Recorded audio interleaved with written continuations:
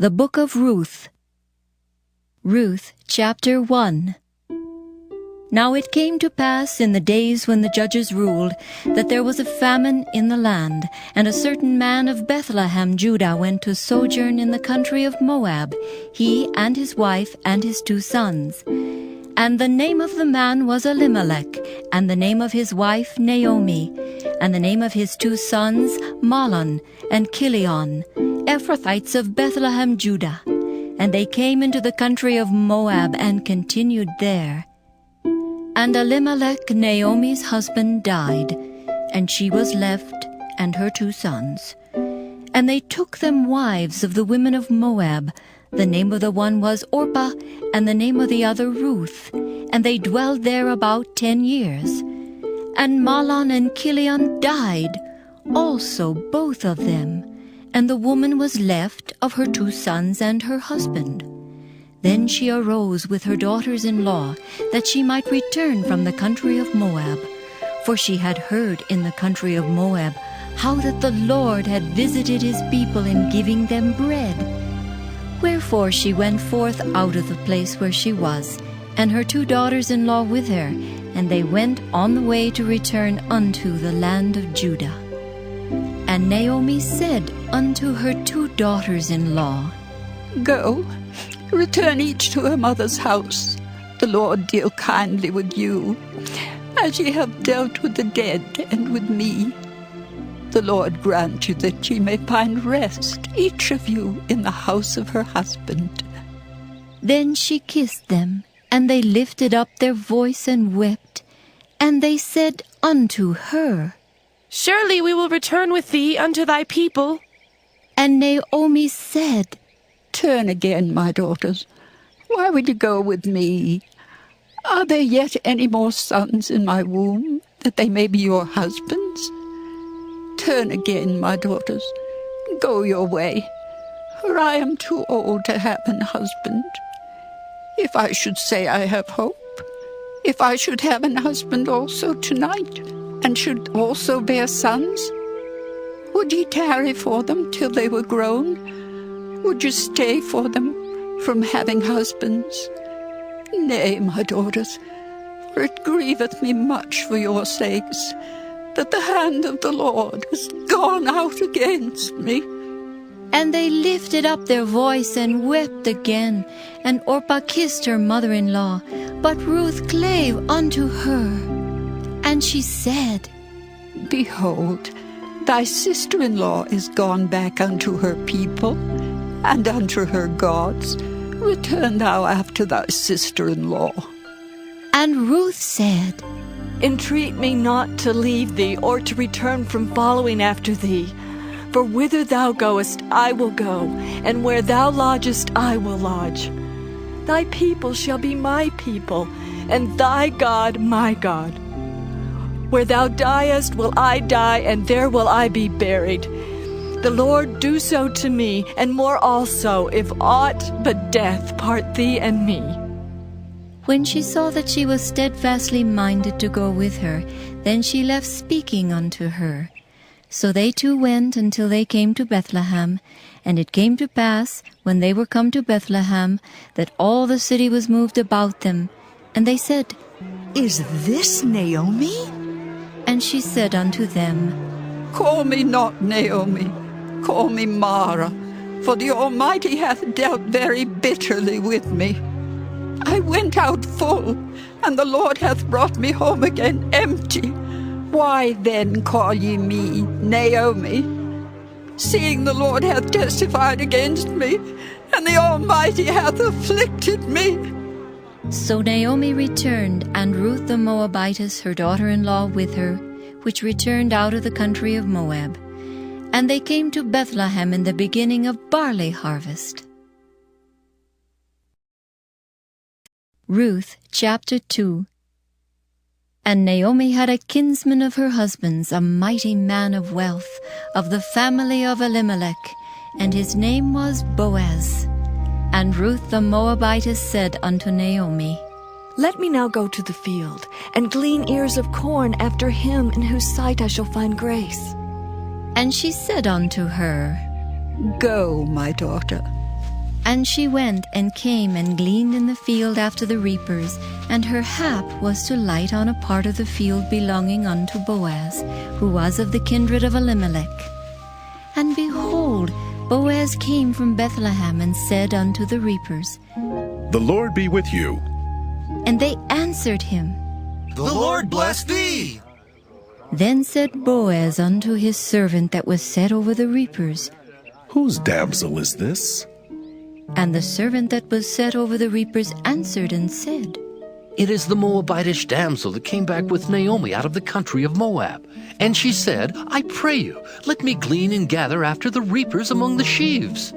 So she came, and hath continued even from morning until now, that she tarried a little in the house. Then said Boaz unto Ruth, Hearest thou not, my daughter?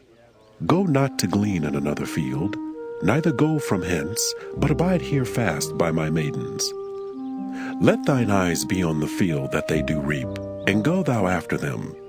Have I not charged the young men that they shall not touch thee? And when thou art athirst, go unto the vessels, and drink of that which the young men have drawn. Then she fell on her face and bowed herself to the ground and said unto him, Why have I found grace in thine eyes, that thou shouldest take knowledge of me, seeing I am a stranger? And Boaz answered and said unto her, It hath fully been showed me all that thou hast done unto thy mother-in-law since the death of thine husband, and how thou hast left thy father and thy mother, and the land of thy nativity, and art come unto a people which thou knewest not heretofore. The Lord recompense thy work, and a full reward be given thee of the Lord God of Israel, under whose wings thou art come to trust. Then she said, Let me find favor in thy sight, my Lord.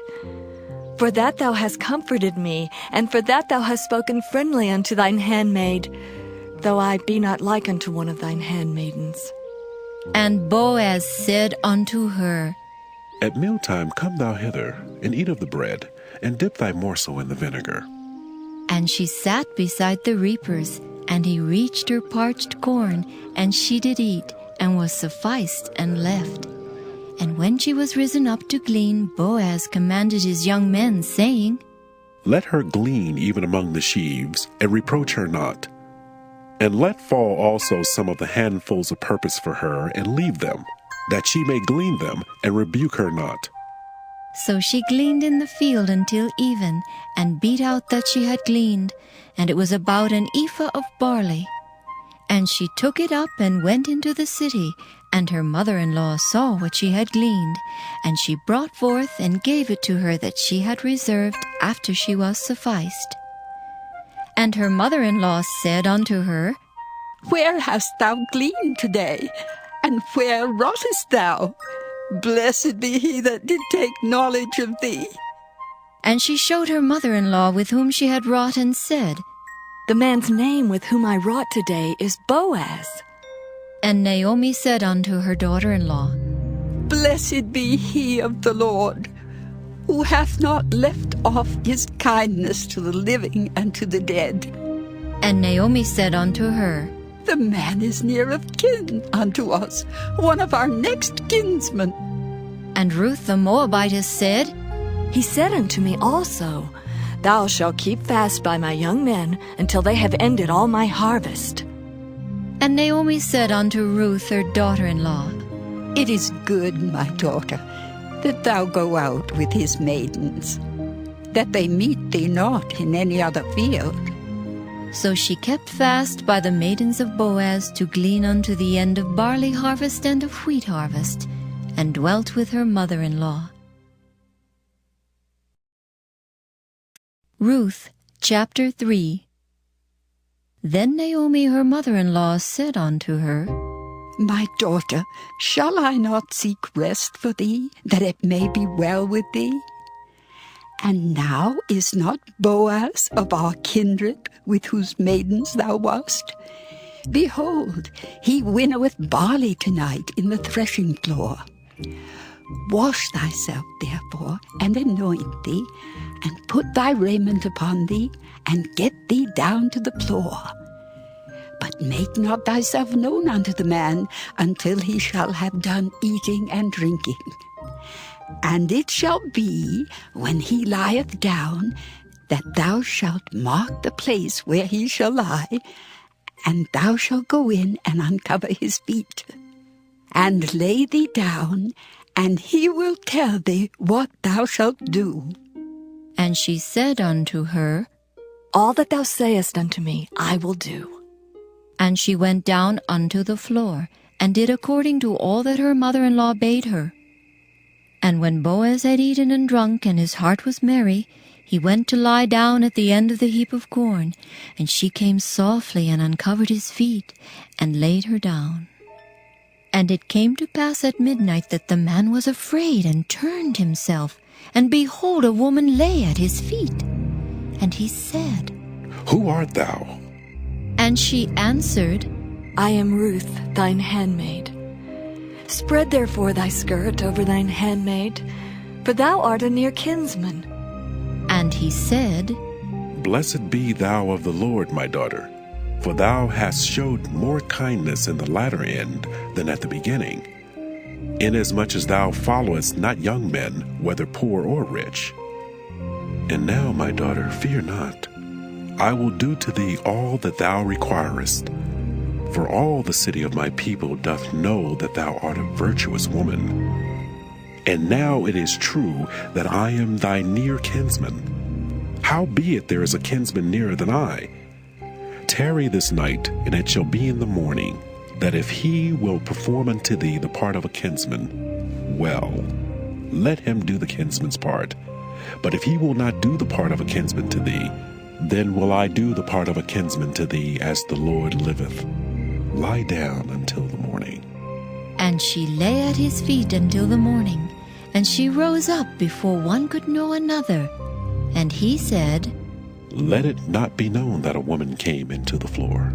Also he said, Bring the veil that thou hast upon thee, and hold it. And when she held it, he measured 6 measures of barley, and laid it on her, and she went into the city. And when she came to her mother-in-law, she said, Who art thou, my daughter? And she told her all that the man had done to her.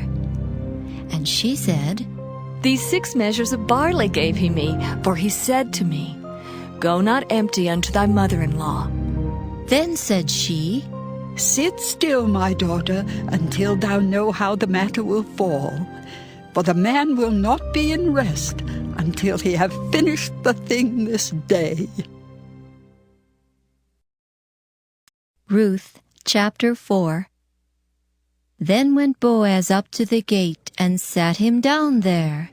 And behold, the kinsman of whom Boaz spake came by, unto whom he said, Ho, such a one! Turn aside, sit down here. And he turned aside and sat down. And he took 10 men of the elders of the city, and said, Sit ye down here. And they sat down. And he said unto the kinsman, Naomi, that is come again out of the country of Moab, selleth a parcel of land, which was our brother Elimelech's. And I thought to advertise thee, saying, Buy it, before the inhabitants, and before the elders of my people. If thou wilt redeem it, redeem it. But if thou wilt not redeem it, then tell me, that I may know. For there is none to redeem it beside thee, and I am after thee. And he said, I will redeem it. Then said Boaz, What day thou buyest the field of the hand of Naomi, thou must buy it also of Ruth, the Moabitess, the wife of the dead, to raise up the name of the dead upon his inheritance. And the kinsman said, I cannot redeem it for myself, lest I mar my own inheritance. Redeem thou my right to thyself, for I cannot redeem it. Now this was the manner in former time in Israel concerning redeeming and concerning changing. For to confirm all things, a man plucked off his shoe and gave it to his neighbor, and this was a testimony in Israel. Therefore the kinsman said unto Boaz, Buy it for thee. So he drew off his shoe. And Boaz said unto the elders and unto all the people, Ye are witnesses this day that I have bought all that was Elimelech's, and all that was Kilion's and Mahlon's of the hand of Naomi. Moreover, Ruth, the Moabitess, the wife of Mahlon, have I purchased to be my wife, to raise up the name of the dead upon his inheritance, that the name of the dead be not cut off from among his brethren. And from the gate of his place ye are witnesses this day. And all the people that were in the gate and the elders said, We are witnesses. The Lord make the woman that is come into thine house like Rachel and like Leah, which two did build the house of Israel. And do thou worthily in Ephratah, and be famous in Bethlehem. And let thy house be like the house of Pharez, whom Tamar bare unto Judah, of the seed which the Lord shall give thee of this young woman. So Boaz took Ruth, and she was his wife. And when he went in unto her, the Lord gave her conception, and she bare a son. And the women said unto Naomi, Blessed be the Lord, which hath not left thee this day without a kinsman, that his name may be famous in Israel. And he shall be unto thee a restorer of thy life, and a nourisher of thine old age. For thy daughter-in-law, which loveth thee, which is better to thee than 7 sons, hath borne him. And Naomi took the child, and laid it in her bosom, and became nurse unto it. And the women her neighbors gave it a name, saying, There is a son born to Naomi. And they called his name Obed. He is the father of Jesse, the father of David. Now these are the generations of Pharez. Pharez begat Hezron, and Hezron begat Ram, and Ram begat Amminadab, and Amminadab begat Nahshon, and Nahshon begat Salmon, and Salmon begat Boaz, and Boaz begat Obed, and Obed begat Jesse, and Jesse begat David.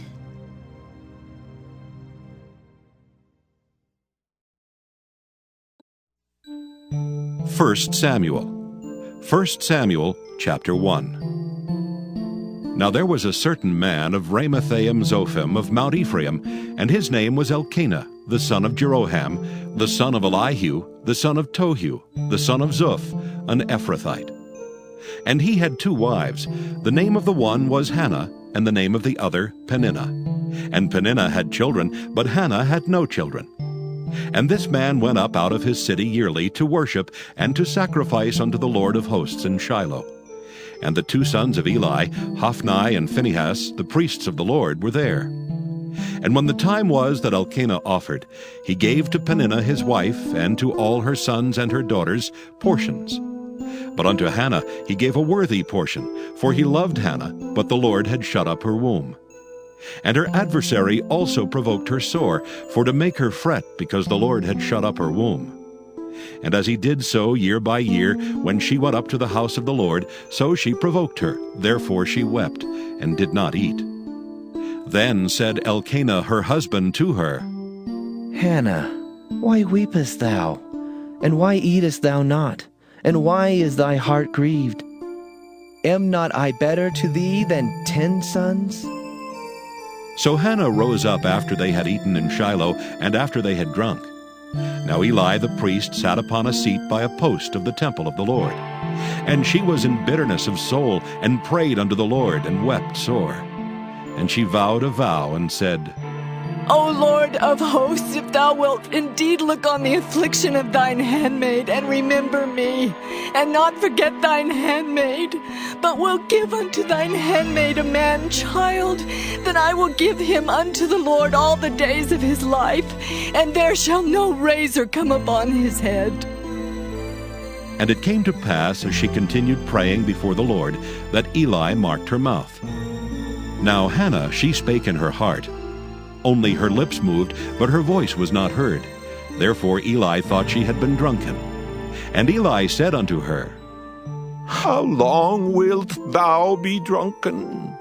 Put away thy wine from thee. And Hannah answered and said, No, my Lord, I am a woman of a sorrowful spirit. I have drunk neither wine nor strong drink, but have poured out my soul before the Lord.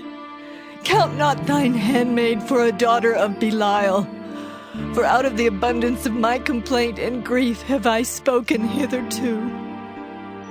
Then Eli answered and said, Go in peace, and the God of Israel grant thee thy petition that thou hast asked of him.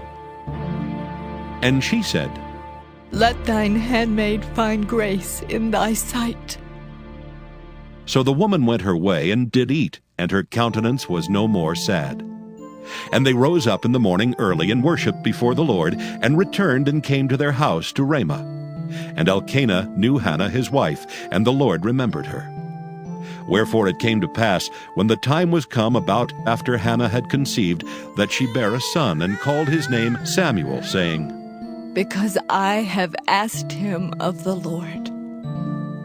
And the man Elkanah and all his house went up to offer unto the Lord the yearly sacrifice and his vow. But Hannah went not up, for she said unto her husband, I will not go up until the child be weaned, and then I will bring him, that he may appear before the Lord, and there abide forever. And Elkanah her husband said unto her, Do what seemeth thee good. Tarry until thou have weaned him. Only the Lord established his word. So the woman abode and gave her son suck until she weaned him. And when she had weaned him, she took him up with her, with 3 bullocks, and 1 ephah of flour, and a bottle of wine, and brought him unto the house of the Lord in Shiloh, and the child was young. And they slew a bullock, and brought the child to Eli. And she said, O my Lord, as thy soul liveth, my Lord, I am the woman that stood by thee here praying unto the Lord. For this child I prayed, and the Lord hath given me my petition which I asked of him. Therefore also I have lent him to the Lord. As long as he liveth, he shall be lent to the Lord. And he worshipped the Lord there. 1 Samuel chapter 2. And Hannah prayed and said, My heart rejoiceth in the Lord. Mine horn is exalted in the Lord. My mouth is enlarged over mine enemies, because I rejoice in thy salvation. There is none holy as the Lord, for there is none beside thee. Neither is there any rock like our God. Talk no more so exceeding proudly. Let not arrogancy come out of your mouth, for the Lord is a God of knowledge, and by him actions are weighed. The bows of the mighty men are broken, and they that stumbled are girded with strength. They that were full have hired out themselves for bread, and they that were hungry ceased, so that the barren hath borne 7, and she that hath many children is waxed feeble. The Lord killeth and maketh alive. He bringeth down to the grave and bringeth up. The Lord maketh poor and maketh rich. He bringeth low and lifteth up. He raiseth up the poor out of the dust, and lifteth up the beggar from the dunghill, to set them among princes, and to make them inherit the throne of glory. For the pillars of the earth are the Lord's, and he hath set the world upon them. He will keep the feet of his saints, and the wicked shall be silent in darkness, for by strength shall no man prevail. The adversaries of the Lord shall be broken to pieces. Out of heaven shall he thunder upon them. The Lord shall judge the ends of the earth, and he shall give strength unto his king, and exalt the horn of his anointed. And Elkanah went to Ramah to his house, and the child did minister unto the Lord before Eli the priest. Now the sons of Eli were sons of Belial. They knew not the Lord. And the priest's custom with the people was that when any man offered sacrifice, the priest's servant came while the flesh was in seething, with a flesh hook of 3 teeth in his hand. And he struck it into the pan or kettle or cauldron or pot. All that the flesh hook brought up the priest took for himself. So they did in Shiloh unto all the Israelites that came thither. Also, before they burnt the fat, the priest's servant came and said to the man that sacrificed, Give flesh to roast for the priest, for he will not have sodden flesh of thee, but raw. And if any man said unto him, Let them not fail to burn the fat presently, and then take as much as thy soul desireth. Then he would answer him, Nay, but thou shalt give it me now, and if not, I will take it by force. Wherefore the sin of the young men was very great before the Lord, for men abhorred the offering of the Lord. But Samuel ministered before the Lord, being a child girded with a linen ephod. Moreover, his mother made him a little coat, and brought it to him from year to year when she came up with her husband to offer the yearly sacrifice. And Eli blessed Elkanah and his wife, and said, The Lord give thee seed of this woman for the loan which is lent to the Lord. And they went unto their own home. And the Lord visited Hannah so that she conceived, and bare 3 sons and 2 daughters. And the child Samuel grew before the Lord. Now Eli was very old, and heard all that his sons did unto all Israel, and how they lay with the women that assembled at the door of the tabernacle of the congregation. And he said unto them, Why do ye such things? For I hear of your evil dealings by all this people. Nay, my sons, for it is no good report that I hear. Ye make the Lord's people to transgress. If one man sin against another, the judge shall judge him. But if a man sin against the Lord, who shall entreat for him? Notwithstanding, they hearkened not unto the voice of their father, because the Lord would slay them. And the child Samuel grew on, and was in favor both with the Lord and also with men. And there came a man of God unto Eli, and said unto him, Thus saith the Lord, Did I plainly appear unto the house of thy father, when they were in Egypt in Pharaoh's house? And did I choose him out of all the tribes of Israel to be my priest, to offer upon mine altar, to burn incense, to wear an ephod before me? And did I give unto the house of thy father all the offerings made by fire of the children of Israel? Wherefore kick ye at my sacrifice and at mine offering, which I have commanded in my habitation, and honorest thy sons above me, to make yourselves fat with the chiefest of all the offerings of Israel my people? Wherefore the Lord God of Israel saith, I said indeed that thy house and the house of thy father should walk before me forever. But now the Lord saith, Be it far from me, for them that honor me I will honor, and they that despise me shall be lightly esteemed. Behold, the days come that I will cut off thine arm, and the arm of thy father's house, that there shall not be an old man in thine house. And thou shalt see an enemy in my habitation, in all the wealth which God shall give Israel, and there shall not be an old man in thine house forever. And the man of thine, whom I shall not cut off from mine altar, shall be to consume thine eyes, and to grieve thine heart. And all the increase of thine house shall die in the flower of their age. And this shall be a sign unto thee, that shall come upon thy sons, on Hophni and Phinehas. In one day they shall die, both of them. And I will raise me up a faithful priest, that shall do according to that which is in mine heart and in my mind. And I will build him a sure house, and he shall walk before mine anointed forever.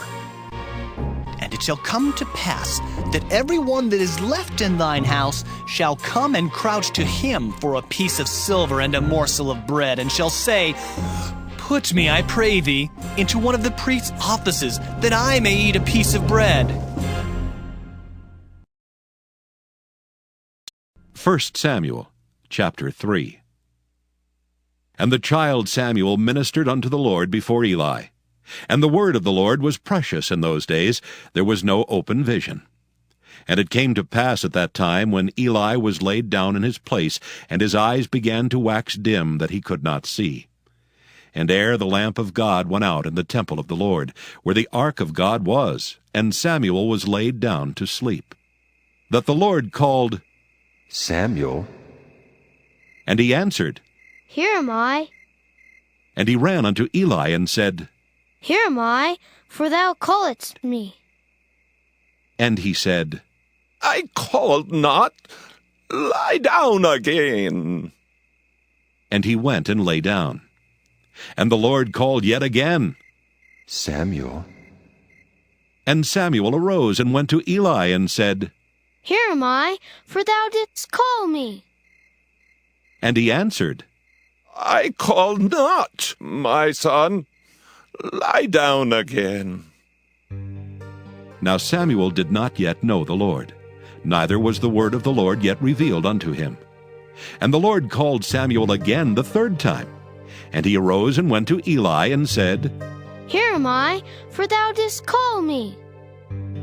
And Eli perceived that the Lord had called the child. Therefore Eli said unto Samuel, Go, lie down, and it shall be, if he call thee, that thou shalt say, Speak, Lord, for thy servant heareth. So Samuel went and lay down in his place. And the Lord came and stood and called as at other times, Samuel. Samuel.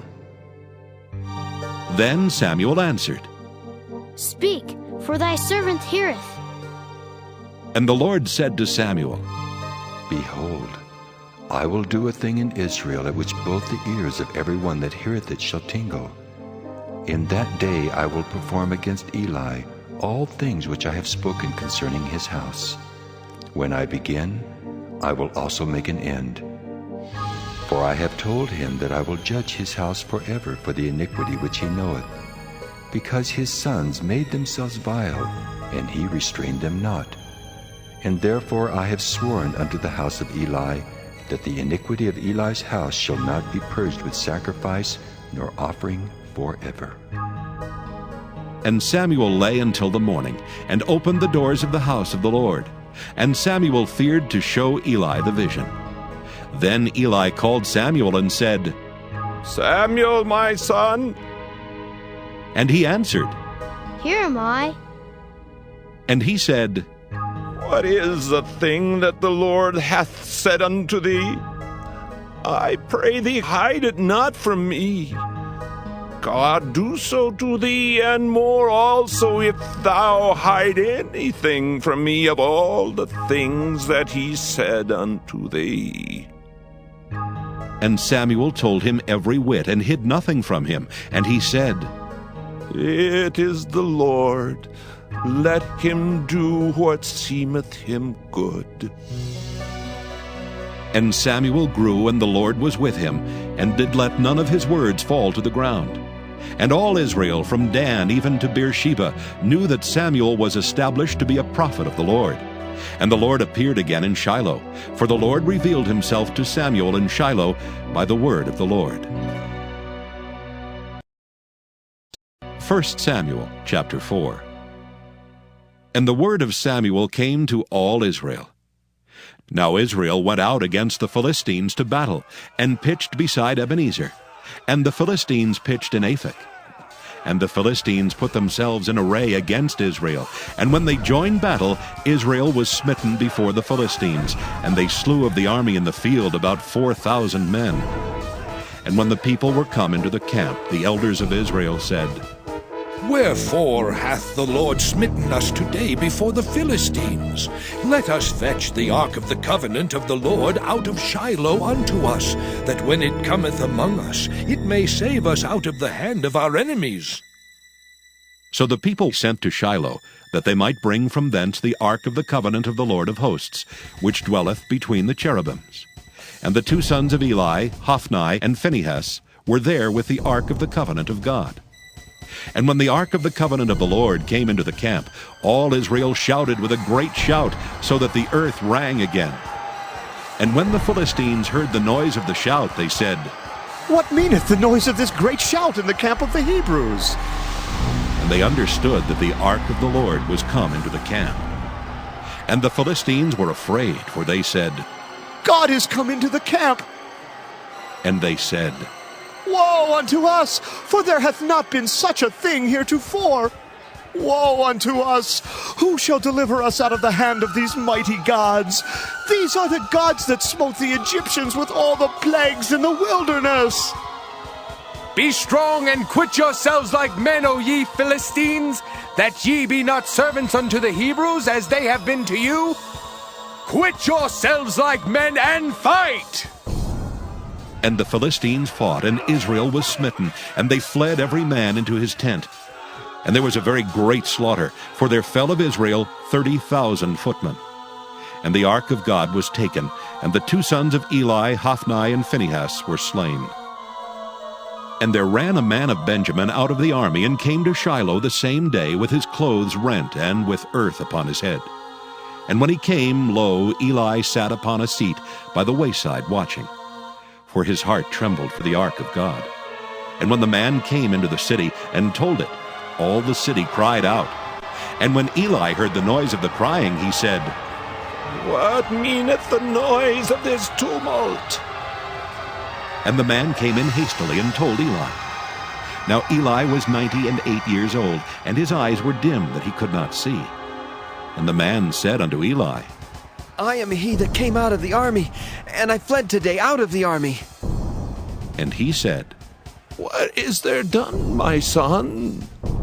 And the messenger answered and said, Israel is fled before the Philistines, and there hath been also a great slaughter among the people. And thy 2 sons also, Hophni and Phinehas, are dead, and the ark of God is taken. And it came to pass, when he made mention of the ark of God, that he fell from off the seat backward by the side of the gate, and his neck brake, and he died. For he was an old man and heavy, and he had judged Israel 40 years. And his daughter-in-law, Phinehas' wife, was with child near to be delivered. And when she heard the tidings that the ark of God was taken, and that her father-in-law and her husband were dead, she bowed herself and travailed, for her pains came upon her. And about the time of her death, the women that stood by her said unto her, Fear not, for thou hast borne a son. But she answered not, neither did she regard it. And she named the child Ichabod, saying, The glory is departed from Israel. Because the ark of God was taken, and because of her father-in-law and her husband. And she said, The glory is departed from Israel, for the ark of God is taken. 1 Samuel chapter 5. And the Philistines took the ark of God, and brought it from Ebenezer unto Ashdod. When the Philistines took the ark of God, they brought it into the house of Dagon, and set it by Dagon.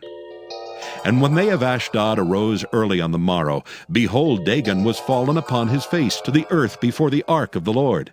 And they took Dagon, and set him in his place again. And when they arose early on the morrow morning, behold, Dagon was fallen upon his face to the ground before the ark of the Lord. And the head of Dagon and both the palms of his hands were cut off upon the threshold. Only the stump of Dagon was left to him. Therefore neither the priests of Dagon, nor any that come into Dagon's house, tread on the threshold of Dagon in Ashdod unto this day. But the hand of the Lord was heavy upon them of Ashdod, and he destroyed them, and smote them with emerods, even Ashdod and the coasts thereof. And when the men of Ashdod saw that it was so, they said, The ark of the God of Israel shall not abide with us, for his hand is sore upon us, and upon Dagon our God. They sent therefore and gathered all the lords of the Philistines unto them, and said, What shall we do with the ark of the God of Israel? And they answered, Let the ark of the God of Israel be carried about unto Gath. And they carried the ark of the God of Israel about thither. And it was so that after they had carried it about, the hand of the Lord was against the city with a very great destruction. And he smote the men of the city, both small and great, and they had emerods in their secret parts. Therefore they sent the ark of God to Ekron. And it came to pass, as the ark of God came to Ekron, that the Ekronites cried out, saying, They have brought about the ark of the God of Israel to us, to slay us and our people. So they sent and gathered together all the lords of the Philistines and said, Send away the ark of the God of Israel, and let it go again to his own place, that it slay us not and our people. For there was a deadly destruction throughout all the city. The hand of God was very heavy there. And the men that died not were smitten with the emerods, and the cry of the city went up to heaven. 1 Samuel chapter 6. And the ark of the Lord was in the country of the Philistines 7 months. And the Philistines called for the priests and the diviners, saying, What shall we do to the ark of the Lord? Tell us wherewith we shall send it to his place. And they said, If ye send away the ark of the God of Israel, send it not empty, but in any wise return him a trespass offering. Then ye shall be healed, and it shall be known to you why his hand is not removed from you. Then said they, What shall be the trespass offering which we shall return to him? They answered, 5 golden emerods, and 5 golden mice, according to the number of the lords of the Philistines. For 1 plague was on you all, and on your lords. Wherefore ye shall make images of your emerods, and images of your mice, that mar the land, and ye shall give glory unto the God of Israel. Peradventure he will lighten his hand from off you, and from off your gods, and from off your land. Wherefore then do ye harden your hearts, as the Egyptians and Pharaoh hardened their hearts? When he had wrought wonderfully among them, did they not let the people go, and they departed? Now therefore make a new cart, and take 2 milch kine, on which there hath come no yoke, and tie the kine to the cart, and bring their calves home from them. And take the ark of the Lord, and lay it upon the cart, and put the jewels of gold which ye return him for a trespass offering in a coffer by the side thereof, and send it away that it may go. And see if it goeth up by the way of his own coast to Bethshemesh. Then he hath done us this great evil. But if not, then we shall know that it is not his hand that smote us. It was a chance that happened to us. And the men did so, and took 2 milch kine, and tied them to the cart, and shut up their calves at home. And they laid the ark of the Lord upon the cart, and the coffer with the mice of gold and the images of their emerods. And the kine took the straight way to the way of Bethshemesh, and went along the highway, lowing as they went, and turned not aside to the right hand or to the left. And the lords of the Philistines went after them unto the border of Bethshemesh. And they of Bethshemesh were reaping their wheat harvest in the valley. And they lifted up their eyes, and saw the ark, and rejoiced to see it. And the cart came into the field of Joshua, a Bethshemite, and stood there, where there was a great stone. And they clave the wood of the cart, and offered the kine a burnt offering unto the Lord. And the Levites took down the ark of the Lord, and the coffer that was with it, wherein the jewels of gold were, and put them on the great stone. And the men of Bethshemesh offered burnt offerings and sacrificed sacrifices the same day unto the Lord.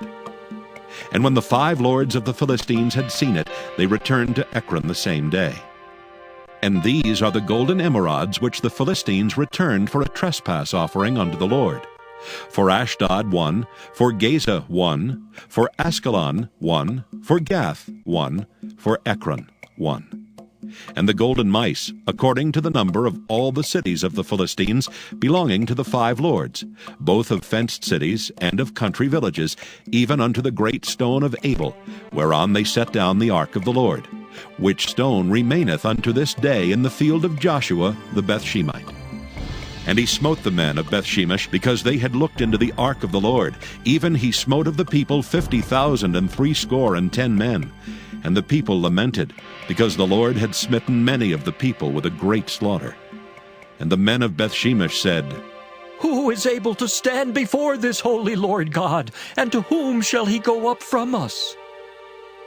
And they sent messengers to the inhabitants of Kirjath-jearim, saying, The Philistines have brought again the ark of the Lord. Come ye down, and fetch it up to you.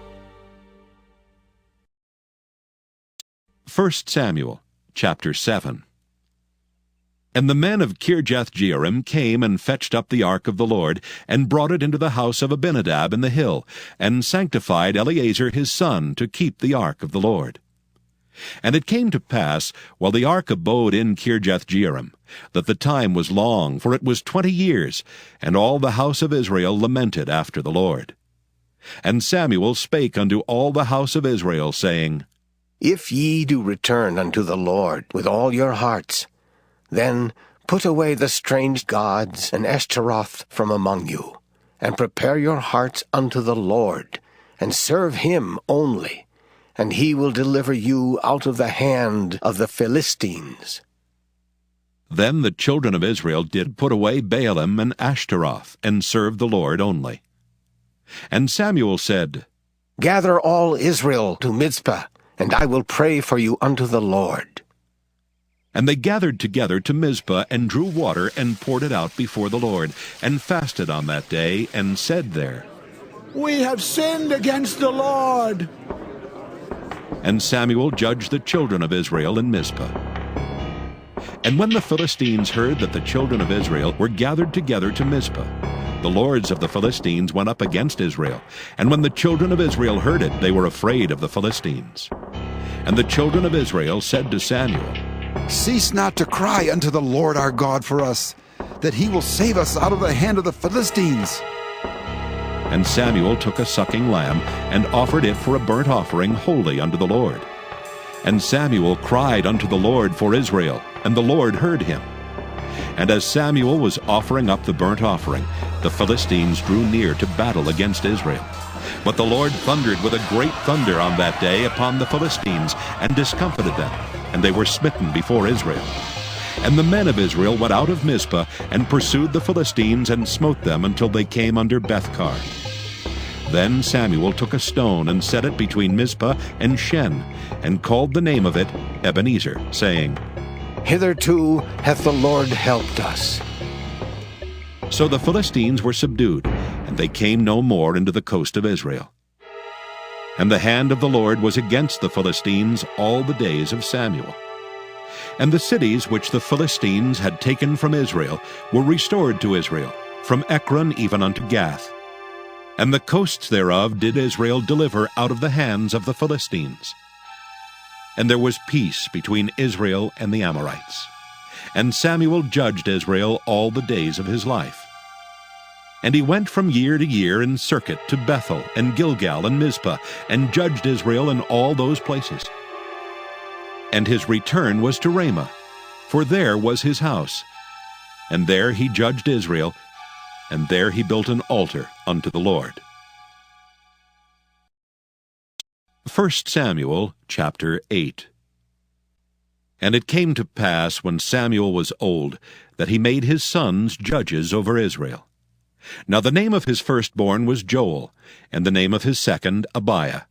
They were judges in Beersheba. And his sons walked not in his ways, but turned aside after lucre, and took bribes, and perverted judgment. Then all the elders of Israel gathered themselves together, and came to Samuel unto Ramah, and said unto him, Behold, thou art old, and thy sons walk not in thy ways. Now make us a king to judge us like all the nations. But the thing displeased Samuel, when they said, Give us a king to judge us. And Samuel prayed unto the Lord. And the Lord said unto Samuel, Hearken unto the voice of the people in all that they say unto thee.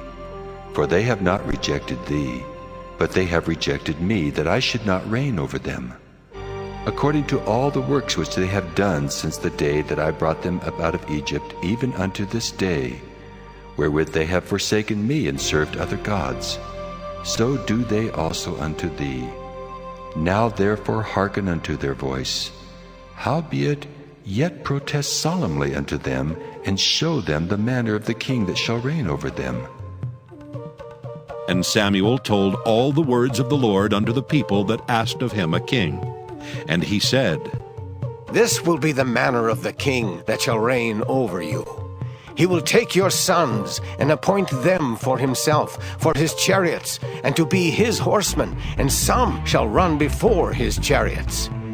And he will appoint him captains over thousands, and captains over 50s, and will set them to ear his ground, and to reap his harvest, and to make his instruments of war, and instruments of his chariots. And he will take your daughters to be confectionaries, and to be cooks, and to be bakers. And he will take your fields, and your vineyards, and your olive yards, even the best of them, and give them to his servants. And he will take the 10th of your seed, and of your vineyards, and give to his officers and to his servants. And he will take your men servants, and your maidservants, and your goodliest young men, and your asses, and put them to his work. He will take the 10th of your sheep, and ye shall be his servants.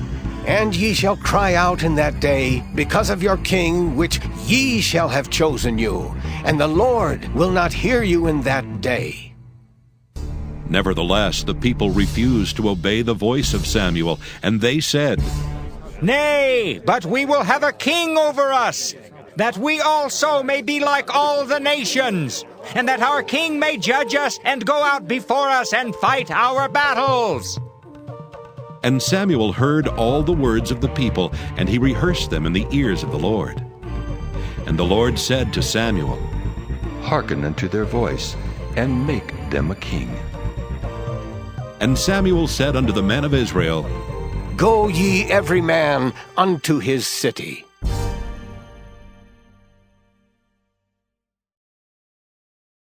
First Samuel chapter 9. Now there was a man of Benjamin whose name was Kish, the son of Abiel, the son of Zeror, the son of Bechorath, the son of Aphiah, a Benjamite, a mighty man of power. And he had a son whose name was Saul, a choice young man and a goodly. And there was not among the children of Israel a goodlier person than he. From his shoulders and upward he was higher than any of the people. And the asses of Kish Saul's father were lost. And Kish said to Saul his son, Take now one of the servants with thee, and arise, go seek the asses. And he passed through Mount Ephraim, and passed through the land of Shalisha, but they found them not. Then they passed through the land of Shalem, and there they were not. And he passed through the land of the Benjamites, but they found them not. And when they were come to the land of Zuph, Saul said to his servant that was with him, Come, and let us return, lest my father leave caring for the asses, and take thought for us. And he said unto him, Behold now, there is in this city a man of God, and he is an honorable man. All that he saith cometh surely to pass. Now let us go thither. Peradventure he can show us our way that we should go. Then said Saul to his servant, But behold, if we go, what shall we bring the man? For the bread is spent in our vessels, and there is not a present to bring to the man of God. What have we? And the servant answered Saul again and said, Behold, I have here at hand the 4th part of a shekel of silver. That will I give to the man of God, to tell us our way. Beforetime in Israel, when a man went to inquire of God, thus he spake, Come, and let us go to the seer. For he that is now called a prophet was beforetime called a seer. Then Saul said to his servant, Well said. Come, let us go. So they went unto the city where the man of God was. And as they went up the hill to the city, they found young maidens going out to draw water, and said unto them, Is the seer here? And they answered them and said, He is. Behold, he is before you. Make haste now, for he came today to the city, for there is a sacrifice of the people today in the high place. As soon as ye be come into the city, ye shall straightway find him, before he go up to the high place to eat. For the people will not eat until he come, because he doth bless the sacrifice, and afterwards they eat that be bidden. Now therefore get you up, for about this time ye shall find him. And they went up into the city. And when they were come into the city, behold, Samuel came out against them, for to go up to the high place. Now the Lord had told Samuel in his ear a day before Saul came, saying, Tomorrow about this time I will send thee a man out of the land of Benjamin, and thou shalt anoint him to be captain over my people Israel, that he may save my people out of the hand of the Philistines. For I have looked upon my people, because their cry is come unto me. And when Samuel saw Saul, the Lord said unto him, Behold the man whom I spake to thee of. This same shall reign over my people. Then Saul drew near to Samuel in the gate and said, Tell me, I pray thee, where the seer's house is. And Samuel answered Saul and said, I am the seer. Go up before me unto the high place, for ye shall eat with me today, and tomorrow I will let thee go, and will tell thee all that is in thine heart. And as for thine asses that were lost 3 days ago, set not thy mind on them, for they are found. And on whom is all the desire of Israel? Is it not on thee, and on all thy father's house? And Saul answered and said, Am not I a Benjamite, of the smallest of the tribes of Israel? And my family the least of all the families of the tribe of Benjamin. Wherefore then speakest thou so to me? And Samuel took Saul and his servant, and brought them into the parlor, and made them sit in the chiefest place among them that were bidden, which were about 30 persons. And Samuel said unto the cook, Bring the portion which I gave thee, of which I said unto thee, Set it by thee. And the cook took up the shoulder, and that which was upon it, and set it before Saul. And Samuel said, Behold that which is left. Set it before thee, and eat. For unto this time hath it been kept for thee, since I said, I have invited the people. So Saul did eat with Samuel that day. And when they were come down from the high place into the city, Samuel communed with Saul upon the top of the house. And they arose early, and it came to pass about the spring of the day, that Samuel called Saul to the top of the house, saying, Up, that I may send thee away. And Saul arose, and they went out both of them, he and Samuel, abroad.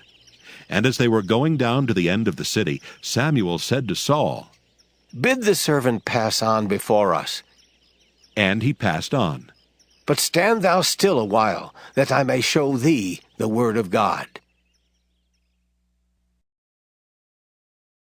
1 Samuel chapter 10. Then Samuel took a vial of oil and poured it upon his head, and kissed him, and said, Is it not because the Lord hath anointed thee to be captain over his inheritance? When thou art departed from me today, then thou shalt find 2 men by Rachel's sepulchre in the border of Benjamin at Zelzah. And they will say unto thee, The asses which thou wentest to seek are found, and lo, thy father hath left the care of the asses, and sorroweth for you, saying, What shall I do for my son? Then shalt thou go on forward from thence, and thou shalt come to the plain of Tabor, and there shall meet thee 3 men going up to God to Bethel, one carrying 3 kids, and another carrying 3 loaves of bread, and another carrying a bottle of wine. And they will salute thee, and give thee 2 loaves of bread, which thou shalt receive of their hands. After that thou shalt come to the hill of God, where is the garrison of the Philistines. And it shall come to pass, when thou art come thither to the city, that thou shalt meet a company of prophets coming down from the high place with a psaltery and a tabret and a pipe and a harp before them. And they shall prophesy. And the Spirit of the Lord will come upon thee, and thou shalt prophesy with them, and shalt be turned into another man. And let it be, when these signs are come unto thee, that thou do as occasion serve thee, for God is with thee. And thou shalt go down before me to Gilgal, and behold, I will come down unto thee to offer burnt offerings, and to sacrifice sacrifices of peace offerings. 7 days shalt thou tarry till I come to thee, and show thee what thou shalt do. And it was so that when he had turned his back to go from Samuel, God gave him another heart. And all those signs came to pass that day. And when they came thither to the hill, behold, a company of prophets met him, and the Spirit of God came upon him, and he prophesied among them. And it came to pass, when all that knew him beforetime saw that, behold, he prophesied among the prophets, then the people said to one another, What is this that is come unto the son of Kish? Is Saul also among the prophets? And one of the same place answered and said, But who is their father? Therefore it became a proverb, Is Saul also among the prophets? And when he had made an end of prophesying, he came to the high place. And Saul's uncle said unto him and to his servant, Whither went ye? And he said, To seek the asses. And when we saw that they were nowhere, we came to Samuel. And Saul's uncle said, Tell me, I pray thee, what Samuel said unto you. And Saul said unto his uncle, He told us plainly that the asses were found. But of the matter of the kingdom whereof Samuel spake he told him not. And Samuel called the people together unto the Lord to Mizpah, and said unto the children of Israel, Thus saith the Lord God of Israel, I brought up Israel out of Egypt, and delivered you out of the hand of the Egyptians, and out of the hand of all kingdoms, and of them that oppressed you. And ye have this day rejected your God, who himself saved you out of all your adversities and your tribulations, and ye have said unto him, Nay, but set a king over us. Now therefore present yourselves before the Lord by your tribes and by your thousands. And when Samuel had caused all the tribes of Israel to come near, the tribe of Benjamin was taken. When he had caused the tribe of Benjamin to come near by their families, the family of Matri was taken, and Saul the son of Kish was taken. And when they sought him, he could not be found. Therefore they inquired of the Lord further, if the man should yet come thither. And the Lord answered, Behold, he hath hid himself among the stuff. And they ran and fetched him thence. And when he stood among the people, he was higher than any of the people from his shoulders and upward. And Samuel said to all the people, See ye him whom the Lord hath chosen, that there is none like him among all the people. And all the people shouted and said, God save the king! Then Samuel told the people the manner of the kingdom, and wrote it in a book, and laid it up before the Lord. And Samuel sent all the people away, every man to his house. And Saul also went home to Gibeah, and there went with him a band of men whose hearts God had touched. But the children of Belial said, How shall this man save us? And they despised him, and brought him no presents, but he held his peace. 1 Samuel chapter 11. Then Nahash the Ammonite came up, and encamped against Jabesh-Gilead, and all the men of Jabesh said unto Nahash, Make a covenant with us, and we will serve thee. And Nahash the Ammonite answered them, On this condition will I make a covenant with you, that I may thrust out all your right eyes, and lay it for a reproach upon all Israel. And the elders of Jabesh said unto him, Give us 7 days' respite, that we may send messengers unto all the coasts of Israel. And then, if there be no man to save us, we will come out to thee. Then came the messengers to Gibeah of Saul, and told the tidings in the ears of the people. And all the people lifted up their voices and wept. And behold, Saul came after the herd out of the field, and Saul said, What aileth the people that they weep? And they told him the tidings of the men of Jabesh. And the Spirit of God came upon Saul when he heard those tidings, and his anger was kindled greatly. And he took a yoke of oxen and hewed them in pieces, and sent them throughout all the coasts of Israel by the hands of messengers, saying, Whosoever cometh not forth after Saul and after Samuel, so shall it be done unto his oxen. And the fear of the Lord fell on the people, and they came out with one consent. And when he numbered them in Bezek, the children of Israel were 300,000, and the men of Judah 30,000. And they said unto the messengers that came, Thus shall ye say unto the men of Jabesh Gilead, Tomorrow by that time the sun be hot, ye shall have help. And the messengers came and showed it to the men of Jabesh, and they were glad. Therefore the men of Jabesh said, Tomorrow we will come out unto you, and ye shall do with us all that seemeth good unto you. And it was so on the morrow that Saul put the people in 3 companies. And they came into the midst of the host in the morning watch, and slew the Ammonites until the heat of the day. And it came to pass that they which remained were scattered, so that 2 of them were not left together. And the people said unto Samuel, Who is he that said, Shall Saul reign over us? Bring the men, that we may put them to death. And Saul said, There shall not a man be put to death this day, for today the Lord hath wrought salvation in Israel. Then said Samuel to the people, Come, and let us go to Gilgal, and renew the kingdom there. And all the people went to Gilgal, and there they made Saul king before the Lord in Gilgal. And there they sacrificed sacrifices of peace offerings before the Lord. And there Saul and all the men of Israel rejoiced greatly. 1 Samuel chapter 12. And Samuel said unto all Israel, Behold, I have hearkened unto your voice in all that ye said unto me, and have made a king over you. And now, behold, the king walketh before you, and I am old and gray-headed, and behold, my sons are with you, and I have walked before you from my childhood unto this day. Behold, here I am, witness against me before the Lord, and before his anointed. Whose ox have I taken? Or whose ass have I taken?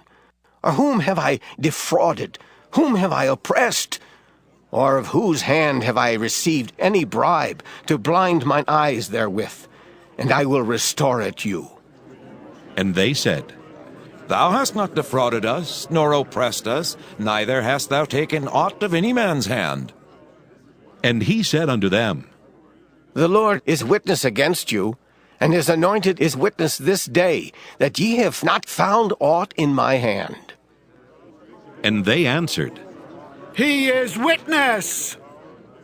And Samuel said unto the people, It is the Lord that advanced Moses and Aaron, and that brought your fathers up out of the land of Egypt.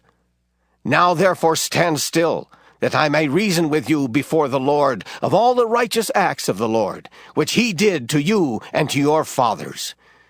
When Jacob was come into Egypt, and your fathers cried unto the Lord, then the Lord sent Moses and Aaron, which brought forth your fathers out of Egypt, and made them dwell in this place. And when they forgat the Lord their God, he sold them into the hand of Sisera, captain of the host of Hazor, and into the hand of the Philistines, and into the hand of the king of Moab. And they fought against them. And they cried unto the Lord, and said, We have sinned, because we have forsaken the Lord, and have served Baalim and Ashtaroth. But now deliver us out of the hand of our enemies, and we will serve thee. And the Lord sent Jerubbaal, and Bedan, and Jephthah, and Samuel, and delivered you out of the hand of your enemies on every side, and ye dwelled safe. And when ye saw that Nahash, the king of the children of Ammon, came against you, ye said unto me, Nay, but a king shall reign over us, when the Lord your God was your king. Now, therefore, behold the king whom ye have chosen, and whom ye have desired. And behold, the Lord hath set a king over you. If ye will fear the Lord, and serve him, and obey his voice, and not rebel against the commandment of the Lord, then shall both ye and also the king that reigneth over you continue following the Lord your God. But if ye will not obey the voice of the Lord, but rebel against the commandment of the Lord, then shall the hand of the Lord be against you, as it was against your fathers.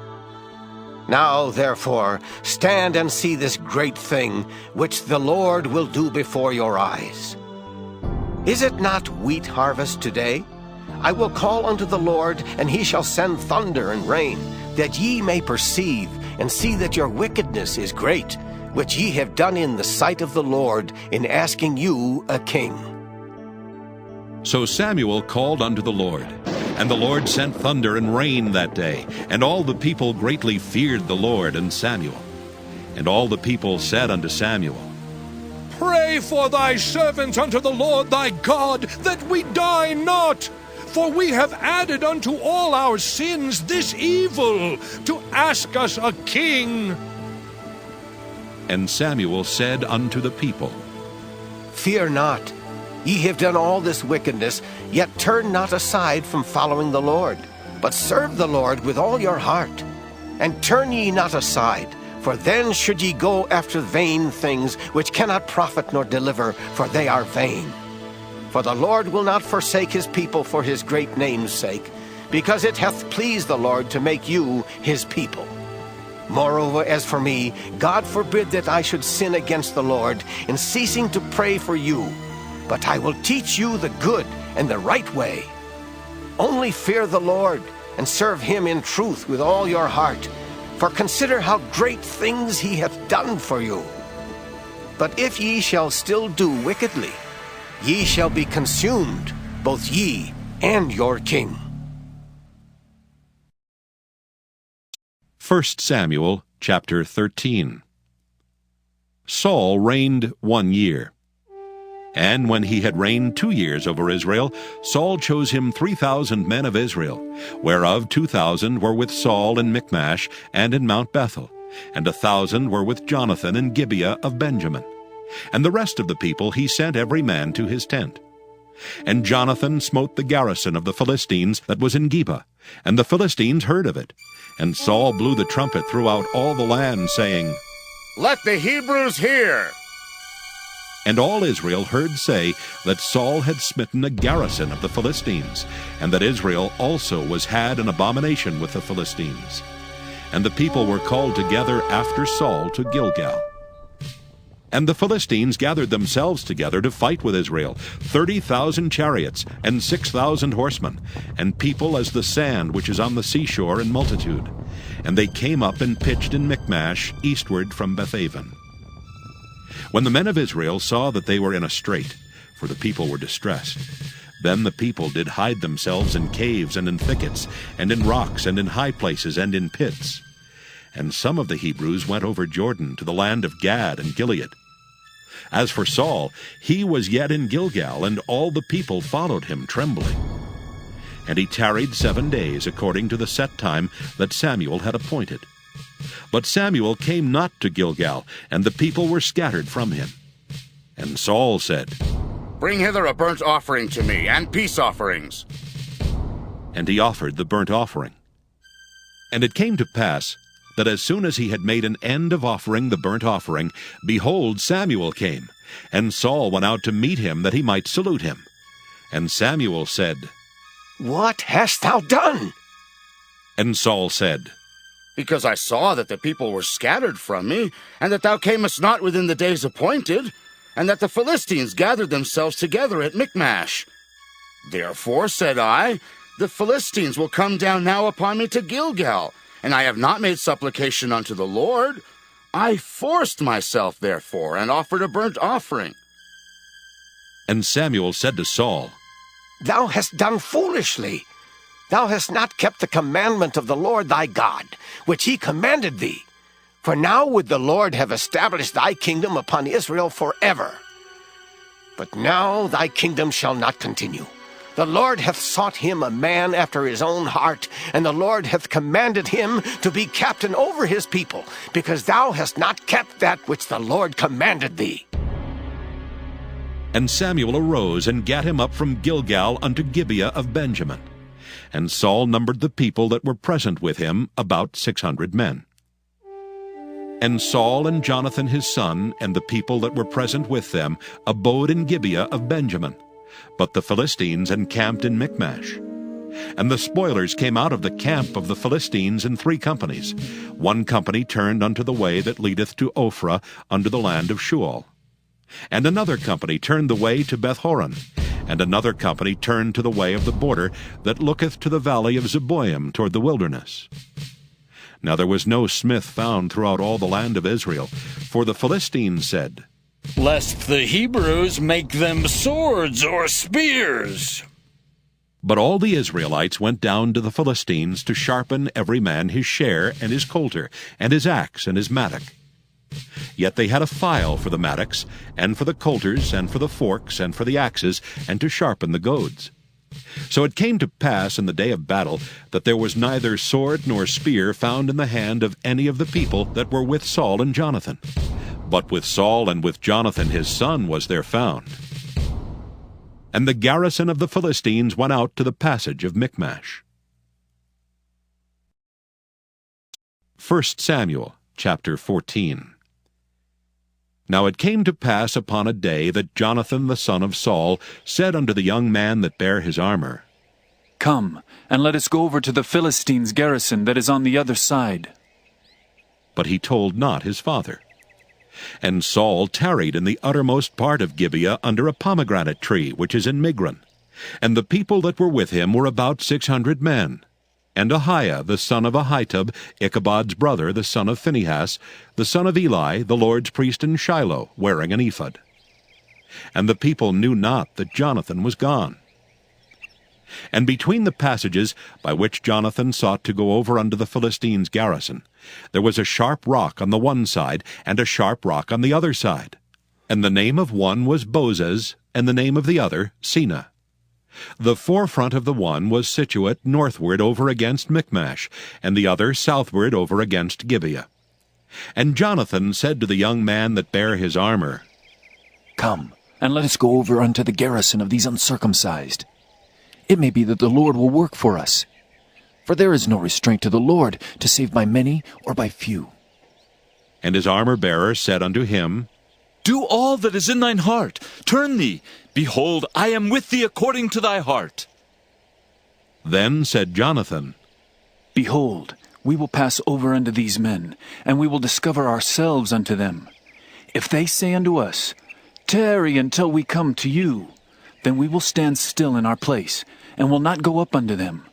But if they say thus, Come up unto us, then we will go up, for the Lord hath delivered them into our hand, and this shall be a sign unto us. And both of them discovered themselves unto the garrison of the Philistines. And the Philistines said, Behold, the Hebrews come forth out of the holes where they had hid themselves. And the men of the garrison answered Jonathan and his armor-bearer, and said, Come up to us, and we will show you a thing.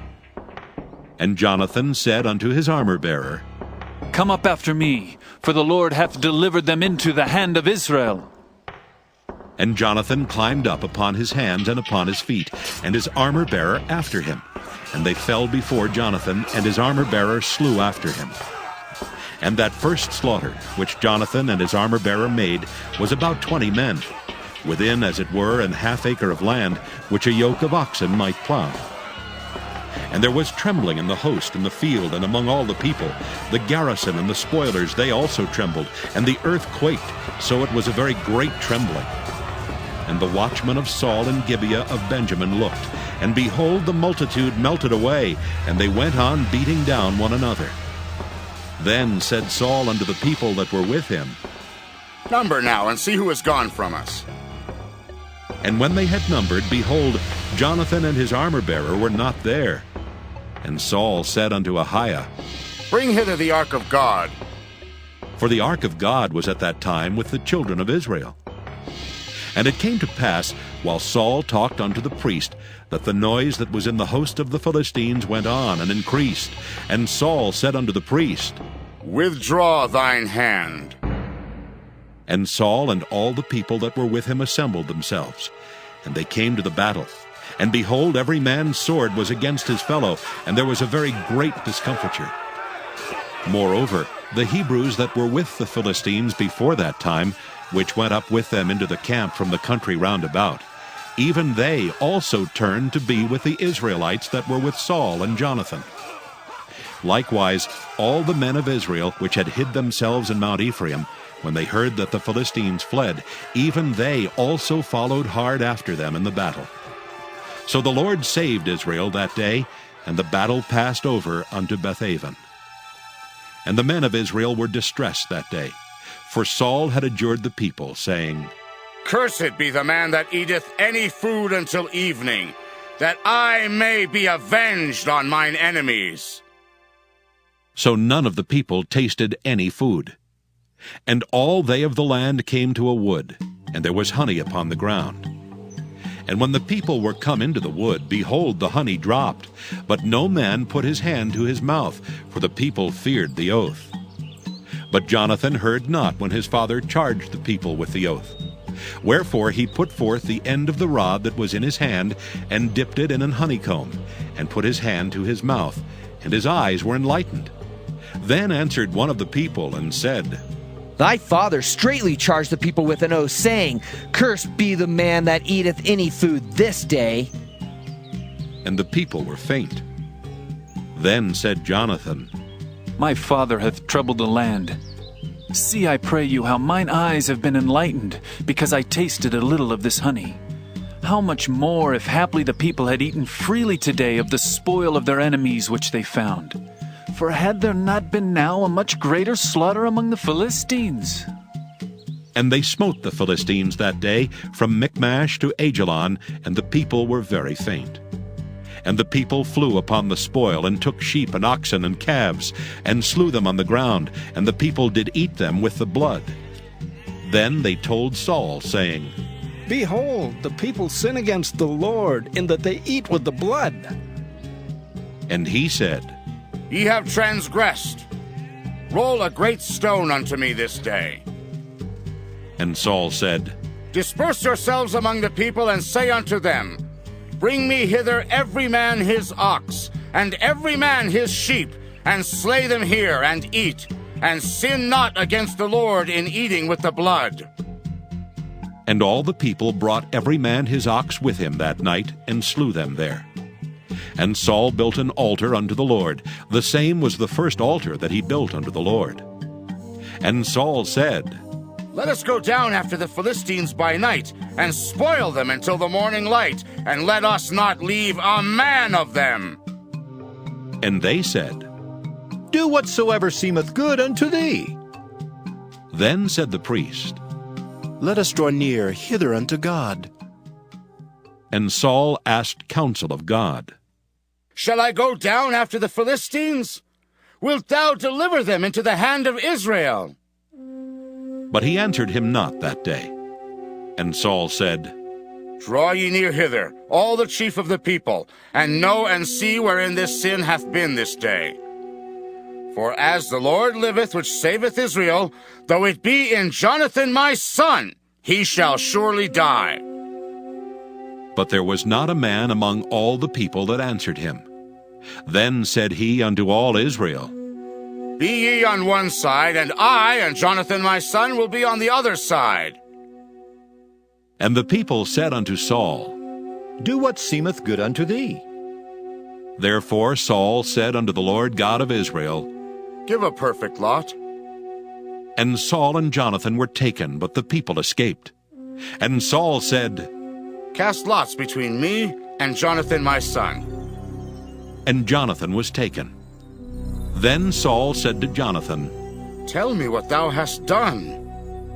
And Jonathan told him and said, I did but taste a little honey with the end of the rod that was in mine hand, and lo, I must die. And Saul answered, God do so, and more also, for thou shalt surely die, Jonathan. And the people said unto Saul, Shall Jonathan die, who hath wrought this great salvation in Israel? God forbid! As the Lord liveth, there shall not one hair of his head fall to the ground, for he hath wrought with God this day. So the people rescued Jonathan, that he died not. Then Saul went up from following the Philistines, and the Philistines went to their own place. So Saul took the kingdom over Israel and fought against all his enemies on every side, against Moab, and against the children of Ammon, and against Edom, and against the kings of Zobah, and against the Philistines. And whithersoever he turned himself, he vexed them. And he gathered an host, and smote the Amalekites, and delivered Israel out of the hands of them that spoiled them. Now the sons of Saul were Jonathan, and Ishuai, and Malchishua. And the names of his 2 daughters were these: the name of the firstborn, Merab, and the name of the younger, Michal. And the name of Saul's wife was Ahinoam, the daughter of Ahimaaz. And the name of the captain of his host was Abner, the son of Ner, Saul's uncle. And Kish was the father of Saul, and Ner the father of Abner was the son of Abiel. And there was sore war against the Philistines all the days of Saul. And when Saul saw any strong man or any valiant man, he took him unto him.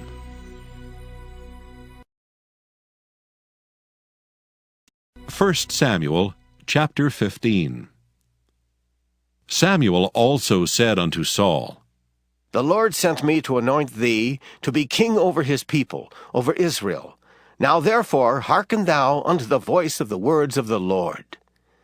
Thus saith the Lord of hosts, I remember that which Amalek did to Israel, how he laid wait for him in the way when he came up from Egypt. Now go, and smite Amalek, and utterly destroy all that they have, and spare them not, but slay both man and woman, infant and suckling, ox and sheep, camel and ass. And Saul gathered the people together, and numbered them in Telaim 200,000 footmen, and 10,000 men of Judah. And Saul came to a city of Amalek, and laid wait in the valley. And Saul said unto the Kenites, Go, depart, get you down from among the Amalekites, lest I destroy you with them. For ye showed kindness to all the children of Israel when they came up out of Egypt. So the Kenites departed from among the Amalekites. And Saul smote the Amalekites from Havilah until thou comest to Shur, that is over against Egypt. And he took Agag, the king of the Amalekites, alive, and utterly destroyed all the people with the edge of the sword. But Saul and the people spared Agag, and the best of the sheep, and of the oxen, and of the fatlings, and the lambs, and all that was good, and would not utterly destroy them. But everything that was vile and refuse, that they destroyed utterly. Then came the word of the Lord unto Samuel, saying, It repenteth me that I have set up Saul to be king, for he is turned back from following me, and hath not performed my commandments. And it grieved Samuel, and he cried unto the Lord all night. And when Samuel rose early to meet Saul in the morning, it was told Samuel, saying, Saul came to Carmel, and behold, he set him up a place, and is gone about, and passed on and gone down to Gilgal. And Samuel came to Saul, and Saul said unto him, Blessed be thou of the Lord. I have performed the commandment of the Lord. And Samuel said, What meaneth then this bleating of the sheep in mine ears, and the lowing of the oxen which I hear? And Saul said, They have brought them from the Amalekites, for the people spared the best of the sheep and of the oxen, to sacrifice unto the Lord thy God, and the rest we have utterly destroyed. Then Samuel said unto Saul, Stay, and I will tell thee what the Lord hath said to me this night. And he said unto him, Say on. And Samuel said, When thou wast little in thine own sight, wast thou not made the head of the tribes of Israel? And the Lord anointed thee king over Israel? And the Lord sent thee on a journey, and said, Go, and utterly destroy the sinners, the Amalekites, and fight against them until they be consumed. Wherefore then didst thou not obey the voice of the Lord, but didst fly upon the spoil, and didst evil in the sight of the Lord? And Saul said unto Samuel, Yea, I have obeyed the voice of the Lord, and have gone the way which the Lord sent me, and have brought Agag the king of Amalek, and have utterly destroyed the Amalekites. But the people took of the spoil sheep and oxen, the chief of the things which should have been utterly destroyed, to sacrifice unto the Lord thy God in Gilgal. And Samuel said, Hath the Lord as great delight in burnt offerings and sacrifices as in obeying the voice of the Lord? Behold, to obey is better than sacrifice, and to hearken than the fat of rams. For rebellion is as the sin of witchcraft, and stubbornness is as iniquity and idolatry. Because thou hast rejected the word of the Lord, he hath also rejected thee from being king. And Saul said unto Samuel, I have sinned, for I have transgressed the commandment of the Lord and thy words, because I feared the people and obeyed their voice. Now therefore I pray thee, pardon my sin, and turn again with me that I may worship the Lord. And Samuel said unto Saul, I will not return with thee, for thou hast rejected the word of the Lord, and the Lord hath rejected thee from being king over Israel. And as Samuel turned about to go away, he laid hold upon the skirt of his mantle, and it rent. And Samuel said unto him, The Lord hath rent the kingdom of Israel from thee this day, and hath given it to a neighbor of thine that is better than thou. And also the strength of Israel will not lie nor repent, for he is not a man that he should repent. Then he said, I have sinned. Yet honor me now, I pray thee, before the elders of my people and before Israel, and turn again with me, that I may worship the Lord thy God. So Samuel turned again after Saul, and Saul worshipped the Lord. Then said Samuel, Bring ye hither to me Agag the king of the Amalekites. And Agag came unto him delicately. And Agag said, Surely the bitterness of death is past. And Samuel said, As thy sword hath made women childless, so shall thy mother be childless among women. And Samuel hewed Agag in pieces before the Lord in Gilgal. Then Samuel went to Ramah, and Saul went up to his house to Gibeah of Saul. And Samuel came no more to see Saul until the day of his death. Nevertheless, Samuel mourned for Saul, and the Lord repented that he had made Saul king over Israel. 1 Samuel chapter 16. And the Lord said unto Samuel, How long wilt thou mourn for Saul, seeing I have rejected him from reigning over Israel? Fill thine horn with oil and go. I will send thee to Jesse the Bethlehemite, for I have provided me a king among his sons. And Samuel said, How can I go? If Saul hear it, he will kill me. And the Lord said, Take an heifer with thee, and say, I am come to sacrifice to the Lord. And call Jesse to the sacrifice. And I will show thee what thou shalt do. And thou shalt anoint unto me him whom I name unto thee. And Samuel did that which the Lord spake, and came to Bethlehem. And the elders of the town trembled at his coming, and said, Comest thou peaceably? And he said, Peaceably. I am come to sacrifice unto the Lord. Sanctify yourselves, and come with me to the sacrifice. And he sanctified Jesse and his sons, and called them to the sacrifice. And it came to pass, when they were come, that he looked on Eliab, and said, Surely the Lord's anointed is before him. But the Lord said unto Samuel, Look not on his countenance, or on the height of his stature, because I have refused him. For the Lord seeth not as man seeth. For man looketh on the outward appearance, but the Lord looketh on the heart. Then Jesse called Abinadab, and made him pass before Samuel, and he said, Neither hath the Lord chosen this. Then Jesse made Shammah to pass by, and he said, Neither hath the Lord chosen this.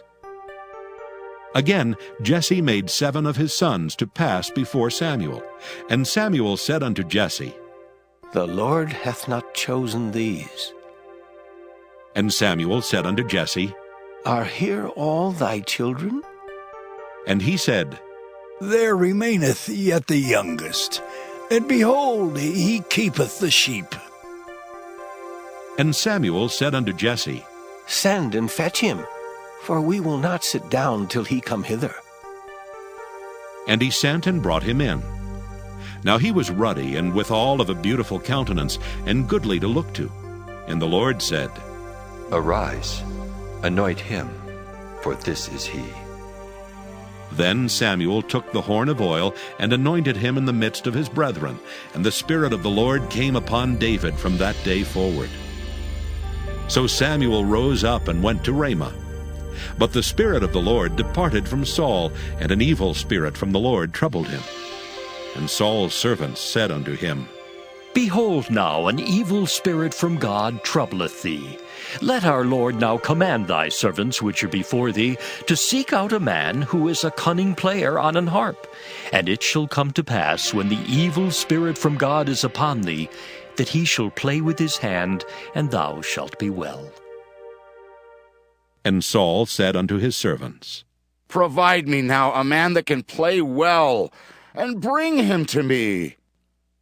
Then answered one of the servants, and said, Behold, I have seen a son of Jesse the Bethlehemite, that is cunning in playing, and a mighty valiant man, and a man of war, and prudent in matters, and a comely person. And the Lord is with him.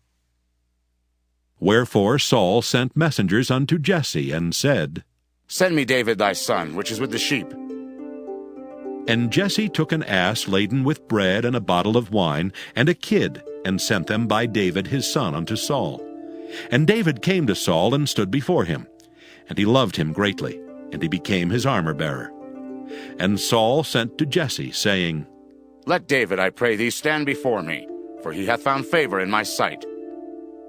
And it came to pass, when the evil spirit from God was upon Saul, that David took an harp and played with his hand. So Saul was refreshed and was well, and the evil spirit departed from him. 1 Samuel chapter 17. Now the Philistines gathered together their armies to battle, and were gathered together at Shochoh, which belongeth to Judah, and pitched between Shochoh and Azekah in Ephas-Dammim. And Saul and the men of Israel were gathered together, and pitched by the valley of Elah, and set the battle in array against the Philistines. And the Philistines stood on a mountain on the one side, and Israel stood on a mountain on the other side, and there was a valley between them. And there went out a champion out of the camp of the Philistines, named Goliath of Gath, whose height was 6 cubits and a span. And he had an helmet of brass upon his head, and he was armed with a coat of mail, and the weight of the coat was 5,000 shekels of brass. And he had greaves of brass upon his legs, and a target of brass between his shoulders. And the staff of his spear was like a weaver's beam, and his spear's head weighed 600 shekels of iron, and one bearing a shield went before him. And he stood and cried unto the armies of Israel, and said unto them, Why are ye come out to set your battle in array? Am not I a Philistine, and ye servants to Saul? Choose you a man for you, and let him come down to me. If he be able to fight with me and to kill me, then will we be your servants. But if I prevail against him and kill him, then shall ye be our servants and serve us. And the Philistines said, I defy the armies of Israel this day.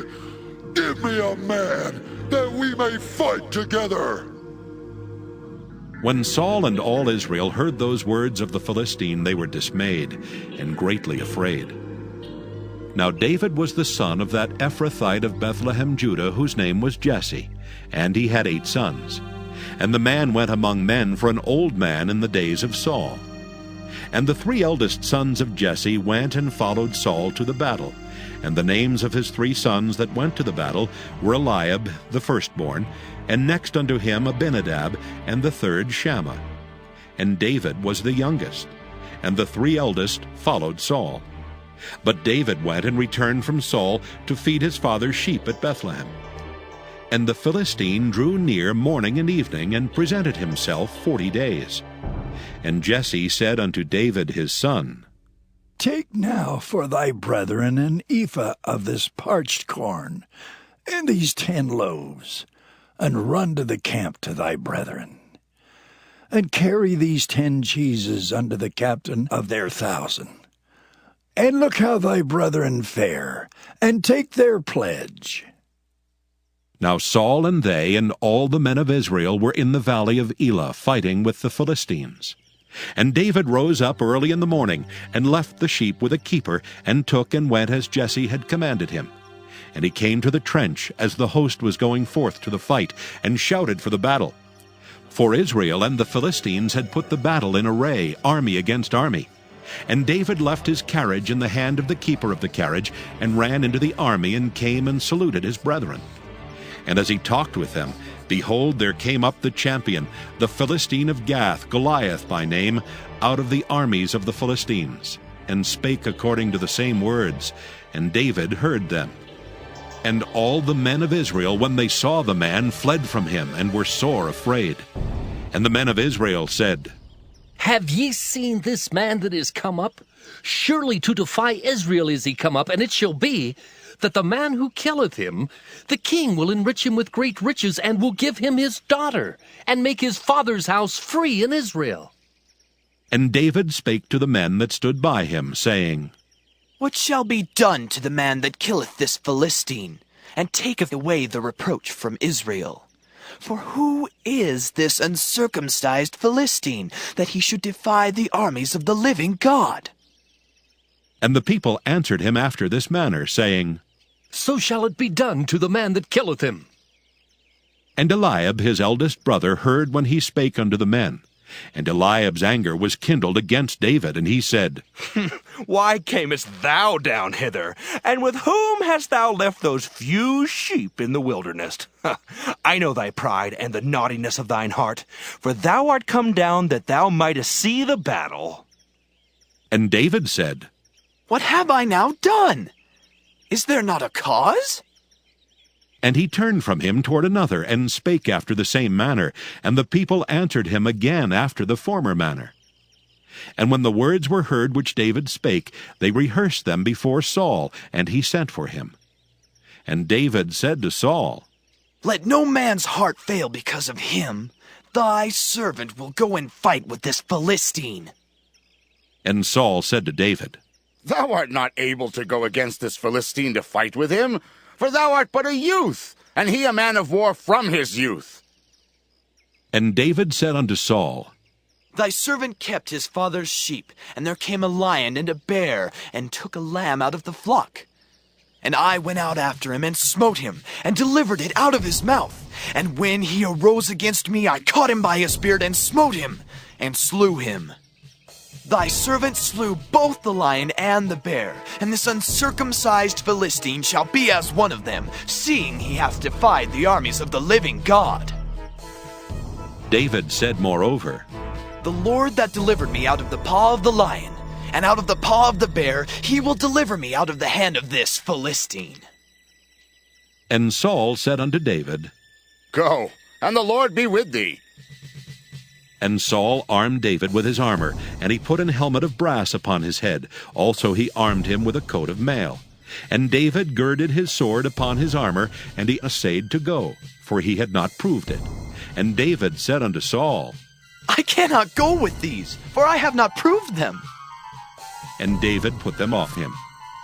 And he took his staff in his hand, and chose him 5 smooth stones out of the brook, and put them in a shepherd's bag which he had, even in a scrip.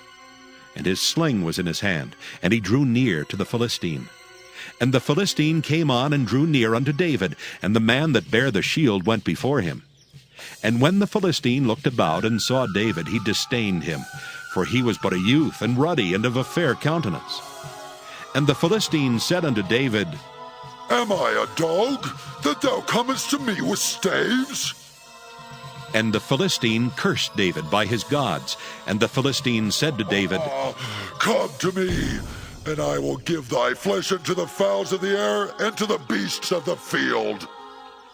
Then said David to the Philistine, Thou comest to me with a sword, and with a spear, and with a shield.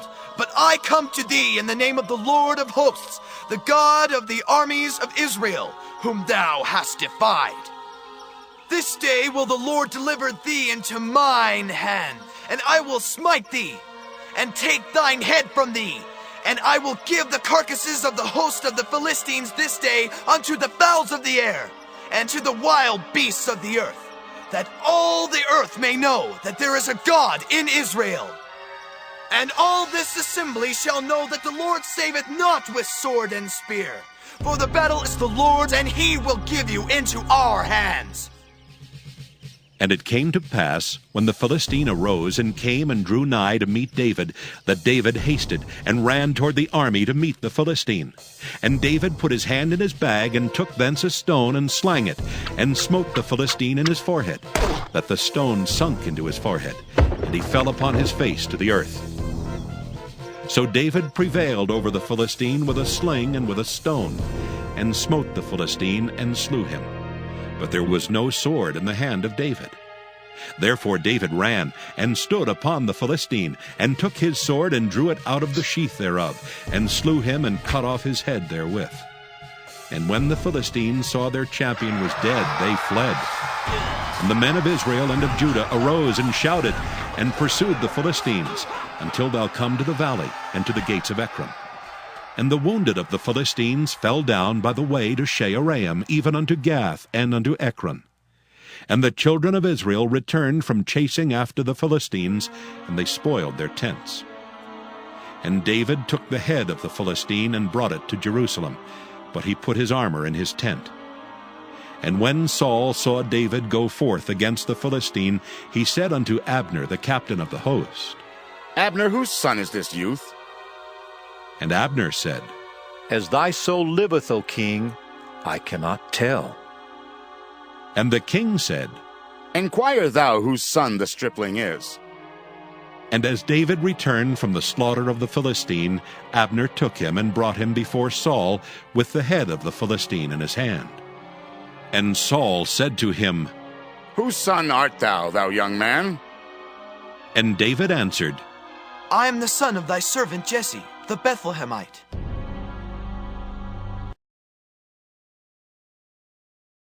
1 Samuel, chapter 18. And it came to pass, when he had made an end of speaking unto Saul, that the soul of Jonathan was knit with the soul of David, and Jonathan loved him as his own soul. And Saul took him that day, and would let him go no more home to his father's house. Then Jonathan and David made a covenant, because he loved him as his own soul. And Jonathan stripped himself of the robe that was upon him, and gave it to David, and his garments, even to his sword, and to his bow, and to his girdle.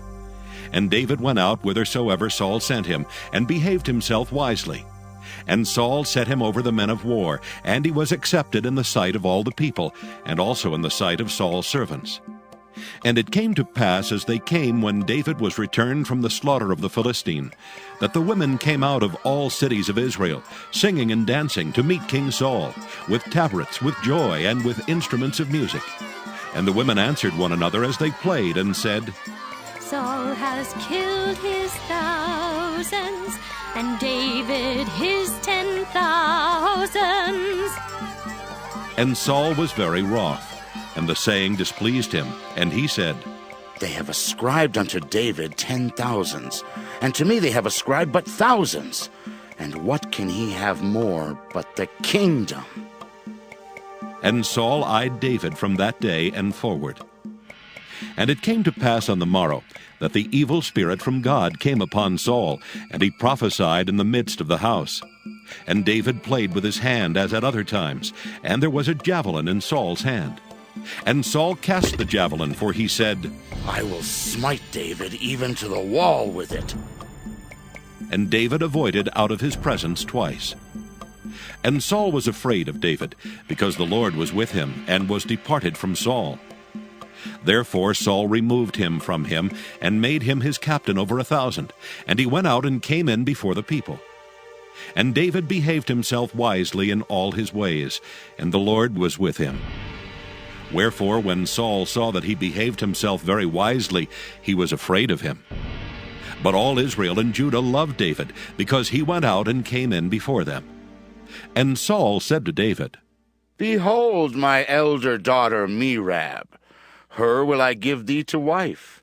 Only be thou valiant for me, and fight the Lord's battles. For Saul said, Let not mine hand be upon him, but let the hand of the Philistines be upon him. And David said unto Saul, Who am I? And what is my life, or my father's family in Israel, that I should be son-in-law to the king? But it came to pass at the time when Merab, Saul's daughter, should have been given to David, that she was given unto Adriel the Maholathite to wife. And Michal, Saul's daughter, loved David, and they told Saul, and the thing pleased him.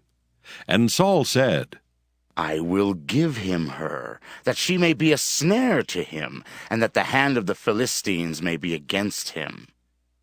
Wherefore Saul said to David, Thou shalt this day be my son-in-law in the one of the twain. And Saul commanded his servants, saying, Commune with David secretly, and say, Behold, the king hath delight in thee, and all his servants love thee. Now therefore be the king's son-in-law.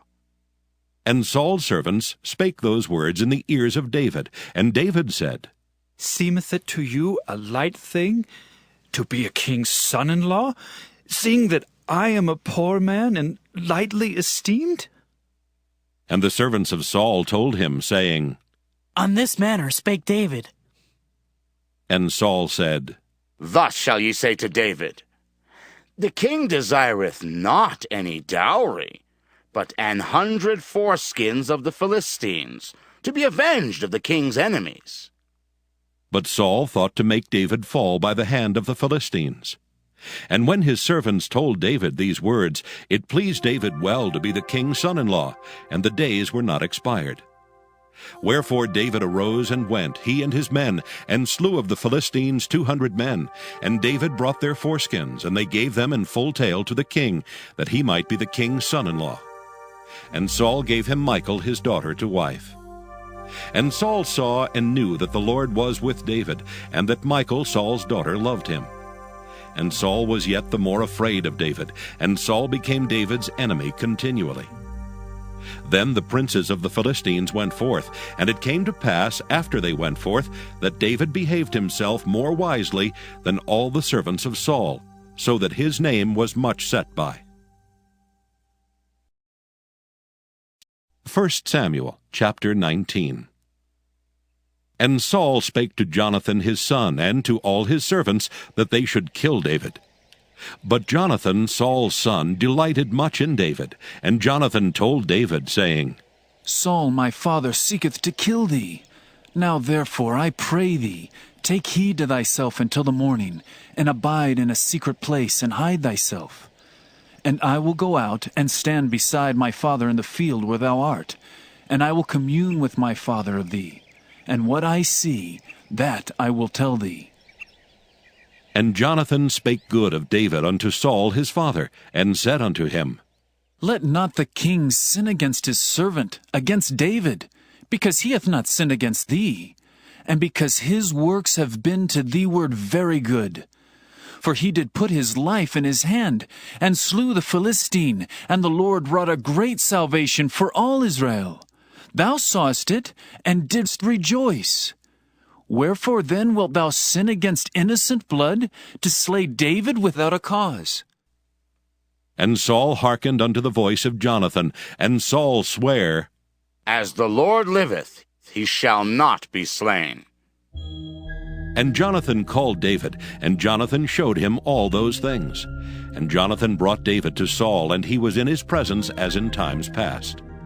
And there was war again, and David went out and fought with the Philistines, and slew them with a great slaughter, and they fled from him. And the evil spirit from the Lord was upon Saul, as he sat in his house with his javelin in his hand, and David played with his hand. And Saul sought to smite David even to the wall with the javelin. But he slipped away out of Saul's presence, and he smote the javelin into the wall, and David fled and escaped that night. Saul also sent messengers unto David's house to watch him, and to slay him in the morning. And Michal, David's wife, told him, saying, If thou save not thy life tonight, tomorrow thou shalt be slain. So Michal let David down through a window, and he went and fled and escaped. And Michal took an image and laid it in the bed, and put a pillow of goat's hair for his bolster, and covered it with a cloth. And when Saul sent messengers to take David, she said, He is sick. And Saul sent the messengers again to see David, saying, Bring him up to me in the bed, that I may slay him. And when the messengers were come in, behold, there was an image in the bed with a pillow of goat's hair for his bolster. And Saul said unto Michal, Why hast thou deceived me so, and sent away mine enemy, that he is escaped? And Michal answered Saul, He said unto me, Let me go. Why should I kill thee? So David fled and escaped, and came to Samuel to Ramah, and told him all that Saul had done to him. And he and Samuel went and dwelt in Naioth. And it was told Saul, saying, Behold, David is at Naioth in Ramah. And Saul sent messengers to take David. And when they saw the company of the prophets prophesying, and Samuel standing as appointed over them, the Spirit of God was upon the messengers of Saul, and they also prophesied. And when it was told Saul, he sent other messengers, and they prophesied likewise. And Saul sent messengers again the third time, and they prophesied also. Then went he also to Ramah, and came to a great well that is in Secu. And he asked and said, Where are Samuel and David? And one said, Behold, they be at Naioth in Ramah. And he went thither to Naioth and Ramah, and the Spirit of God was upon him also, and he went on and prophesied until he came to Naioth and Ramah. And he stripped off his clothes also, and prophesied before Samuel in like manner, and lay down naked all that day and all that night. Wherefore they say, Is Saul also among the prophets? 1 Samuel chapter 20. And David fled from Naioth and Ramah, and came and said before Jonathan, What have I done? What is mine iniquity? And what is my sin before thy father, that he seeketh my life? And he said unto him, God forbid, thou shalt not die. Behold, my father will do nothing, either great or small, but that he will show it me. And why should my father hide this thing from me? It is not so. And David sware moreover, and said, Thy father certainly knoweth that I have found grace in thine eyes. And he saith, Let not Jonathan know this, lest he be grieved. But truly as the Lord liveth, and as thy soul liveth, there is but a step between me and death. Then said Jonathan unto David, Whatsoever thy soul desireth, I will even do it for thee. And David said unto Jonathan, Behold, tomorrow is the new moon, and I should not fail to sit with the king at meat. But let me go, that I may hide myself in the field unto the third day at even. If thy father at all miss me, then say, David earnestly asked leave of me that he might run to Bethlehem his city, for there is a yearly sacrifice there for all the family. If he say thus, it is well. Thy servant shall have peace. But if he be very wroth, then be sure that evil is determined by him. Therefore thou shalt deal kindly with thy servant, for thou hast brought thy servant into a covenant of the Lord with thee. Notwithstanding, if there be in me iniquity, slay me thyself, for why shouldest thou bring me to thy father? And Jonathan said, Far be it from thee, for if I knew certainly that evil were determined by my father to come upon thee, then would not I tell it thee? Then said David to Jonathan, Who shall tell me? Or what if thy father answer thee roughly? And Jonathan said unto David, Come, and let us go out into the field. And they went out both of them into the field. And Jonathan said unto David, O Lord God of Israel, when I have sounded my father about tomorrow any time, or the third day, and behold, if there be good toward David, and I then send not unto thee and show it thee, the Lord do so and much more to Jonathan. But if it please my father to do thee evil, then I will show it thee and send thee away, that thou mayest go in peace. And the Lord be with thee, as he hath been with my father. And thou shalt not only while yet I live show me the kindness of the Lord, that I die not, but also thou shalt not cut off thy kindness from my house forever. No, not when the Lord hath cut off the enemies of David, every one from the face of the earth. So Jonathan made a covenant with the house of David, saying, Let the Lord even require it at the hand of David's enemies. And Jonathan caused David to swear again because he loved him, for he loved him as he loved his own soul. Then Jonathan said to David, Tomorrow is the new moon, and thou shalt be missed, because thy seat will be empty. And when thou hast stayed 3 days, then thou shalt go down quickly and come to the place where thou didst hide thyself when the business was in hand, and shalt remain by the stone Ezel. And I will shoot 3 arrows on the side thereof, as though I shot at a mark. And behold, I will send a lad, saying, Go, find out the arrows. If I expressly say unto the lad, Behold, the arrows are on this side of thee, take them. Then come thou, for there is peace to thee, and no hurt, as the Lord liveth. But if I say thus unto the young man, Behold, the arrows are beyond thee, go thy way, for the Lord hath sent thee away. And as touching the matter which thou and I have spoken of, behold, the Lord be between thee and me forever.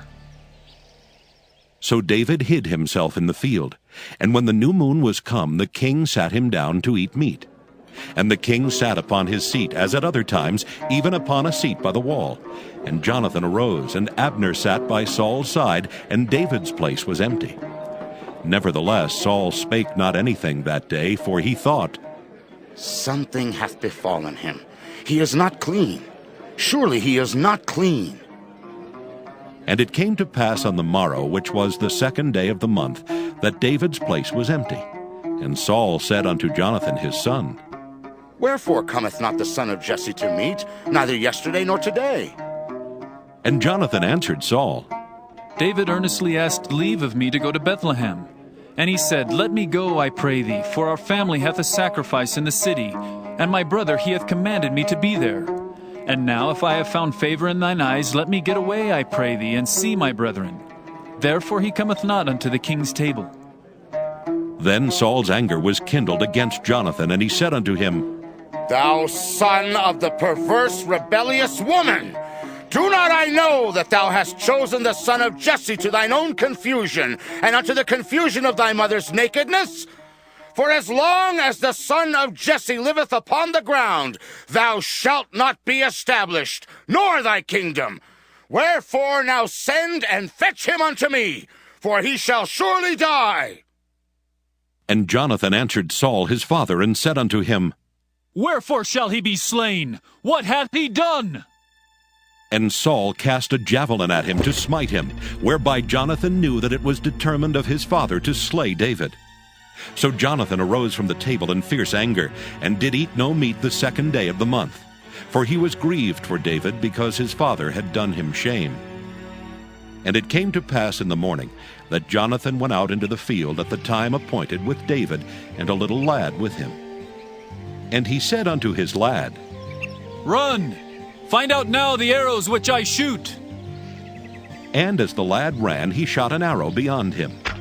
And when the lad was come to the place of the arrow which Jonathan had shot, Jonathan cried after the lad, and said, Is not the arrow beyond thee? And Jonathan cried after the lad, Make speed, haste, stay not. And Jonathan's lad gathered up the arrows, and came to his master. But the lad knew not anything, only Jonathan and David knew the matter. And Jonathan gave his artillery unto his lad, and said unto him, Go, carry them to the city.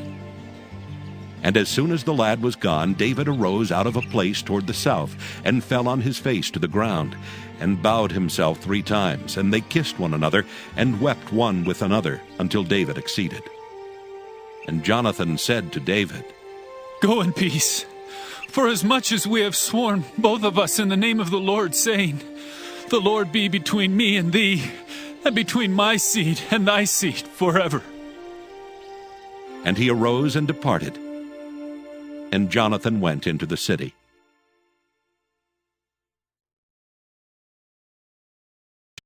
1 Samuel chapter 21. Then came David to Nob to Ahimelech the priest. And Ahimelech was afraid at the meeting of David, and said unto him, Why art thou alone, and no men with thee? And David said unto Ahimelech the priest, The king hath commanded me a business, and hath said unto me, Let no man know anything of the business whereabout I send thee, and what I have commanded thee, and I have appointed my servants to such and such a place. Now therefore, what is under thine hand? Give me 5 loaves of bread in mine hand, or what there is present. And the priest answered David, and said, There is no common bread under mine hand, but there is hallowed bread. If the young men have kept themselves at least from women. And David answered the priest, and said unto him, Of a truth, women have been kept from us about these 3 days since I came out, and the vessels of the young men are holy, and the bread is in a manner common, yea, though it were sanctified this day in the vessel.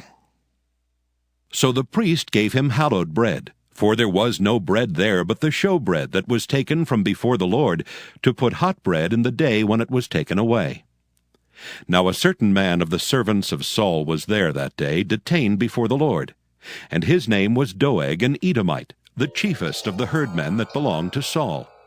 And David said unto Ahimelech, And is there not here under thine hand spear or sword? For I have neither brought my sword nor my weapons with me, because the king's business required haste. And the priest said, The sword of Goliath the Philistine, whom thou slewest in the valley of Elah, behold, it is here wrapped in a cloth behind the ephod. If thou wilt take that, take it, for there is no other save that here. And David said, There is none like that. Give it me. And David arose and fled that day for fear of Saul, and went to Achish the king of Gath. And the servants of Achish said unto him, Is not this David the king of the land? Did they not sing one to another of him in dances, saying, Saul hath slain his thousands, and David his 10,000s? And David laid up these words in his heart, and was sore afraid of Achish the king of Gath. And he changed his behavior before them, and feigned himself mad in their hands, and scrabbled on the doors of the gate, and let his spittle fall down upon his beard. Then said Achish unto his servants, Lo, ye see the man is mad, wherefore then have ye brought him to me? Have I need of madmen, that ye have brought this fellow to play the madman in my presence? Shall this fellow come into my house? 1 Samuel chapter 22. David therefore departed thence, and escaped to the cave Adullam. And when his brethren and all his father's house heard it, they went down thither to him. And every one that was in distress, and every one that was in debt, and every one that was discontented, gathered themselves unto him, and he became a captain over them. And there were with him about 400 men. And David went thence to Mizpah of Moab, and he said unto the king of Moab, Let my father and my mother, I pray thee, come forth, and be with you, till I know what God will do for me. And he brought them before the king of Moab, and they dwelt with him all the while that David was in the hold. And the prophet Gad said unto David, Abide not in the hold, depart, and get thee into the land of Judah. Then David departed, and came into the forest of Hereth. When Saul heard that David was discovered, and the men that were with him, now Saul abode in Gibeah under a tree in Ramah, having his spear in his hand, and all his servants were standing about him. Then Saul said unto his servants that stood about him, Hear now, ye Benjamites. Will the son of Jesse give every one of you fields and vineyards, and make you all captains of thousands and captains of hundreds? That all of you have conspired against me, and there is none that showeth me that my son hath made a league with the son of Jesse, and there is none of you that is sorry for me, or showeth unto me that my son hath stirred up my servant against me, to lie in wait, as at this day? Then answered Doeg the Edomite, which was set over the servants of Saul, and said, I saw the son of Jesse coming to Nob, to Ahimelech the son of Ahitub, and he inquired of the Lord for him, and gave him victuals, and gave him the sword of Goliath the Philistine. Then the king sent to call Ahimelech the priest, the son of Ahitub, and all his father's house, the priests that were in Nob, and they came all of them to the king. And Saul said, Hear now, thou son of Ahitub. And he answered, Here I am, my lord. And Saul said unto him, Why have ye conspired against me, thou and the son of Jesse, in that thou hast given him bread and a sword, and hast inquired of God for him, that he should rise against me, to lie in wait, as at this day? Then Ahimelech answered the king, and said, And who is so faithful among all thy servants as David, which is the king's son-in-law, and goeth at thy bidding, and is honorable in thine house? Did I then begin to inquire of God for him? Be it far from me. Let not the king impute anything unto his servant, nor to all the house of my father. For thy servant knew nothing of all this, less or more. And the king said, Thou shalt surely die, Ahimelech, thou and all thy father's house. And the king said unto the footmen that stood about him, Turn and slay the priests of the Lord, because their hand also is with David, and because they knew when he fled, and did not show it to me. But the servants of the king would not put forth their hand to fall upon the priests of the Lord. And the king said to Doeg, Turn thou and fall upon the priests. And Doeg the Edomite turned, and he fell upon the priests, and slew on that day 65 persons that did wear a linen ephod. And Nob, the city of the priests, smote he with the edge of the sword both men and women, children and sucklings, and oxen and asses and sheep, with the edge of the sword. And one of the sons of Ahimelech, the son of Ahitub, named Abiathar, escaped and fled after David. And Abiathar showed David that Saul had slain the Lord's priests. And David said unto Abiathar, I knew it that day, when Doeg the Edomite was there, that he would surely tell Saul, I have occasioned the death of all the persons of thy father's house. Abide thou with me. Fear not, for he that seeketh my life seeketh thy life, but with me thou shalt be in safeguard. 1 Samuel chapter 23. Then they told David, saying, Behold, the Philistines fight against Keilah, and they rob the threshing floors. Therefore David inquired of the Lord, saying, Shall I go and smite these Philistines? And the Lord said unto David, Go, and smite the Philistines, and save Keilah. And David's men said unto him, Behold, we be afraid here in Judah. How much more then if we come to Keilah against the armies of the Philistines? Then David inquired of the Lord yet again, and the Lord answered him and said, Arise, go down to Keilah, for I will deliver the Philistines into thine hand. So David and his men went to Keilah, and fought with the Philistines, and brought away their cattle, and smote them with a great slaughter. So David saved the inhabitants of Keilah.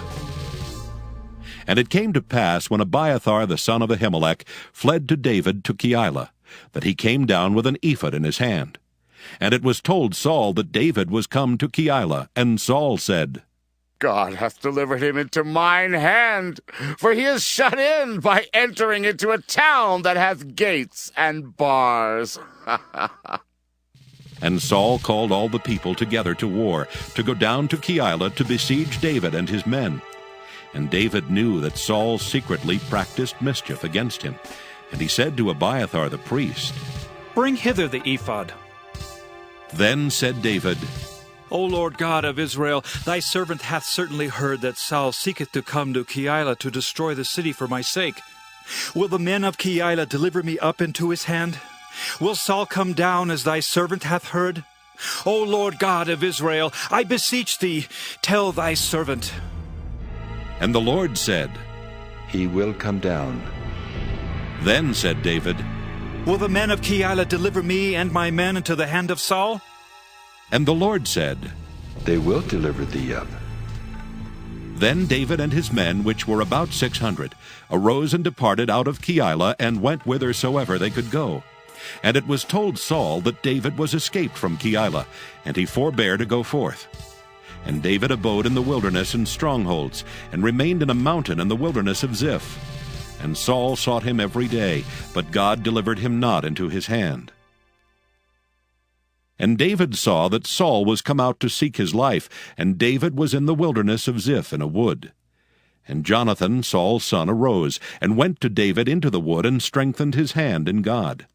And he said unto him, Fear not, for the hand of Saul my father shall not find thee, and thou shalt be king over Israel, and I shall be next unto thee, and that also Saul my father knoweth. And they two made a covenant before the Lord. And David abode in the wood, and Jonathan went to his house. Then came up the Ziphites to Saul to Gibeah, saying, Doth not David hide himself with us in strongholds in the wood, in the hill of Hekeilah, which is on the south of Jeshimon? Now therefore, O king, come down according to all the desire of thy soul to come down, and our part shall be to deliver him into the king's hand. And Saul said, Blessed be ye of the Lord, for ye have compassion on me. Go, I pray you, prepare yet, and know and see his place where his haunt is, and who hath seen him there, for it is told me that he dealeth very subtly. See, therefore, and take knowledge of all the lurking places where he hideth himself, and come ye again to me with the certainty, and I will go with you. And it shall come to pass, if he be in the land, that I will search him out throughout all the thousands of Judah. And they arose and went to Ziph before Saul. But David and his men were in the wilderness of Maon, in the plain on the south of Jeshimon. Saul also and his men went to seek him, and they told David. Wherefore he came down into a rock, and abode in the wilderness of Maon. And when Saul heard that, he pursued after David in the wilderness of Maon. And Saul went on this side of the mountain, and David and his men on that side of the mountain. And David made haste to get away for fear of Saul. For Saul and his men compassed David and his men round about to take them. But there came a messenger unto Saul, saying, Haste thee and come, for the Philistines have invaded the land. Wherefore Saul returned from pursuing after David, and went against the Philistines. Therefore they called that place Selah Hamalakoth. And David went up from thence, and dwelt in strongholds at En-gedi. 1 Samuel chapter 24. And it came to pass, when Saul was returned from following the Philistines, that it was told him, saying, Behold, David is in the wilderness of En-gedi. Then Saul took 3,000 chosen men out of all Israel, and went to seek David and his men upon the rocks of the wild goats. And he came to the sheepcotes by the way, where was a cave. And Saul went in to cover his feet, and David and his men remained in the sides of the cave. And the men of David said unto him, Behold the day of which the Lord said unto thee, Behold, I will deliver thine enemy into thine hand, that thou mayest do to him as it shall seem good unto thee. Then David arose and cut off the skirt of Saul's robe privily. And it came to pass afterward that David's heart smote him, because he had cut off Saul's skirt. And he said unto his men, The Lord forbid that I should do this thing unto my master, the Lord's anointed, to stretch forth mine hand against him, seeing he is the anointed of the Lord. So David stayed his servants with these words, and suffered them not to rise against Saul. But Saul rose up out of the cave, and went on his way. David also arose afterward, and went out of the cave, and cried after Saul, saying, My Lord, the King! And when Saul looked behind him, David stooped with his face to the earth, and bowed himself. And David said to Saul, Wherefore hearest thou men's words, saying, Behold, David seeketh thy hurt. Behold, this day thine eyes have seen how that the Lord hath delivered thee today into mine hand in the cave. And some bade me kill thee, but mine eyes spared thee. And I said, I will not put forth mine hand against my Lord, for he is the Lord's anointed. Moreover, my father, see the skirt of thy robe in my hand, for in that I cut off the skirt of thy robe, and killed thee not. Know thou, and see that there is neither evil nor transgression in mine hand, and I have not sinned against thee, yet thou huntest my soul to take it. The Lord judge between me and thee, and the Lord avenge me of thee. But mine hand shall not be upon thee. As saith the proverb of the ancients, wickedness proceedeth from the wicked, but mine hand shall not be upon thee. After whom is the king of Israel come out? After whom dost thou pursue? After a dead dog? After a flea? The Lord therefore be judge, and judge between me and thee, and see, and plead my cause, and deliver me out of thine hand. And it came to pass, when David had made an end of speaking these words unto Saul, that Saul said, Is this thy voice, my son David? And Saul lifted up his voice and wept. And he said to David, Thou art more righteous than I, for thou hast rewarded me good, whereas I have rewarded thee evil. And thou hast showed this day how that thou hast dealt well with me. Forasmuch as when the Lord had delivered me into thine hand, thou killedst me not. For if a man find his enemy, will he let him go well away? Wherefore the Lord reward thee good for that thou hast done unto me this day. And now, behold, I know well that thou shalt surely be king, and that the kingdom of Israel shall be established in thine hand. Swear now therefore unto me by the Lord, that thou wilt not cut off my seed after me, and that thou wilt not destroy my name out of my father's house. And David sware unto Saul, and Saul went home, but David and his men gat them up unto the hold. 1 Samuel chapter 25. And Samuel died, and all the Israelites were gathered together, and lamented him, and buried him in his house at Ramah. And David arose and went down to the wilderness of Paran. And there was a man in Maon whose possessions were in Carmel. And the man was very great, and he had 3,000 sheep and 1,000 goats, and he was shearing his sheep in Carmel.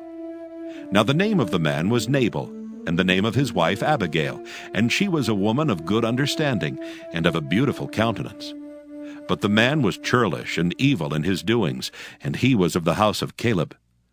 And David heard in the wilderness that Nabal did shear his sheep. And David sent out 10 young men, and David said unto the young men, Get you up to Carmel, and go to Nabal, and greet him in my name. And thus shall ye say to him that liveth in prosperity, Peace be both to thee, and peace be to thine house, and peace be unto all that thou hast. And now I have heard that thou hast shearers.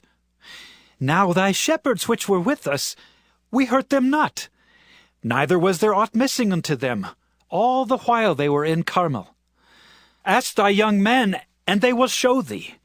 Wherefore let the young men find favor in thine eyes, for we come in a good day. Give, I pray thee, whatsoever cometh to thine hand unto thy servants, and to thy son David. And when David's young men came, they spake to Nabal according to all those words in the name of David, and ceased. And Nabal answered David's servants, and said, Who is David, and who is the son of Jesse? There be many servants nowadays that break away every man from his master. Shall I then take my bread, and my water, and my flesh, that I have killed for my shearers, and give it unto men whom I know not whence they be? So David's young men turned their way, and went again, and came and told him all those sayings. And David said unto his men, Gird ye on every man his sword. And they girded on every man his sword, and David also girded on his sword. And there went up after David about 400 men, and 200 abode by the stuff. But one of the young men told Abigail, Nabal's wife, saying, Behold, David sent messengers out of the wilderness to salute our master, and he railed on them. But the men were very good unto us, and we were not hurt, neither missed we anything, as long as we were conversant with them when we were in the fields.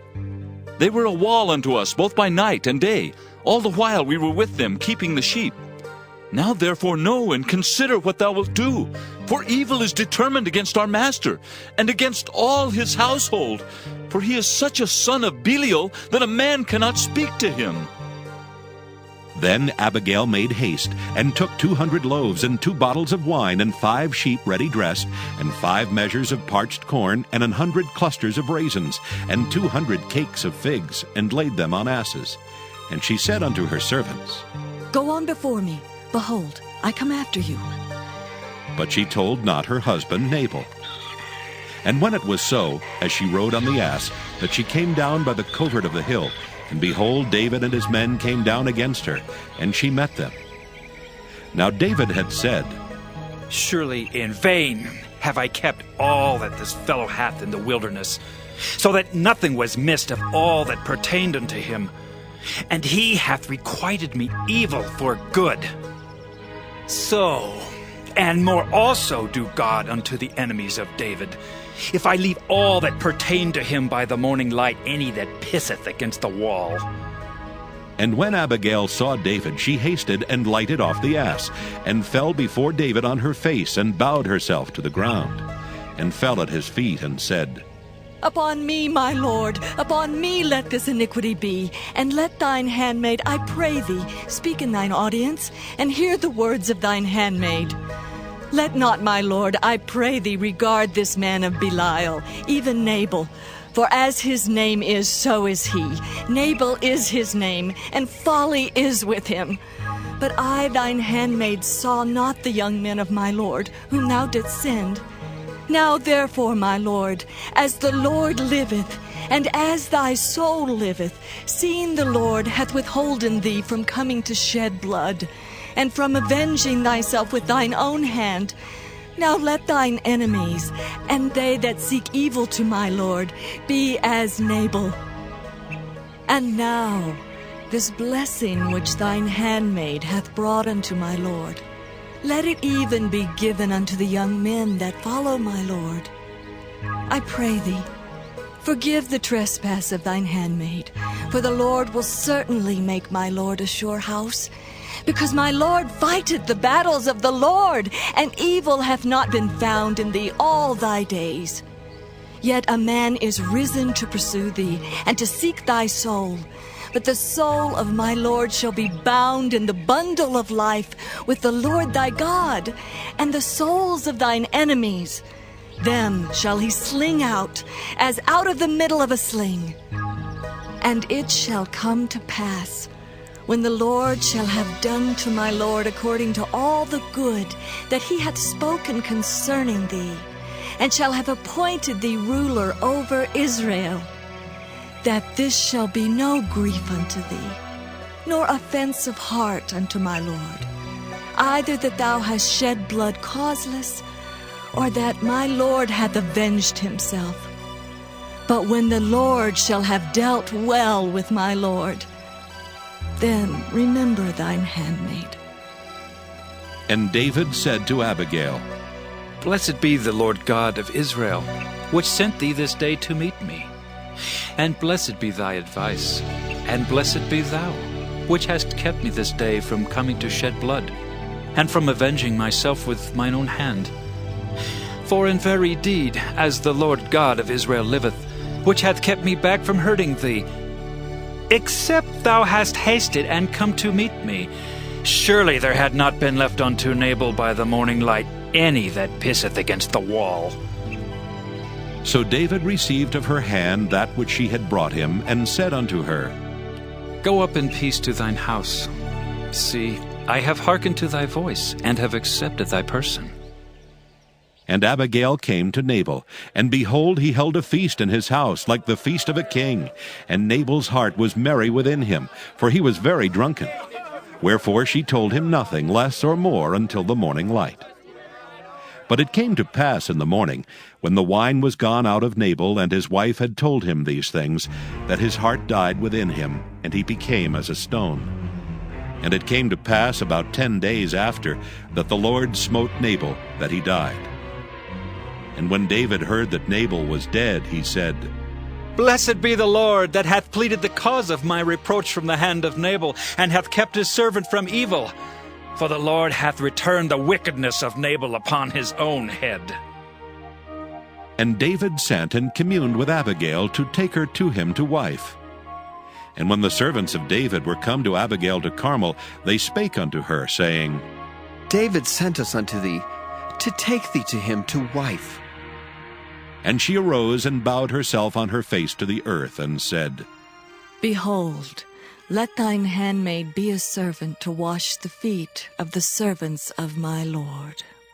And Abigail hasted and arose and rode upon an ass with 5 damsels of hers that went after her. And she went after the messengers of David and became his wife. David also took Ahinoam of Jezreel, and they were also both of them his wives. But Saul had given Michal his daughter, David's wife, to Phalti the son of Laish, which was of Gallim.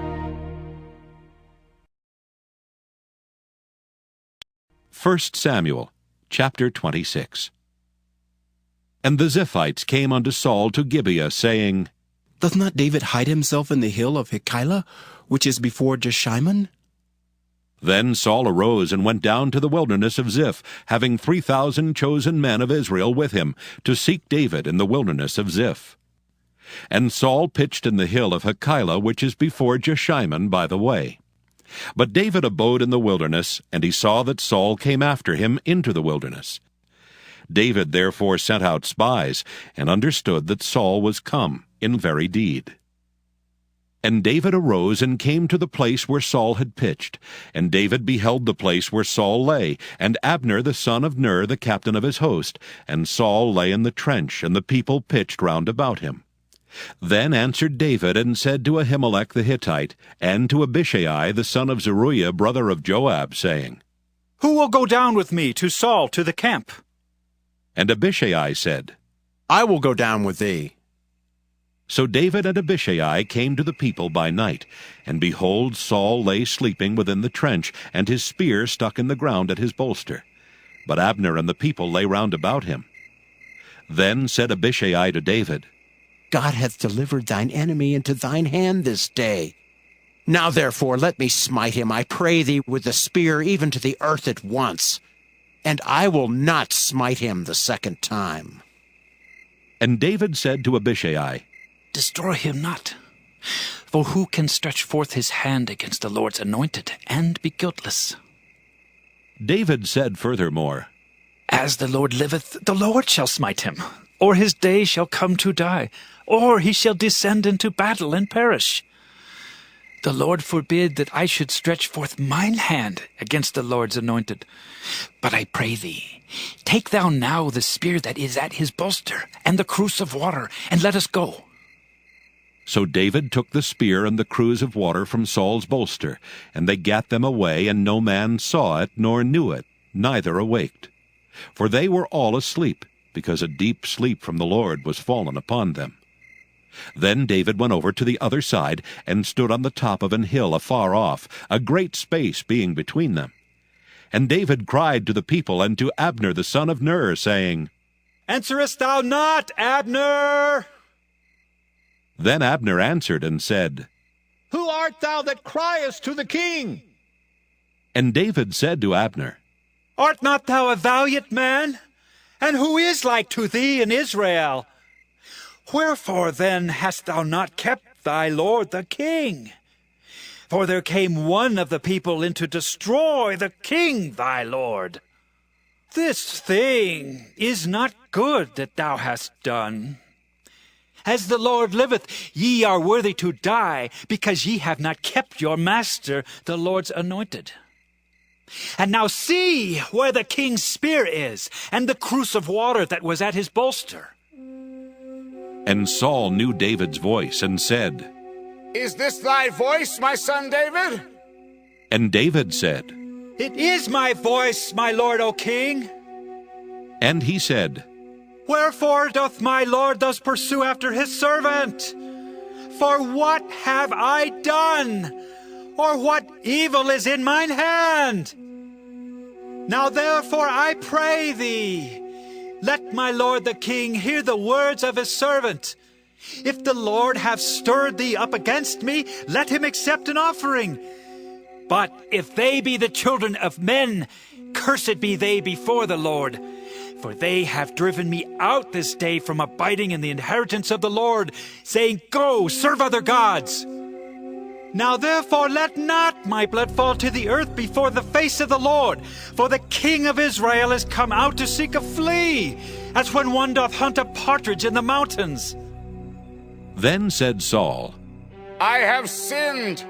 Return, my son David, for I will no more do thee harm, because my soul was precious in thine eyes this day. Behold, I have played the fool, and have erred exceedingly. And David answered and said, Behold the king's spear, and let one of the young men come over and fetch it. The Lord render to every man his righteousness and his faithfulness, for the Lord delivered thee into my hand today. But I would not stretch forth mine hand against the Lord's anointed. And behold, as thy life was much set by this day in mine eyes, so let my life be much set by in the eyes of the Lord, and let him deliver me out of all tribulation. Then Saul said to David, Blessed be thou, my son David.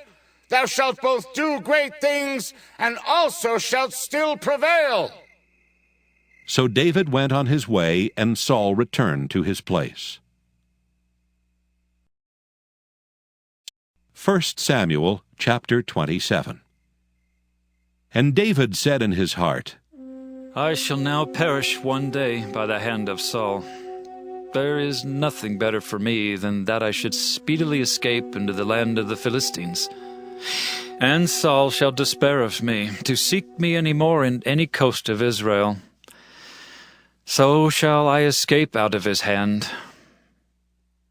And David arose, and he passed over with 600 men that were with him unto Achish, the son of Maoch, king of Gath. And David dwelt with Achish at Gath, he and his men, every man with his household, even David with his 2 wives, Ahinoam the Jezreelitess, and Abigail the Carmelitess, Nabal's wife. And it was told Saul that David was fled to Gath, and he sought no more again for him. And David said unto Achish, If I have now found grace in thine eyes, let them give me a place in some town in the country, that I may dwell there. For why should thy servant dwell in the royal city with thee? Then Achish gave him Ziklag that day. Wherefore Ziklag pertaineth unto the kings of Judah unto this day. And the time that David dwelt in the country of the Philistines was a full year and 4 months. And David and his men went up, and invaded the Geshurites, and the Gezrites, and the Amalekites, for those nations were of old the inhabitants of the land, as thou goest to Shur, even unto the land of Egypt.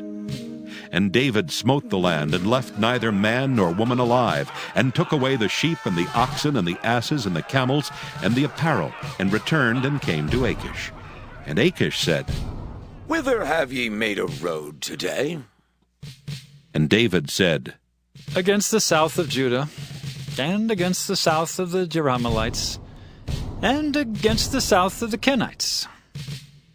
And David saved neither man nor woman alive to bring tidings to Gath, saying, Lest they should tell on us, saying, So did David, and so will be his manner all the while he dwelleth in the country of the Philistines.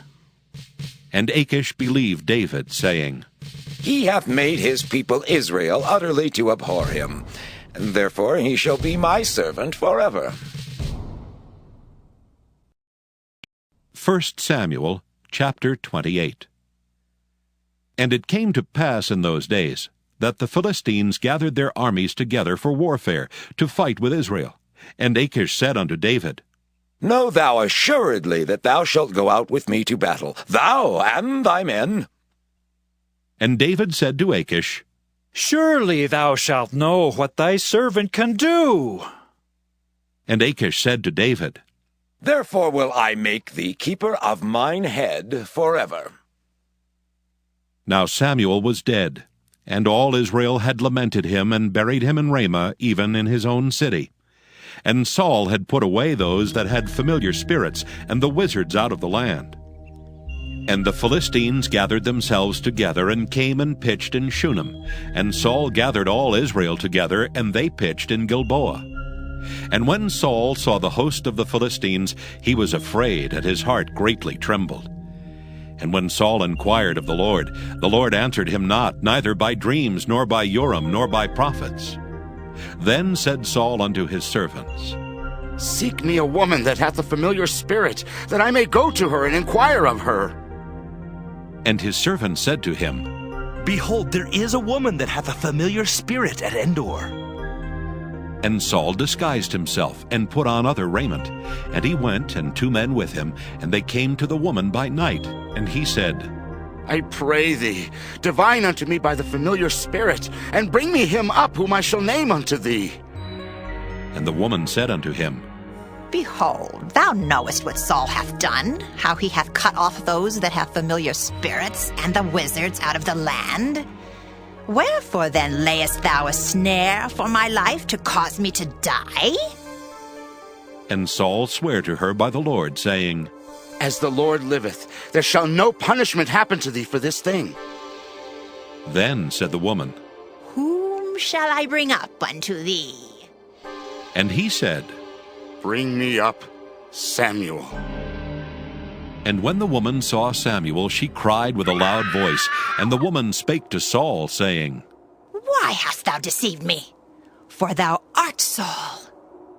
And the king said unto her, Be not afraid, for what sawest thou?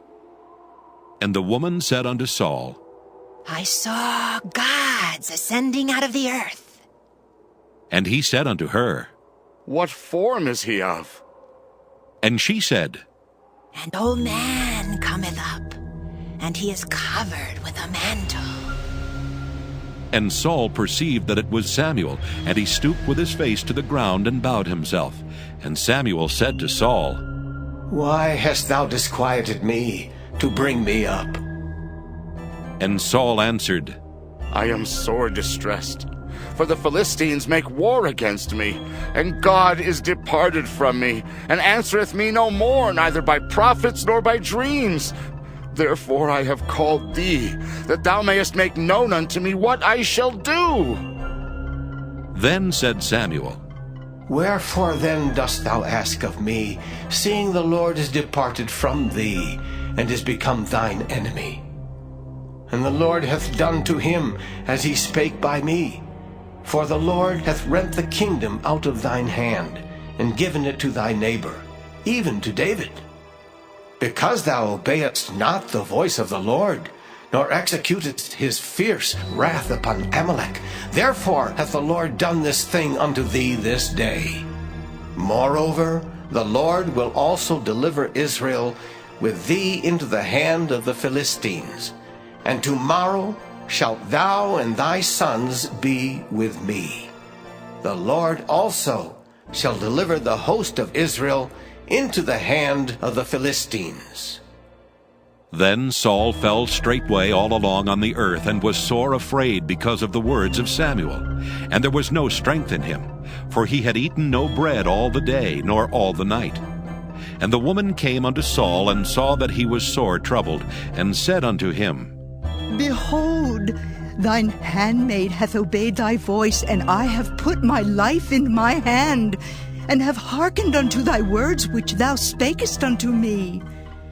Now therefore, I pray thee, hearken thou also unto the voice of thine handmaid, and let me set a morsel of bread before thee, and eat, that thou mayest have strength when thou goest on thy way. But he refused and said, I will not eat. But his servants together with the woman compelled him, and he hearkened unto their voice. So he arose from the earth and sat upon the bed. And the woman had a fat calf in the house, and she hasted and killed it, and took flour and kneaded it, and did bake unleavened bread thereof.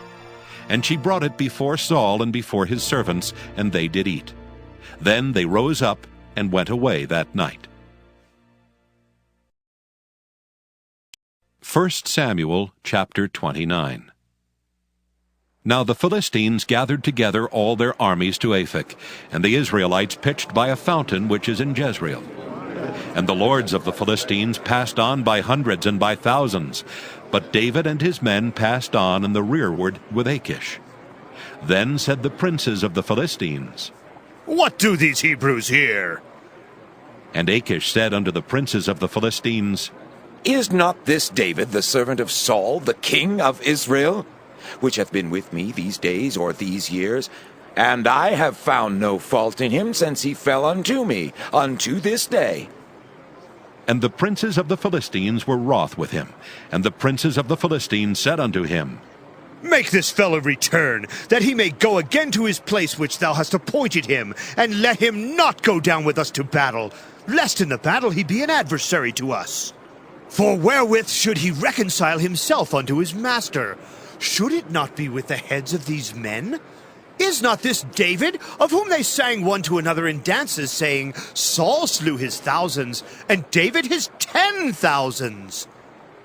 Then Achish called David, and said unto him, Surely as the Lord liveth, thou hast been upright, and thy going out and thy coming in with me in the host is good in my sight. For I have not found evil in thee since the day of thy coming unto me, unto this day. Nevertheless, the Lord's favor thee not. Wherefore now return, and go in peace, that thou displease not the lords of the Philistines. And David said unto Achish, But what have I done? And what hast thou found in thy servant, so long as I have been with thee unto this day, that I may not go fight against the enemies of my lord the king? And Achish answered and said to David, I know that thou art good in my sight, as an angel of God. Notwithstanding, the princes of the Philistines have said, He shall not go up with us to the battle. Wherefore now rise up early in the morning with thy master's servants that are come with thee, and as soon as ye be up early in the morning and have light, depart. So David and his men rose up early to depart in the morning, to return into the land of the Philistines. And the Philistines went up to Jezreel. 1 Samuel chapter 30. And it came to pass, when David and his men were come to Ziklag on the third day, that the Amalekites had invaded the south, and Ziklag, and smitten Ziklag, and burned it with fire, and had taken the women captives that were therein. They slew not any, either great or small, but carried them away, and went on their way. So David and his men came to the city, and behold, it was burned with fire, and their wives and their sons and their daughters were taken captives. Then David and the people that were with him lifted up their voice and wept, until they had no more power to weep. And David's 2 wives were taken captives, Ahinoam the Jezreelitess, and Abigail the wife of Nabal the Carmelite. And David was greatly distressed, for the people spake of stoning him, because the soul of all the people was grieved, every man for his sons and for his daughters. But David encouraged himself in the Lord his God. And David said to Abiathar the priest, Ahimelech's son, I pray thee, bring me hither the ephod. And Abiathar brought thither the ephod to David. And David inquired at the Lord, saying, Shall I pursue after this troop? Shall I overtake them? And he answered him, Pursue, for thou shalt surely overtake them, and without fail recover all. So David went, he and the 600 men that were with him, and came to the brook Besor, where those that were left behind stayed. But David pursued, he and 400 men, for 200 abode behind, which were so faint that they could not go over the brook Besor. And they found an Egyptian in the field, and brought him to David, and gave him bread, and he did eat. And they made him drink water. And they gave him a piece of a cake of figs and 2 clusters of raisins. And when he had eaten, his spirit came again to him, for he had eaten no bread nor drunk any water 3 days and 3 nights. And David said unto him, To whom belongest thou? And whence art thou? And he said, I am a young man of Egypt, servant to an Amalekite, and my master left me, because 3 days agone I fell sick. We made an invasion upon the south of the Kerethites, and upon the coast which belongeth to Judah, and upon the south of Caleb, and we burned Ziklag with fire. And David said to him, Canst thou bring me down to this company? And he said, Swear unto me by God, that thou wilt neither kill me, nor deliver me into the hands of my master, and I will bring thee down to this company. And when he had brought him down, behold, they were spread abroad upon all the earth, eating and drinking and dancing, because of all the great spoil that they had taken out of the land of the Philistines and out of the land of Judah. And David smote them from the twilight even unto the evening of the next day, and there escaped not a man of them, save 400 young men, which rode upon camels and fled. And David recovered all that the Amalekites had carried away, and David rescued his 2 wives. And there was nothing lacking to them, neither small nor great, neither sons nor daughters, neither spoil, nor anything that they had taken to them. David recovered all. And David took all the flocks and the herds which they drave before those other cattle, and said, This is David's spoil. And David came to the 200 men which were so faint that they could not follow David, whom they had made also to abide at the brook Besor. And they went forth to meet David, and to meet the people that were with him. And when David came near to the people, he saluted them. Then answered all the wicked men and men of Belial of those that went with David, and said, Because they went not with us, we will not give them aught of the spoil that we have recovered, save to every man his wife and his children, that they may lead them away and depart. Then David said, Ye shall not do so, my brethren, with that which the Lord hath given us. Who hath preserved us and delivered the company that came against us into our hand? For who will hearken unto you in this matter? But as his part is that goeth down to the battle, so shall his part be that tarrieth by the stuff. They shall part alike. And it was so from that day forward, that he made it a statute and an ordinance for Israel unto this day. And when David came to Ziklag, he sent of the spoil unto the elders of Judah, even to his friends, saying, Behold, a present for you, of the spoil of the enemies of the Lord.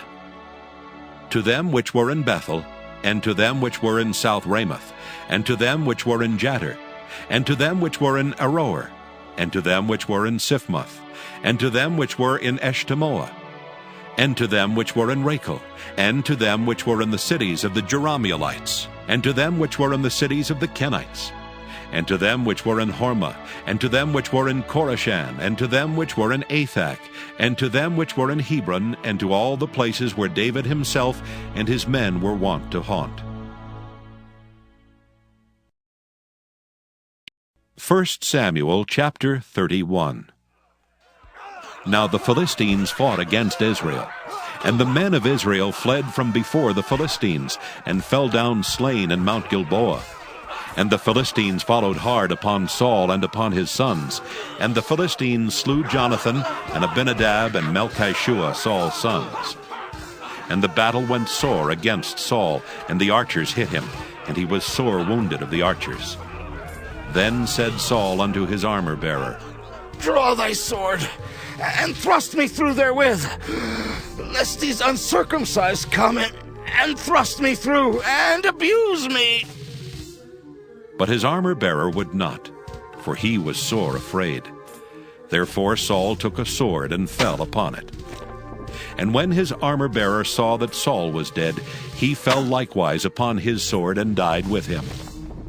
So Saul died, and his 3 sons, and his armor-bearer, and all his men that same day together. And when the men of Israel that were on the other side of the valley, and they that were on the other side of Jordan, saw that the men of Israel fled, and that Saul and his sons were dead, they forsook the cities and fled. and the Philistines came and dwelt in them. And it came to pass on the morrow, when the Philistines came to strip the slain, that they found Saul and his 3 sons fallen in Mount Gilboa. And they cut off his head, and stripped off his armor, and sent into the land of the Philistines round about, to publish it in the house of their idols and among the people. And they put his armor in the house of Ashtaroth, and they fastened his body to the wall of Bethshan. And when the inhabitants of Jabesh-Gilead heard of that which the Philistines had done to Saul, all the valiant men arose and went all night, and took the body of Saul and the bodies of his sons from the wall of Bethshan, and came to Jabesh and burnt them there. And they took their bones and buried them under a tree at Jabesh, and fasted 7 days.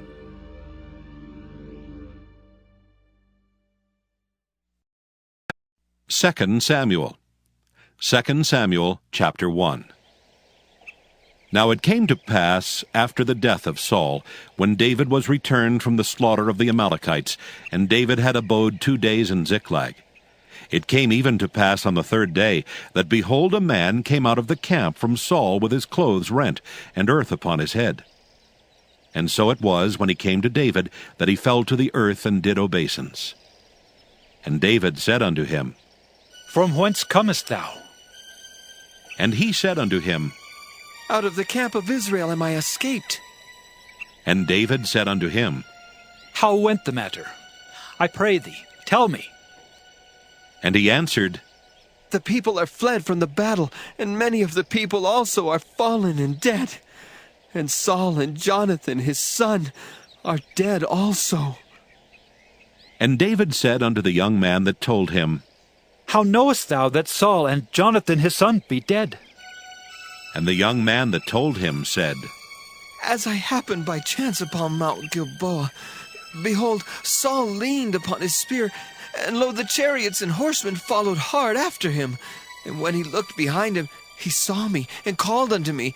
And I answered, Here am I. And he said unto me, Who art thou? And I answered him, I am an Amalekite.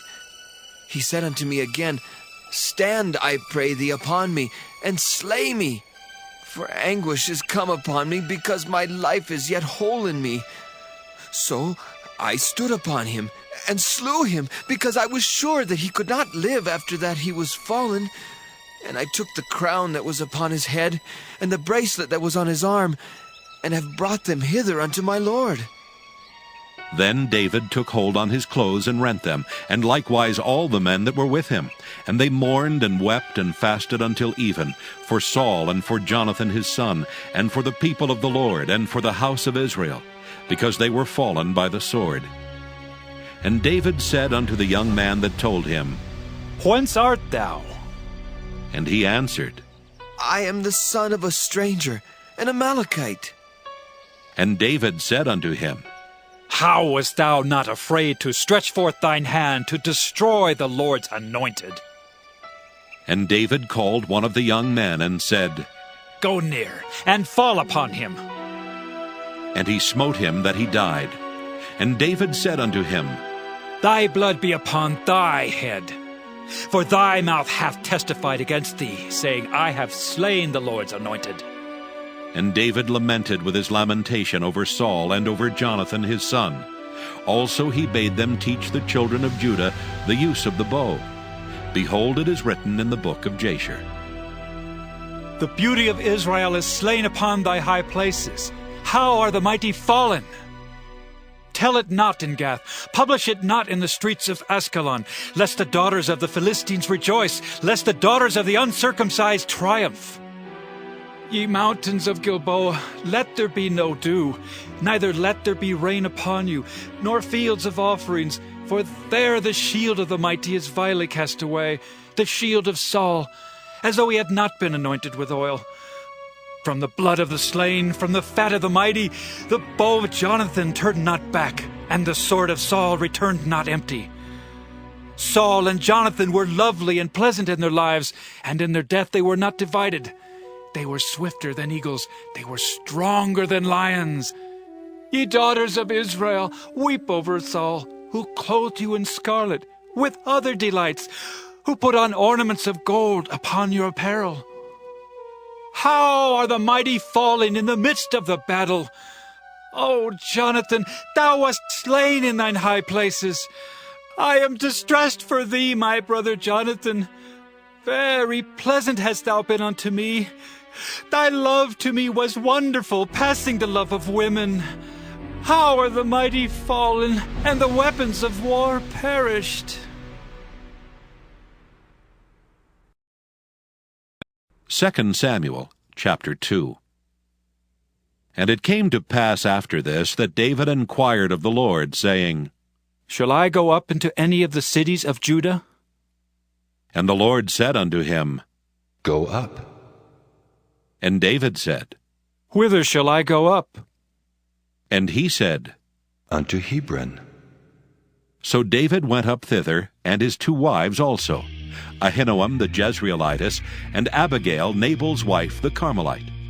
And his men that were with him did David bring up, every man with his household, and they dwelt in the cities of Hebron.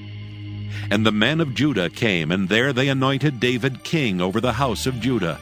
And they told David, saying, The men of Jabesh-Gilead were they that buried Saul. And David sent messengers unto the men of Jabesh-Gilead, and said unto them, Blessed be ye of the Lord, that ye have showed this kindness unto your Lord, even unto Saul, and have buried him. And now the Lord show kindness and truth unto you.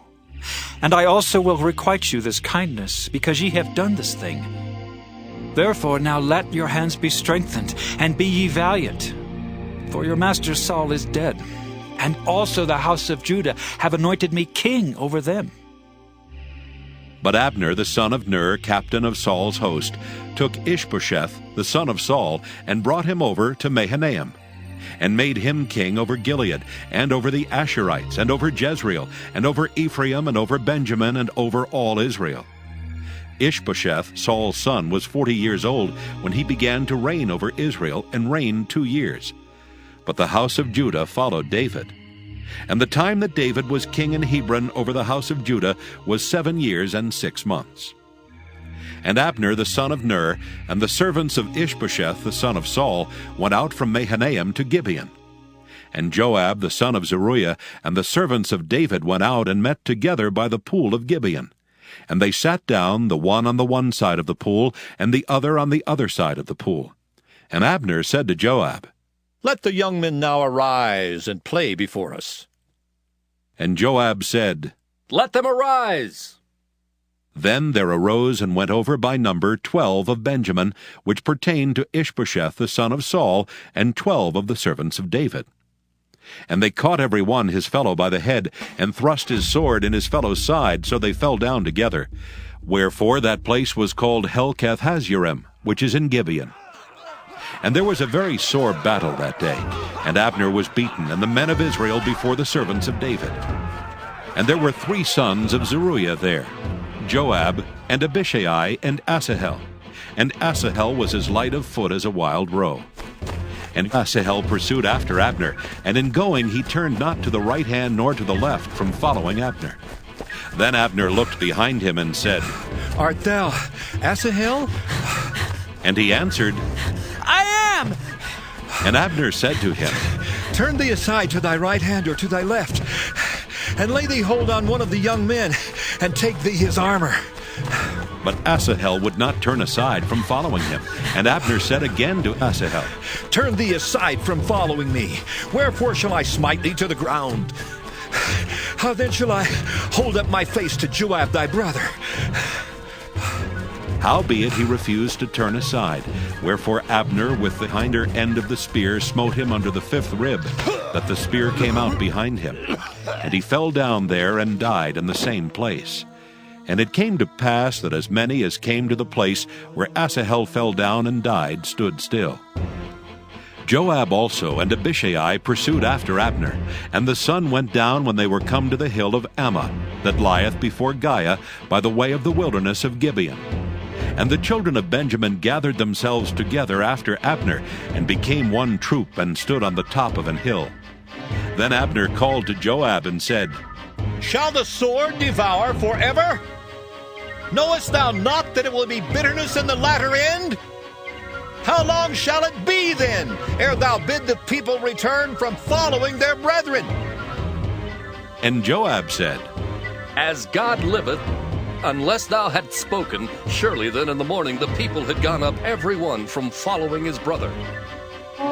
So Joab blew a trumpet, and all the people stood still, and pursued after Israel no more, neither fought they any more.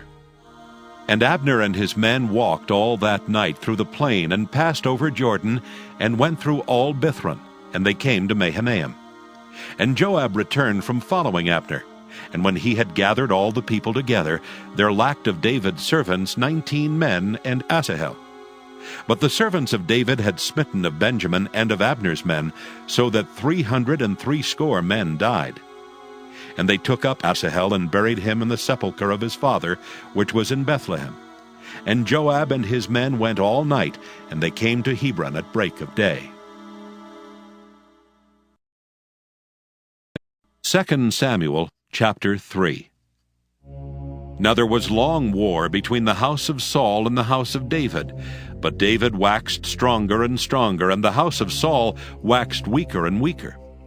And unto David were sons born in Hebron, and his firstborn was Amnon of Ahinoam the Jezreelitess, and his second Chileab of Abigail the wife of Nabal the Carmelite, and the third Absalom, the son of Maacah the daughter of Talmai king of Geshur, and the fourth Adonijah the son of Haggith, and the fifth Shephatiah the son of Abital, and the sixth Ithream by Eglah David's wife. These were born to David in Hebron. And it came to pass, while there was war between the house of Saul and the house of David, that Abner made himself strong for the house of Saul. And Saul had a concubine whose name was Rizpah, the daughter of Aiah. And Ishbosheth said to Abner, Wherefore hast thou gone in unto my father's concubine? Then was Abner very wroth for the words of Ishbosheth, and said, Am I a dog's head, which against Judah do show kindness this day unto the house of Saul thy father, to his brethren and to his friends, and have not delivered thee into the hand of David, that thou chargest me today with a fault concerning this woman? So do God to Abner, and more also, except as the Lord hath sworn to David, even so I do to him, to translate the kingdom from the house of Saul, and to set up the throne of David over Israel and over Judah, from Dan even to Beersheba. And he could not answer Abner a word again, because he feared him. And Abner sent messengers to David on his behalf, saying, Whose is the land? Saying also, Make thy league with me, and behold, my hand shall be with thee, to bring about all Israel unto thee. And he said, Well, I will make a league with thee. But one thing I require of thee, that is, thou shalt not see my face, except thou first bring Michal, Saul's daughter, when thou comest to see my face. And David sent messengers to Ishbosheth, Saul's son, saying, Deliver me my wife Michal, which I espoused to me for 100 foreskins of the Philistines.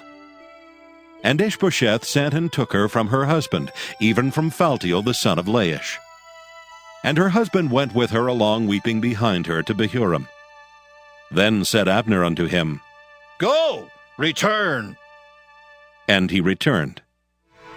And Abner had communication with the elders of Israel, saying, Ye sought for David in times past to be king over you. Now then do it. For the Lord hath spoken of David, saying, By the hand of my servant David I will save my people Israel out of the hand of the Philistines, and out of the hand of all their enemies. And Abner also spake in the ears of Benjamin. And Abner went also to speak in the ears of David in Hebron all that seemed good to Israel, and that seemed good to the whole house of Benjamin. So Abner came to David to Hebron, and 20 men with him. And David made Abner and the men that were with him a feast. And Abner said unto David, I will arise and go, and will gather all Israel unto my lord the king, that they may make a league with thee, and that thou mayest reign over all that thine heart desireth. And David sent Abner away, and he went in peace. And behold, the servants of David and Joab came from pursuing a troop, and brought in a great spoil with them. But Abner was not with David in Hebron, for he had sent him away, and he was gone in peace. When Joab and all the host that was with him were come, they told Joab, saying, Abner the son of Ner came to the king, and he hath sent him away, and he has gone in peace. Then Joab came to the king and said, What hast thou done? Behold, Abner came unto thee. Why is it that thou hast sent him away, and he is quite gone? Thou knowest Abner the son of Ner, that he came to deceive thee, and to know thy going out and thy coming in, and to know all that thou doest. And when Joab was come out from David, he sent messengers after Abner, which brought him again from the well of Sirah. But David knew it not. And when Abner was returned to Hebron, Joab took him aside in the gate to speak with him quietly, and smote him there under the 5th rib, that he died, for the blood of Asahel his brother. And afterward, when David heard it, he said, I and my kingdom are guiltless before the Lord forever from the blood of Abner the son of Ner. Let it rest on the head of Joab, and on all his father's house. And let there not fail from the house of Joab one that hath an issue, or that is a leper, or that leaneth on a staff, or that falleth on the sword, or that lacketh bread.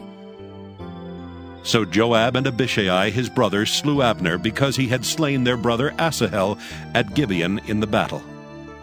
And David said to Joab and to all the people that were with him, Rend your clothes, and gird you with sackcloth, and mourn before Abner. And King David himself followed the bier. And they buried Abner in Hebron. And the king lifted up his voice and wept at the grave of Abner, and all the people wept.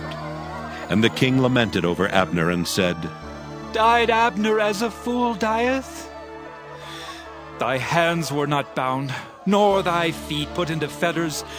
As a man falleth before wicked men, so fellest thou. And all the people wept again over him. And when all the people came to cause David to eat meat while it was yet day, David sware, saying, So do God to me, and more also, if I taste bread or aught else till the sun be down. And all the people took notice of it, and it pleased them, as whatsoever the king did pleased all the people. For all the people and all Israel understood that day that it was not of the king to slay Abner the son of Ner. And the king said unto his servants, Know ye not that there is a prince and a great man fallen this day in Israel? And I am this day weak, though anointed king. And these men, the sons of Zeruiah, be too hard for me. The Lord shall reward the doer of evil according to his wickedness. 2 Samuel chapter 4. And when Saul's son heard that Abner was dead in Hebron, his hands were feeble, and all the Israelites were troubled. And Saul's son had 2 men that were captains of bands. The name of the one was Baanah, and the name of the other Rechab, the sons of Rimmon, a Beerothite, of the children of Benjamin. For Beeroth also was reckoned to Benjamin. And the Beerothites fled to Gittaim, and were sojourners there until this day. And Jonathan, Saul's son, had a son that was lame of his feet. He was 5 years old when the tidings came of Saul and Jonathan out of Jezreel, and his nurse took him up and fled. And it came to pass, as she made haste to flee, that he fell and became lame, and his name was Mephibosheth. And the sons of Rimmon the Beerothite, Rechab and Baanah, went and came about the heat of the day to the house of Ishbosheth, who lay on a bed at noon. And they came thither into the midst of the house, as though they would have fetched wheat. And they smote him under the 5th rib, and Rechab and Baanah his brother escaped. For when they came into the house, he lay on his bed in his bedchamber. And they smote him and slew him and beheaded him, and took his head and gat them away through the plain all night. And they brought the head of Ishbosheth unto David to Hebron, and said to the king, Behold the head of Ishbosheth, the son of Saul thine enemy, which sought thy life. And the Lord hath avenged my lord the king this day of Saul, and of his seed. And David answered Rechab and Baanah his brother, the sons of Rimmon the Beerothite, and said unto them, As the Lord liveth, who hath redeemed my soul out of all adversity, when one told me, saying, Behold, Saul is dead, Thinking to have brought good tidings, I took hold of him and slew him in Ziklag, who thought that I would have given him a reward for his tidings. How much more, when wicked men have slain a righteous person in his own house upon his bed? Shall I not therefore now require his blood of your hand, and take you away from the earth? And David commanded his young men, and they slew them and cut off their hands and their feet, and hanged them up over the pool in Hebron. But they took the head of Ishbosheth and buried it in the sepulchre of Abner in Hebron.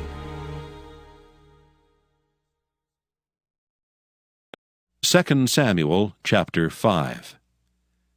Then came all the tribes of Israel to David unto Hebron, and spake, saying, Behold, we are thy bone and thy flesh. Also in time past, when Saul was king over us, thou wast he that leddest out and broughtest in Israel. And the Lord said to thee, Thou shalt feed my people Israel, and thou shalt be a captain over Israel. So all the elders of Israel came to the king to Hebron, and King David made a league with them in Hebron before the Lord, and they anointed David king over Israel. David was 30 years old when he began to reign, and he reigned 40 years. In Hebron he reigned over Judah 7 years and 6 months, and in Jerusalem he reigned 33 years over all Israel and Judah. And the king and his men went to Jerusalem unto the Jebusites, the inhabitants of the land, which spake unto David, saying, Except thou take away the blind and the lame, thou shalt not come in hither. Thinking, David cannot come in hither. Nevertheless, David took the stronghold of Zion, the same is the city of David. And David said on that day, Whosoever getteth up to the gutter and smiteth the Jebusites, and the lame and the blind that are hated of David's soul, he shall be chief and captain. Wherefore they said, The blind and the lame shall not come into the house. So David dwelt in the fort, and called it the city of David. And David built round about from Millo and inward. And David went on and grew great, and the Lord God of hosts was with him. And Hiram king of Tyre sent messengers to David, and cedar trees, and carpenters, and masons, and they built David an house. And David perceived that the Lord had established him king over Israel, and that he had exalted his kingdom for his people Israel's sake. And David took him more concubines and wives out of Jerusalem after he was come from Hebron. And there were yet sons and daughters born to David. And these be the names of those that were born unto him in Jerusalem: Shemua, and Shobab, and Nathan, and Solomon. Ibhar also, and Elishua, and Nepheg, and Japhiah, and Elishama, and Eliada, and Eliphalet. But when the Philistines heard that they had anointed David king over Israel, all the Philistines came up to seek David, and David heard of it and went down to the hold. The Philistines also came and spread themselves in the valley of Rephaim. And David inquired of the Lord, saying, Shall I go up to the Philistines? Wilt thou deliver them into mine hand? And the Lord said unto David, Go up, for I will doubtless deliver the Philistines into thine hand. And David came to Baal Perazim, and David smote them there, and said, The Lord hath broken forth upon mine enemies before me, as the breach of waters.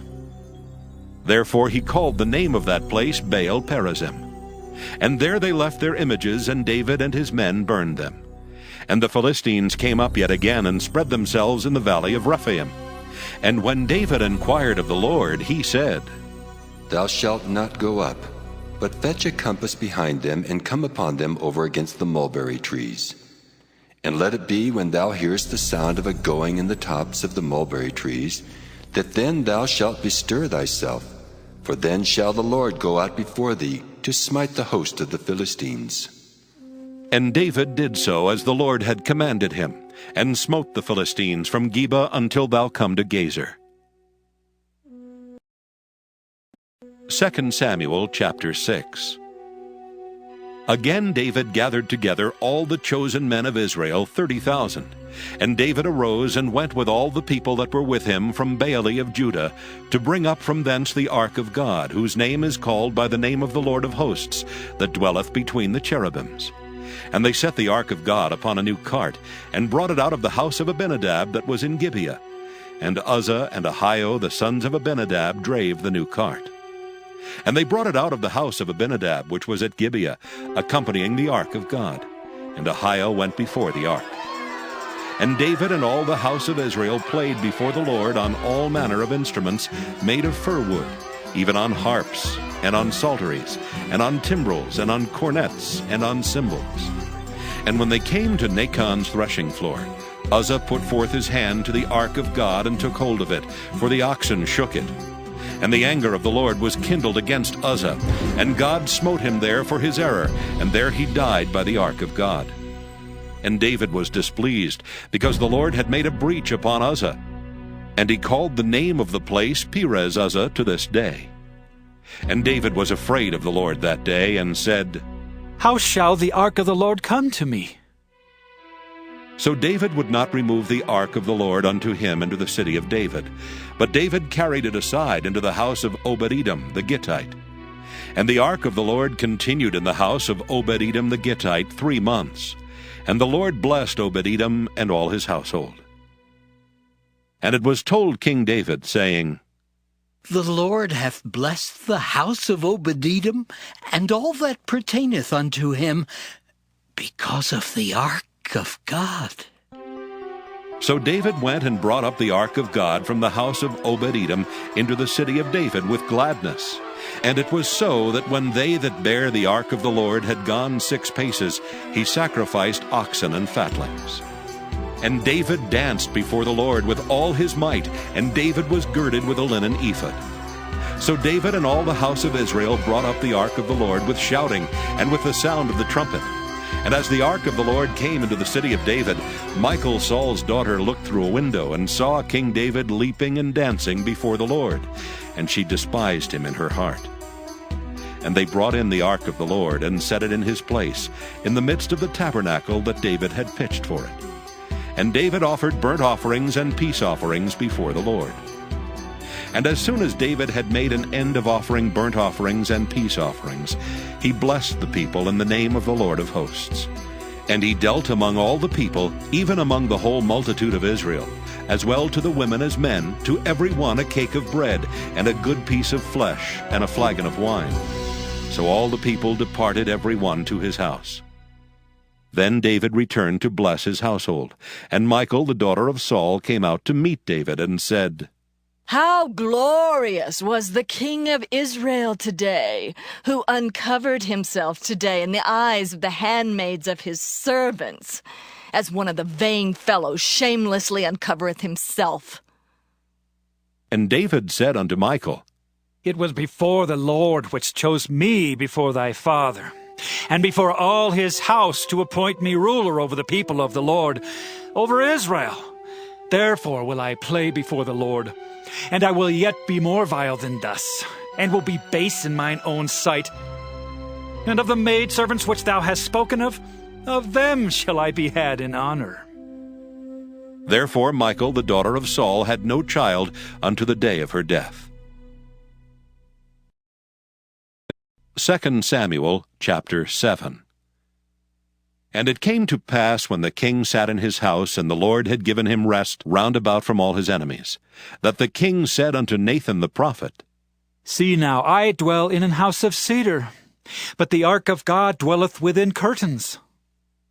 And Nathan said to the king, Go, do all that is in thine heart, for the Lord is with thee. And it came to pass that night that the word of the Lord came unto Nathan, saying, Go and tell my servant David, Thus saith the Lord, Shalt thou build me an house for me to dwell in? Whereas I have not dwelt in any house since the time that I brought up the children of Israel out of Egypt, even to this day, but have walked in a tent and in a tabernacle.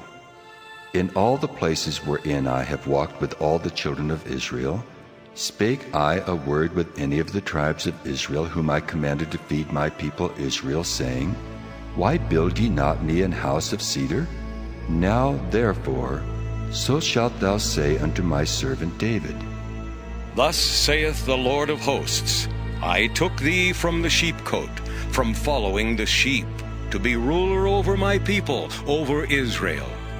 And I was with thee whithersoever thou wentest, and have cut off all thine enemies out of thy sight, and have made thee a great name, like unto the name of the great men that are in the earth. Moreover, I will appoint a place for my people Israel, and will plant them, that they may dwell in a place of their own, and move no more. Neither shall the children of wickedness afflict them any more, as beforetime. And as since the time that I commanded judges to be over my people Israel, and have caused thee to rest from all thine enemies. Also the Lord telleth thee that he will make thee an house.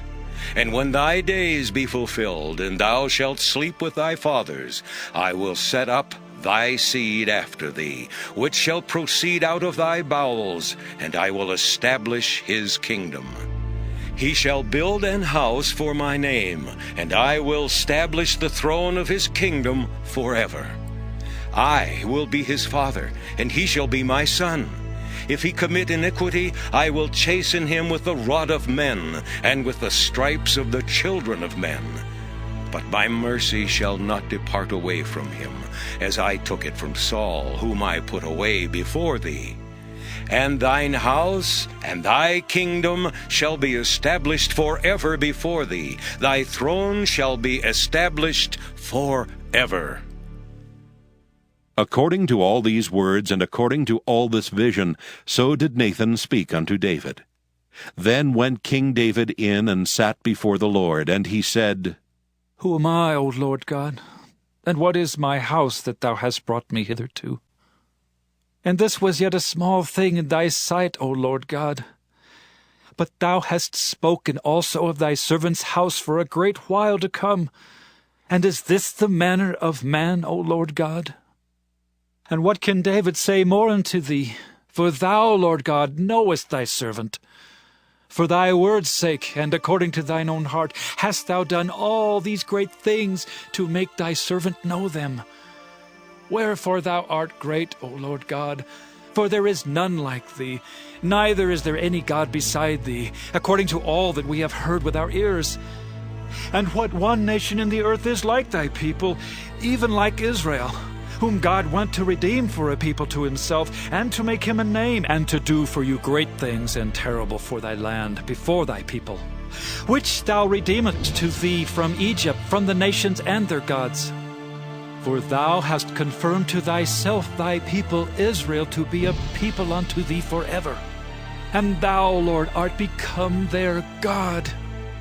And now, O Lord God, the word that thou hast spoken concerning thy servant, and concerning his house, establish it forever, and do as thou hast said. And let thy name be magnified forever, saying, The Lord of hosts is the God over Israel. And let the house of thy servant David be established before thee. For thou, O Lord of hosts, God of Israel, hast revealed to thy servant, saying, I will build thee an house. Therefore hath thy servant found in his heart to pray this prayer unto thee. And now, O Lord God, thou art that God, and thy words be true, and thou hast promised this goodness unto thy servant. Therefore, now let it please thee to bless the house of thy servant, that it may continue forever before thee. For thou, O Lord God, hast spoken it. And with thy blessing let the house of thy servant be blessed forever. 2 Samuel, chapter 8. And after this it came to pass that David smote the Philistines and subdued them. And David took Metheg-ammah out of the hand of the Philistines. And he smote Moab, and measured them with a line, casting them down to the ground. Even with 2 lines measured he to put to death, and with 1 full line to keep alive. And so the Moabites became David's servants, and brought gifts. David smote also Hadadezer the son of Rehob, king of Zobah, as he went to recover his border at the river Euphrates. And David took from him 1,000 chariots, and 700 horsemen, and 20,000 footmen. And David hacked all the chariot horses, but reserved of them for 100 chariots. And when the Syrians of Damascus came to succor Hadad-ezer, king of Zobah, David slew of the Syrians 22,000 men. Then David put garrisons in Syria of Damascus, and the Syrians became servants to David and brought gifts. And the Lord preserved David whithersoever he went. And David took the shields of gold that were on the servants of Hadad-ezer, and brought them to Jerusalem. And from Beta and from Berothai, cities of Hadad-ezer, King David took exceeding much brass. When Toi, king of Hamath, heard that David had smitten all the host of Hadad-ezer, then Toi sent Joram his son unto King David, to salute him and to bless him, because he had fought against Hadad-ezer and smitten him. For Hadad-ezer had wars with Toi. And Joram brought with him vessels of silver and vessels of gold and vessels of brass, which also King David did dedicate unto the Lord, which the silver and gold that he had dedicated of all nations which he subdued, of Syria and of Moab, and of the children of Ammon, and of the Philistines, and of Amalek, and of the spoil of Hadad-ezer, son of Rehob, king of Zobah. And David gat him a name when he returned from smiting of the Syrians in the valley of Salt, being 18,000 men. And he put garrisons in Edom, throughout all Edom put he garrisons, and all they of Edom became David's servants. And the Lord preserved David whithersoever he went. And David reigned over all Israel, and David executed judgment and justice unto all his people. And Joab the son of Zeruiah was over the host, and Jehoshaphat the son of Ahilud was recorder, and Zadok the son of Ahitub, and Ahimelech the son of Abiathar were the priests, and Seraiah was the scribe. And Benaiah the son of Jehoiada was over both the Kerethites and the Pelethites, and David's sons were chief rulers. 2 Samuel chapter 9. And David said, Is there yet any that is left of the house of Saul, that I may show him kindness for Jonathan's sake? And there was of the house of Saul a servant whose name was Ziba. And when they had called him unto David, the king said unto him, Art thou Ziba? And he said, Thy servant is he. And the king said, Is there not yet any of the house of Saul, that I may show the kindness of God unto him? And Ziba said unto the king, Jonathan hath yet a son, which is lame on his feet. And the king said unto him, Where is he? And Ziba said unto the king, Behold, he is in the house of Machir, the son of Amiel in Lodebar. Then King David sent and fetched him out of the house of Machir, the son of Amiel, from Lodebar. Now when Mephibosheth, the son of Jonathan, the son of Saul, was come unto David, he fell on his face and did reverence. And David said, Mephibosheth? And he answered, Behold, thy servant. And David said unto him, Fear not, for I will surely show thee kindness for Jonathan thy father's sake, and will restore thee all the land of Saul thy father, and thou shalt eat bread at my table continually. And he bowed himself and said, What is thy servant, that thou shouldest look upon such a dead dog as I am? Then the king called to Ziba Saul's servant, and said unto him, I have given unto thy master's son all that pertained to Saul and to all his house. Thou therefore, and thy sons, and thy servants shall till the land for him, and thou shalt bring in the fruits, that thy master's son may have food to eat. But Mephibosheth, thy master's son, shall eat bread always at my table. Now Ziba had 15 sons and 20 servants. Then said Ziba unto the king, According to all that my lord the king hath commanded his servant, so shall thy servant do. As for Mephibosheth, said the king, he shall eat at my table, as one of the king's sons. And Mephibosheth had a young son, whose name was Micah, and all that dwelt in the house of Ziba were servants unto Mephibosheth. So Mephibosheth dwelt in Jerusalem, for he did eat continually at the king's table, and was lame on both his feet. 2 Samuel chapter 10. And it came to pass after this that the king of the children of Ammon died, and Hanun his son reigned in his stead. Then said David, I will show kindness unto Hanun the son of Nahash, as his father showed kindness unto me. And David sent to comfort him by the hand of his servants for his father. And David's servants came into the land of the children of Ammon. And the princes of the children of Ammon said unto Hanun their lord, Thinkest thou that David doth honor thy father, that he hath sent comforters unto thee? Hath not David rather sent his servants unto thee, to search the city, and to spy it out, and to overthrow it? Wherefore Hanun took David's servants, and shaved off the one half of their beards, and cut off their garments in the middle, even to their buttocks, and sent them away. When they told it unto David, he sent to meet them, because the men were greatly ashamed. And the king said, Tarry at Jericho until your beards be grown, and then return. And when the children of Ammon saw that they stank before David, the children of Ammon sent and hired the Syrians of Beth-rehob, and the Syrians of Zobah, 20,000 footmen, and of King Maacah 1,000 men, and of Ishtob 12,000 men. And when David heard of it, he sent Joab and all the host of the mighty men. And the children of Ammon came out, and put the battle in array at the entering in of the gate. And the Syrians of Zobah and of Rehob and Ishtob and Maacah were by themselves in the field. When Joab saw that the front of the battle was against him before and behind, he chose of all the choice men of Israel, and put them in array against the Syrians. And the rest of the people he delivered into the hand of Abishai his brother, that he might put them in array against the children of Ammon. And he said, If the Syrians be too strong for me, then thou shalt help me. But if the children of Ammon be too strong for thee, then I will come and help thee. Be of good courage, and let us play the men for our people and for the cities of our God, and the Lord do that which seemeth him good. And Joab drew nigh, and the people that were with him, unto the battle against the Syrians, and they fled before him. And when the children of Ammon saw that the Syrians were fled, then fled they also before Abishai, and entered into the city. So Joab returned from the children of Ammon, and came to Jerusalem. And when the Syrians saw that they were smitten before Israel, they gathered themselves together. And Hadarezer sent and brought out the Syrians that were beyond the river. And they came to Helam, and Shobach, the captain of the host of Hadarezer, went before them. And when it was told David, he gathered all Israel together, and passed over Jordan, and came to Helam. And the Syrians set themselves in array against David, and fought with him.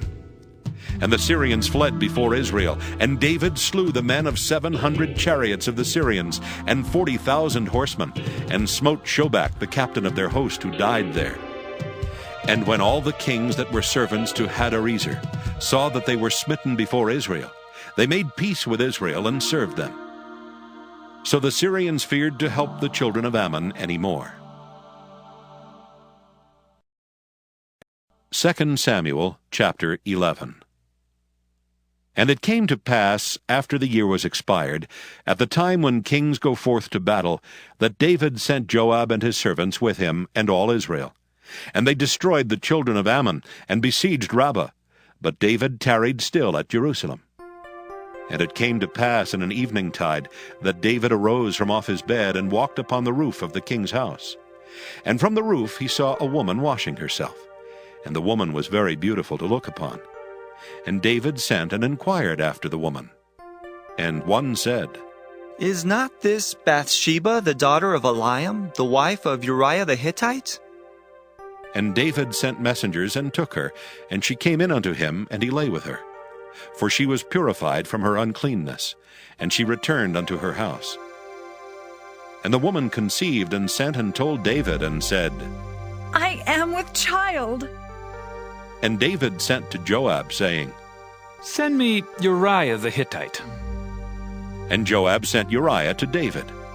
And when Uriah was come unto him, David demanded of him how Joab did, and how the people did, and how the war prospered. And David said to Uriah, Go down to thy house, and wash thy feet. And Uriah departed out of the king's house, and there followed him a mess of meat from the king. But Uriah slept at the door of the king's house, with all the servants of his lord, and went not down to his house. And when they had told David, saying, Uriah went not down unto his house, David said unto Uriah, Camest thou not from thy journey? Why then didst thou not go down unto thine house? And Uriah said unto David, The ark and Israel and Judah abide in tents, and my lord Joab and the servants of my lord are encamped in the open fields. Shall I then go into mine house to eat and to drink and to lie with my wife? As thou livest, and as thy soul liveth, I will not do this thing. And David said to Uriah, Tarry here today also, and tomorrow I will let thee depart. So Uriah abode in Jerusalem that day and the morrow. And when David had called him, he did eat and drink before him, and he made him drunk. And at even he went out to lie on his bed with the servants of his lord, but went not down to his house. And it came to pass in the morning that David wrote a letter to Joab, and sent it by the hand of Uriah. And he wrote in the letter, saying, Set ye Uriah in the forefront of the hottest battle, and retire ye from him, that he may be smitten and die. And it came to pass, when Joab observed the city, that he assigned Uriah unto a place where he knew that valiant men were. And the men of the city went out and fought with Joab, and there fell some of the people of the servants of David, and Uriah the Hittite died also. Then Joab sent and told David all the things concerning the war, and charged the messenger, saying, When thou hast made an end of telling the matters of the war unto the king, and if so be that the king's wrath arise, and he say unto thee, Wherefore approached ye so nigh unto the city when ye did fight? Knew ye not that they would shoot from the wall? Who smote Abimelech, the son of Jerubasheth? Did not a woman cast a piece of a millstone upon him from the wall, that he died in Thebez? Why went ye nigh the wall? Then say thou, Thy servant Uriah the Hittite is dead also. So the messenger went, and came and showed David all that Joab had sent him for. And the messenger said unto David, Surely the men prevailed against us, and came out unto us into the field, and we were upon them, even unto the entering of the gate. And the shooters shot from off the wall upon thy servants, and some of the king's servants be dead. And thy servant Uriah the Hittite is dead also. Then David said unto the messenger, Thus shalt thou say unto Joab, Let not this thing displease thee, for the sword devoureth one as well as another. Make thy battle more strong against the city, and overthrow it, and encourage thou him. And when the wife of Uriah heard that Uriah her husband was dead, she mourned for her husband. And when the mourning was past, David sent and fetched her to his house, and she became his wife, and bare him a son. But the thing that David had done displeased the Lord. 2 Samuel chapter 12. And the Lord sent Nathan unto David, and he came unto him, and said unto him, There were 2 men in one city, the one rich, and the other poor. The rich man had exceeding many flocks and herds. But the poor man had nothing, save one little ewe lamb, which he had brought and nourished up. And it grew up together with him, and with his children. It did eat of his own meat, and drank of his own cup, and lay in his bosom, and was unto him as a daughter. And there came a traveler unto the rich man, and he spared to take of his own flock and of his own herd, to dress for the wayfaring man that was come unto him, but took the poor man's lamb, and dressed it for the man that was come to him. And David's anger was greatly kindled against the man, and he said to Nathan, As the Lord liveth, the man that hath done this thing shall surely die. And he shall restore the lamb fourfold, because he did this thing, and because he had no pity. And Nathan said to David, Thou art the man. Thus saith the Lord God of Israel, I anointed thee king over Israel, and I delivered thee out of the hand of Saul. And I gave thee thy master's house, and thy master's wives into thy bosom, and gave thee the house of Israel and of Judah. And if that had been too little, I would moreover have given unto thee such and such things. Wherefore hast thou despised the commandment of the Lord to do evil in his sight? Thou hast killed Uriah the Hittite with the sword, and hast taken his wife to be thy wife, and hast slain him with the sword of the children of Ammon. Now therefore the sword shall never depart from thine house, because thou hast despised me, and hast taken the wife of Uriah the Hittite to be thy wife. Thus saith the Lord, Behold, I will raise up evil against thee out of thine own house, and I will take thy wives before thine eyes, and give them unto thy neighbor, and he shall lie with thy wives in the sight of this sun. For thou didst it secretly, but I will do this thing before all Israel, and before the sun. And David said unto Nathan, I have sinned against the Lord. And Nathan said unto David, The Lord also hath put away thy sin. Thou shalt not die. Howbeit, because by this deed thou hast given great occasion to the enemies of the Lord to blaspheme, the child also that is born unto thee shall surely die. And Nathan departed unto his house. And the Lord struck the child that Uriah's wife bare unto David, and it was very sick. David therefore besought God for the child, and David fasted and went in and lay all night upon the earth. And the elders of his house arose and went to him to raise him up from the earth, but he would not, neither did he eat bread with them. And it came to pass on the 7th day that the child died. And the servants of David feared to tell him that the child was dead, for they said, Behold, while the child was yet alive, we spake unto him, and he would not hearken unto our voice. How will he then vex himself if we tell him that the child is dead? But when David saw that his servants whispered, David perceived that the child was dead. Therefore David said unto his servants, Is the child dead? And they said, He is dead. Then David arose from the earth, and washed, and anointed himself, and changed his apparel, and came into the house of the Lord, and worshipped. Then he came to his own house, and when he required, they set bread before him, and he did eat. Then said his servants unto him, What thing is this that thou hast done?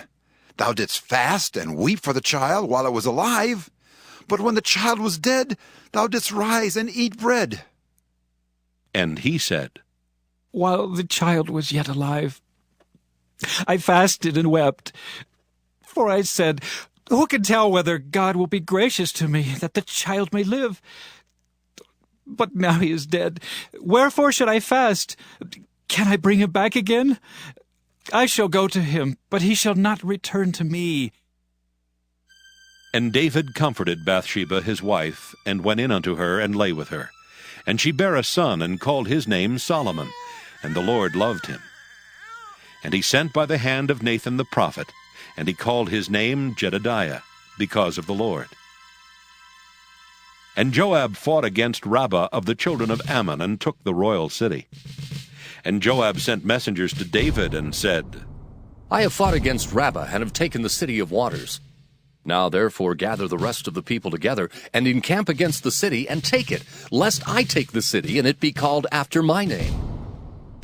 And David gathered all the people together, and went to Rabbah, and fought against it, and took it. And he took their king's crown from off his head, the weight whereof was a talent of gold with the precious stones. And it was set on David's head, and he brought forth the spoil of the city in great abundance. And he brought forth the people that were therein, and put them under saws, and under harrows of iron, and under axes of iron, and made them pass through the brickkiln. And thus did he unto all the cities of the children of Ammon. So David and all the people returned unto Jerusalem. 2 Samuel chapter 13. And it came to pass after this that Absalom the son of David had a fair sister, whose name was Tamar. And Amnon the son of David loved her. And Amnon was so vexed that he fell sick for his sister Tamar, for she was a virgin, and Amnon thought it hard for him to do anything to her. But Amnon had a friend whose name was Jonadab the son of Shimeah, David's brother, And Jonadab was a very subtle man. And he said unto him, Why art thou, being the king's son, lean from day to day? Wilt thou not tell me? And Amnon said unto him, I love Tamar, my brother Absalom's sister. And Jonadab said unto him, Lay thee down on thy bed, and make thyself sick. And when thy father cometh to see thee, say unto him, I pray thee, let my sister Tamar come and give me meat, and dress the meat in my sight, that I may see it, and eat it at her hand. So Amnon lay down and made himself sick. And when the king was come to see him, Amnon said unto the king, I pray thee, let Tamar my sister come and make me a couple of cakes in my sight, that I may eat at her hand. Then David sent home to Tamar, saying, Go now to thy brother Amnon's house, and dress him meat. So Tamar went to her brother Amnon's house, and he was laid down. And she took flour and kneaded it, and made cakes in his sight, and did bake the cakes. And she took a pan and poured them out before him, but he refused to eat. And Amnon said, Have out all the men from me. And they went out every man from him. And Amnon said unto Tamar, Bring the meat into the chamber, that I may eat of thine hand. And Tamar took the cakes which she had made, and brought them into the chamber to Amnon her brother. And when she had brought them unto him to eat, he took hold of her, and said unto her, Come, lie with me, my sister. And she answered him, Nay, my brother, do not force me, for no such thing ought to be done in Israel. Do not thou this folly. And I, whither shall I cause my shame to go? And as for thee, thou shalt be as one of the fools in Israel.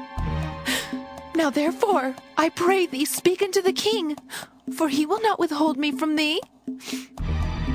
Howbeit he would not hearken unto her voice, but being stronger than she, forced her, and lay with her.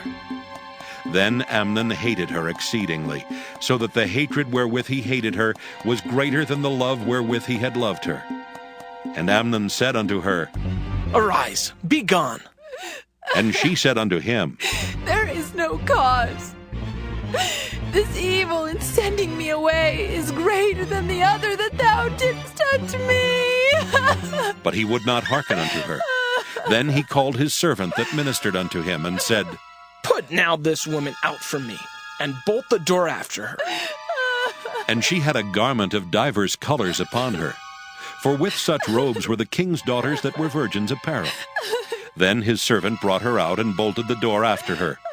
And Tamar put ashes on her head, and rent her garment of divers colors that was on her, and laid her hand on her head, and went on crying. And Absalom her brother said unto her, Hath Amnon thy brother been with thee? But hold now thy peace, my sister. He is thy brother. Regard not this thing.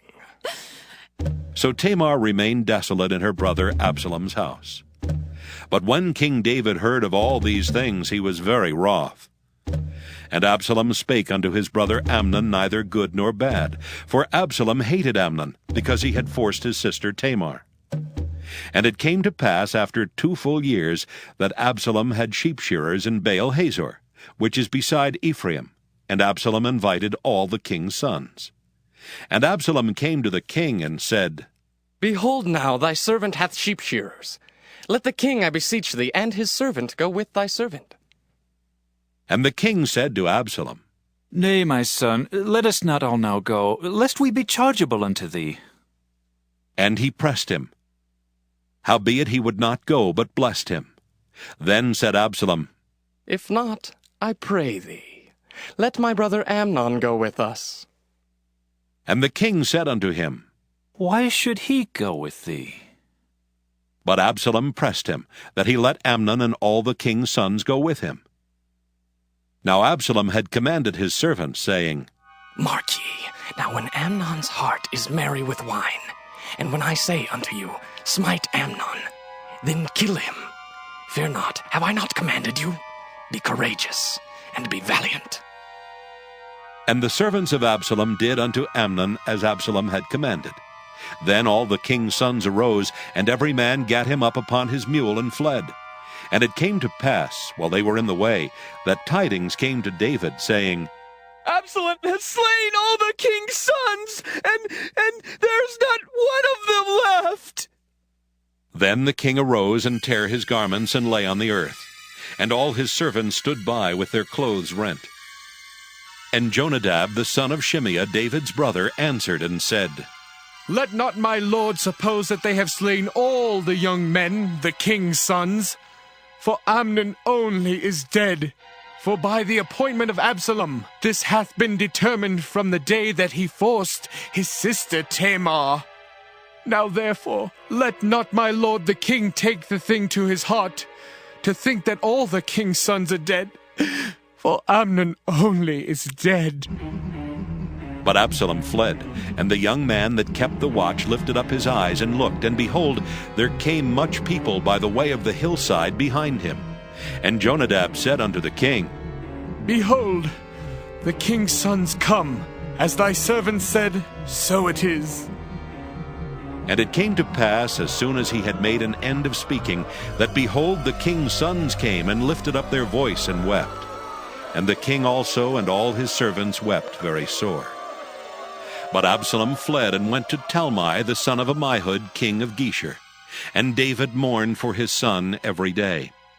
So Absalom fled and went to Geshur, and was there 3 years. And the soul of King David longed to go forth unto Absalom, for he was comforted concerning Amnon, seeing he was dead. 2 Samuel chapter 14. Now Joab the son of Zeruiah perceived that the king's heart was toward Absalom. And Joab sent to Tekoa, and fetched thence a wise woman, and said unto her, I pray thee, feign thyself to be a mourner, and put on now mourning apparel, and anoint not thyself with oil, but be as a woman that had a long time mourned for the dead, and come to the king, and speak on this manner unto him. So Joab put the words in her mouth. And when the woman of Tekoa spake to the king, she fell on her face to the ground, and did obeisance, and said, Help, O king. And the king said unto her, What aileth thee? And she answered, I am indeed a widow woman, and mine husband is dead. And a handmaid had 2 sons, and they 2 strove together in the field, and there was none to part them. But the one smote the other and slew him. And behold, the whole family is risen against thine handmaid. And they said, Deliver him that smote his brother, that we may kill him for the life of his brother whom he slew, and we will destroy the heir also. And so they shall quench my coal which is left, and shall not leave to my husband neither name nor remainder upon the earth. And the king said unto the woman, Go to thine house, and I will give charge concerning thee. And the woman of Tekoa said unto the king, My lord, O king, the iniquity be on me and on my father's house, and the king and his throne be guiltless. And the king said, Whosoever saith aught unto thee, bring him to me, and he shall not touch thee any more. Then said she, I pray thee, let the king remember the Lord thy God, that thou wouldest not suffer the revengers of blood to destroy any more, lest they destroy my son. And he said, As the Lord liveth, there shall not one hair of thy son fall to the earth. Then the woman said, Let thine handmaid, I pray thee, speak one word unto my lord the king. And he said, Say on. And the woman said, Wherefore then hast thou thought such a thing against the people of God? For the king doth speak this thing as one which is faulty, in that the king doth not fetch home again his banished. For we must needs die, and are as water spilt on the ground, which cannot be gathered up again. Neither doth God respect any person, yet doth he devise means that his banished be not expelled from him. Now therefore that I am come to speak of this thing unto my lord the king, It is because the people have made me afraid. And thy handmaid said, I will now speak unto the king. It may be that the king will perform the request of his handmaid. For the king will hear to deliver his handmaid out of the hand of the man that would destroy me and my son together out of the inheritance of God. Then thine handmaid said, The word of my lord the king shall now be comfortable. For as an angel of God, so is my lord the king, to discern good and bad. Therefore the Lord thy God will be with thee. Then the king answered and said unto the woman, Hide not from me, I pray thee, the thing that I shall ask thee. And the woman said, Let my lord the king now speak. And the king said, Is not the hand of Joab with thee in all this? And the woman answered and said, As thy soul liveth, my lord the king, none can turn to the right hand or to the left from aught that my lord the king hath spoken. For thy servant Joab, he bade me, and he put all these words in the mouth of thine handmaid. To fetch about this form of speech hath thy servant Joab done this thing. And my Lord is wise, according to the wisdom of an angel of God, to know all things that are in the earth. And the king said unto Joab, Behold now, I have done this thing. Go therefore, bring the young man Absalom again. And Joab fell to the ground on his face and bowed himself and thanked the king. And Joab said, Today thy servant knoweth that I have found grace in thy sight, my lord, O king, in that the king hath fulfilled the request of his servant. So Joab arose and went to Geshur and brought Absalom to Jerusalem. And the king said, Let him turn to his own house, and let him not see my face. So Absalom returned to his house and saw not the king's face. But in all Israel there was none to be so much praised as Absalom for his beauty. From the sole of his foot even to the crown of his head there was no blemish in him. And when he polled his head, for it was at every year's end that he polled it, because the hair was heavy on him, therefore he polled it. He weighed the hair of his head at 200 shekels after the king's weight. And unto Absalom there were born 3 sons, and 1 daughter, whose name was Tamar. She was a woman of fair countenance. So Absalom dwelt 2 full years in Jerusalem, and saw not the king's face. Therefore Absalom sent for Joab to have sent him to the king, but he would not come to him. And when he sent again the second time, he would not come. Therefore he said unto his servants, See, Joab's field is near mine, and he hath barley there. Go and set it on fire. And Absalom's servants set the field on fire. Then Joab arose and came to Absalom unto his house, and said unto him, Wherefore have thy servants set my field on fire? And Absalom answered Joab, Behold, I sent unto thee, saying, Come hither, that I may send thee to the king to say, Wherefore am I come from Geshur? It had been good for me to have been there still. Now therefore let me see the king's face, and if there be any iniquity in me, let him kill me. So Joab came to the king and told him. And when he had called for Absalom, he came to the king and bowed himself on his face to the ground before the king. And the king kissed Absalom. 2 Samuel chapter 15.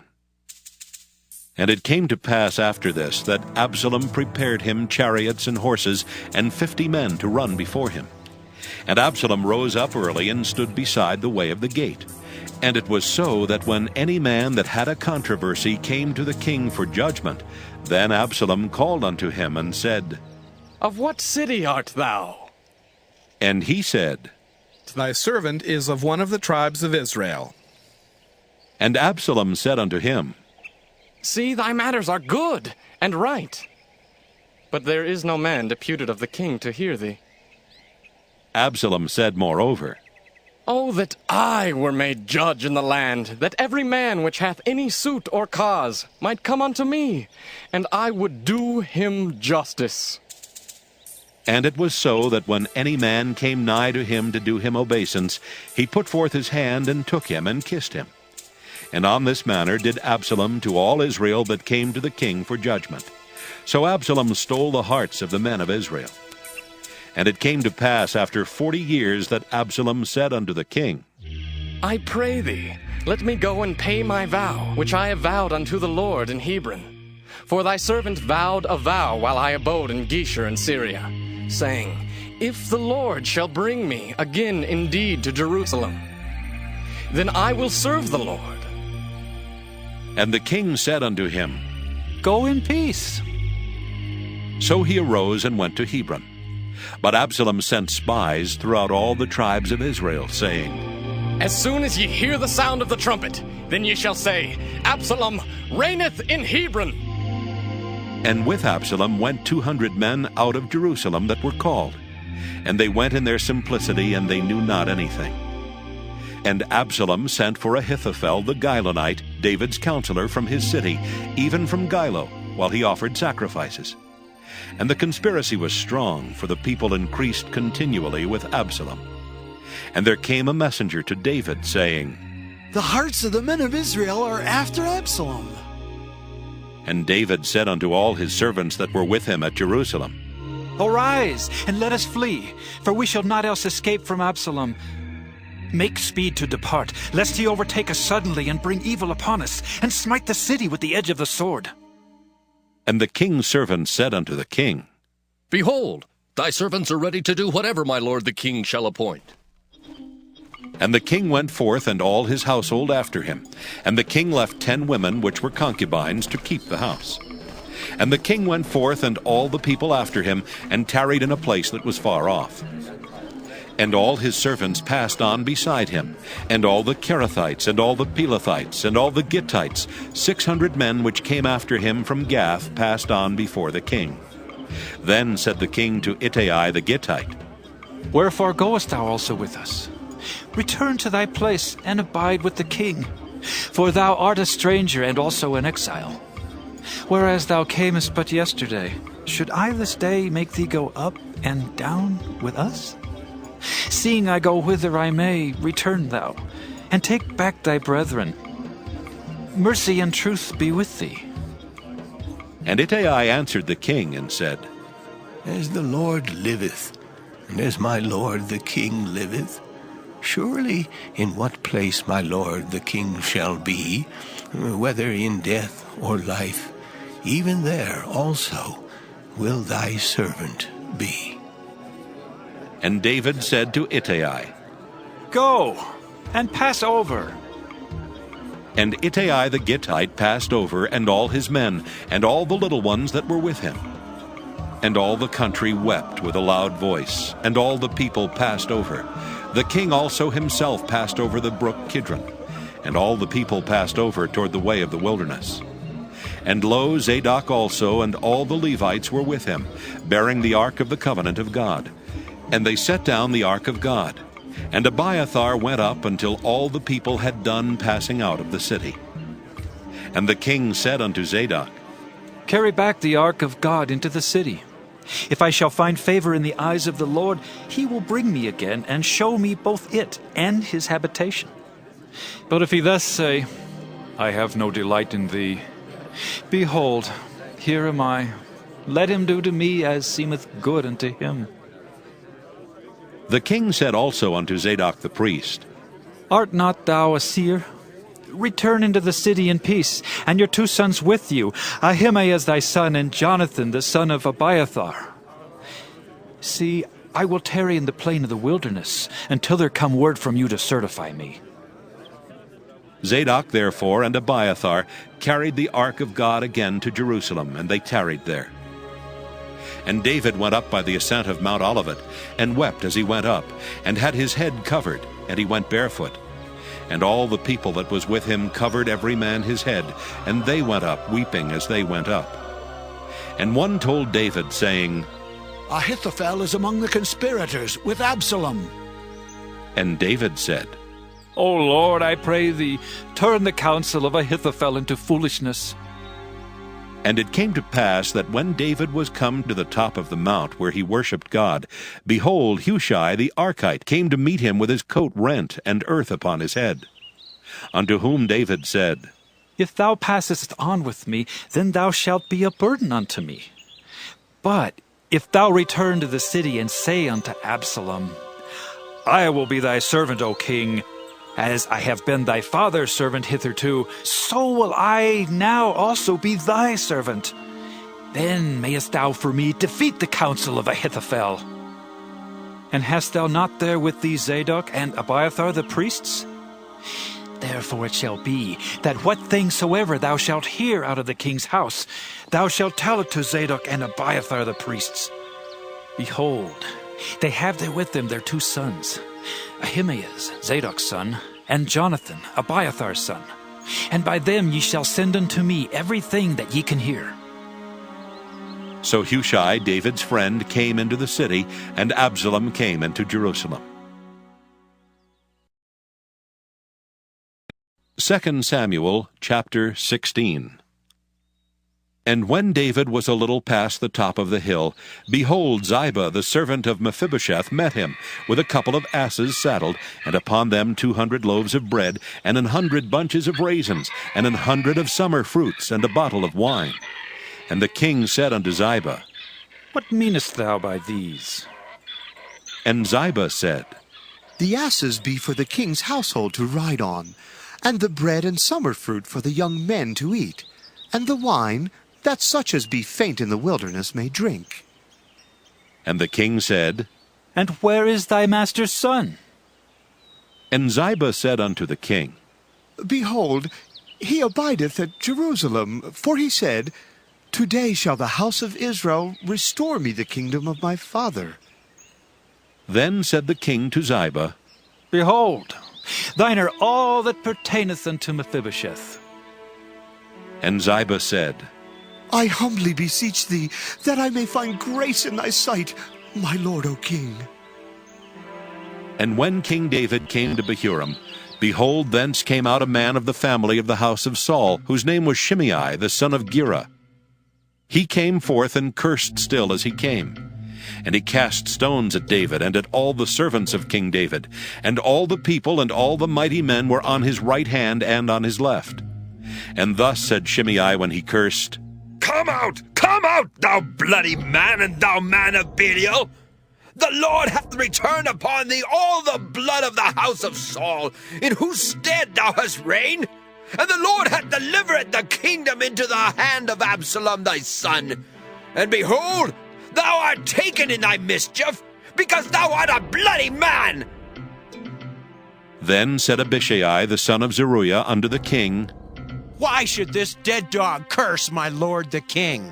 Let me go over, I pray thee, and take off his head. And the king said, What have I to do with you, ye sons of Zeruiah? So let him curse, because the Lord hath said unto him, Curse David. Who shall then say, Wherefore hast thou done so? And David said to Abishai and to all his servants, Behold, my son, which came forth of my bowels, seeketh my life. How much more now may this Benjamite do it? Let him alone, and let him curse, for the Lord hath bidden him. It may be that the Lord will look on mine affliction, and that the Lord will requite me good for his cursing this day. And as David and his men went by the way, Shimei went along on the hill's side over against him, and cursed as he went, and threw stones at him, and cast dust. And the king and all the people that were with him came weary, and refreshed themselves there. And Absalom and all the people of the men of Israel came to Jerusalem, and Ahithophel with him. And it came to pass, when Hushai the Archite, David's friend, was come unto Absalom, that Hushai said unto Absalom, God save the king! God save the king! And Absalom said to Hushai, Is this thy kindness to thy friend? Why wentest thou not with thy friend? And Hushai said unto Absalom, Nay, but whom the Lord and this people and all the men of Israel choose, his will I be, and with him will I abide. And again, whom should I serve? Should I not serve in the presence of his son, as I have served in thy father's presence? So will I be in thy presence. Then said Absalom to Ahithophel, Give counsel among you what we shall do. And Ahithophel said unto Absalom, Go in unto thy father's concubines, which he hath left to keep the house, and all Israel shall hear that thou art abhorred of thy father. Then shall the hands of all that are with thee be strong. So they spread Absalom a tent upon the top of the house, and Absalom went in unto his father's concubines in the sight of all Israel.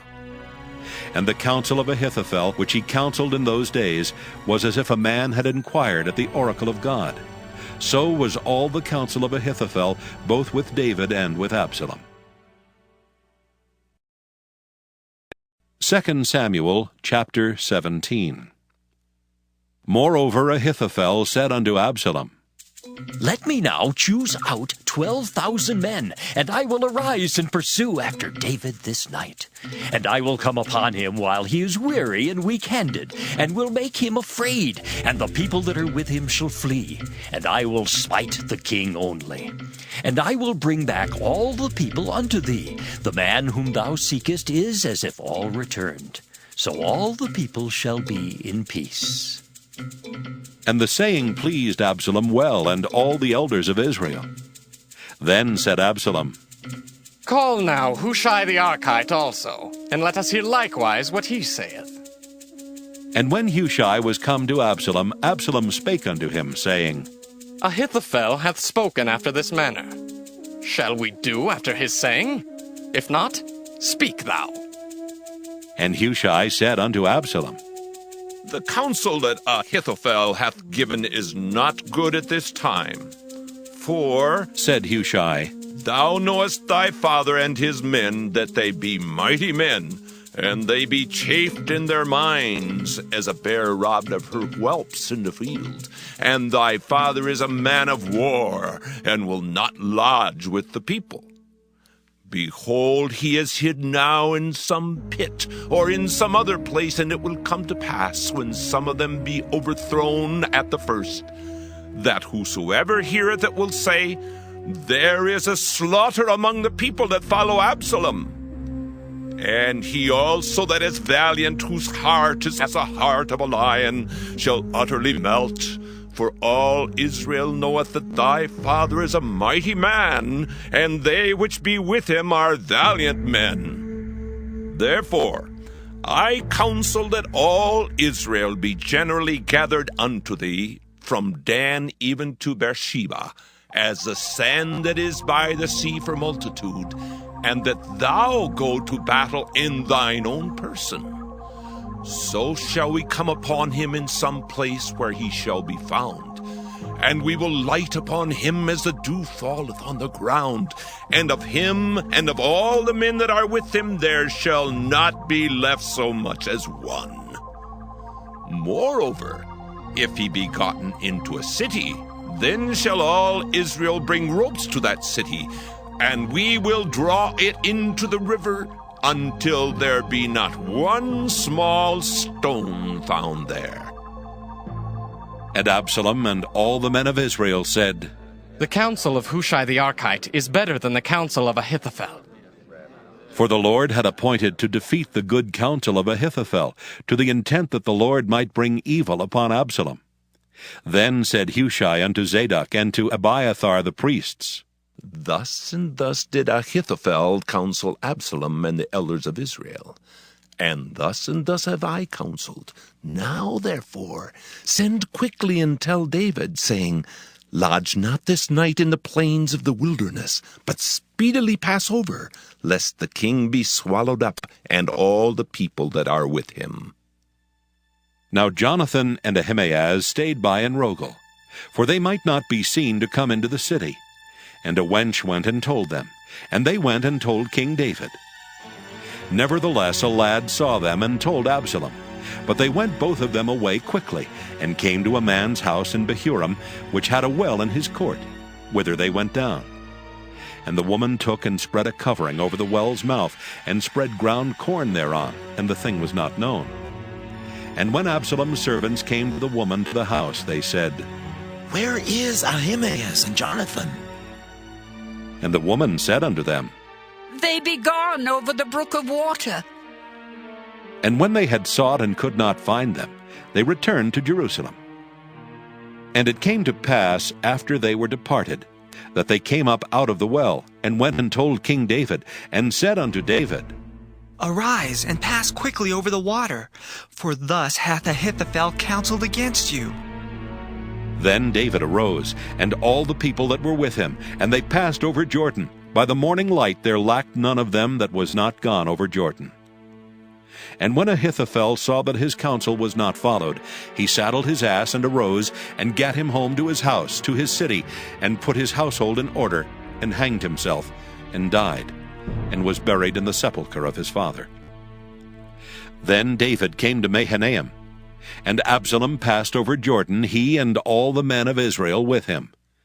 And Absalom made Amasa captain of the host instead of Joab, which Amasa was a man's son, whose name was Ithra, an Israelite, that went in to Abigail, the daughter of Nahash, sister to Zeruiah, Joab's mother.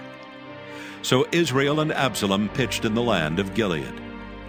And it came to pass, when David was come to Mahanaim, that Shobai the son of Nahash of Rabbah of the children of Ammon, and Machir the son of Ammiel of Lodebar, and Barzillai the Gileadite of Rogelim, brought beds and basins and earthen vessels, and wheat and barley and flour, and parched corn and beans and lentils and parched pulse, and honey and butter and sheep and cheese of kine, for David and for the people that were with him to eat.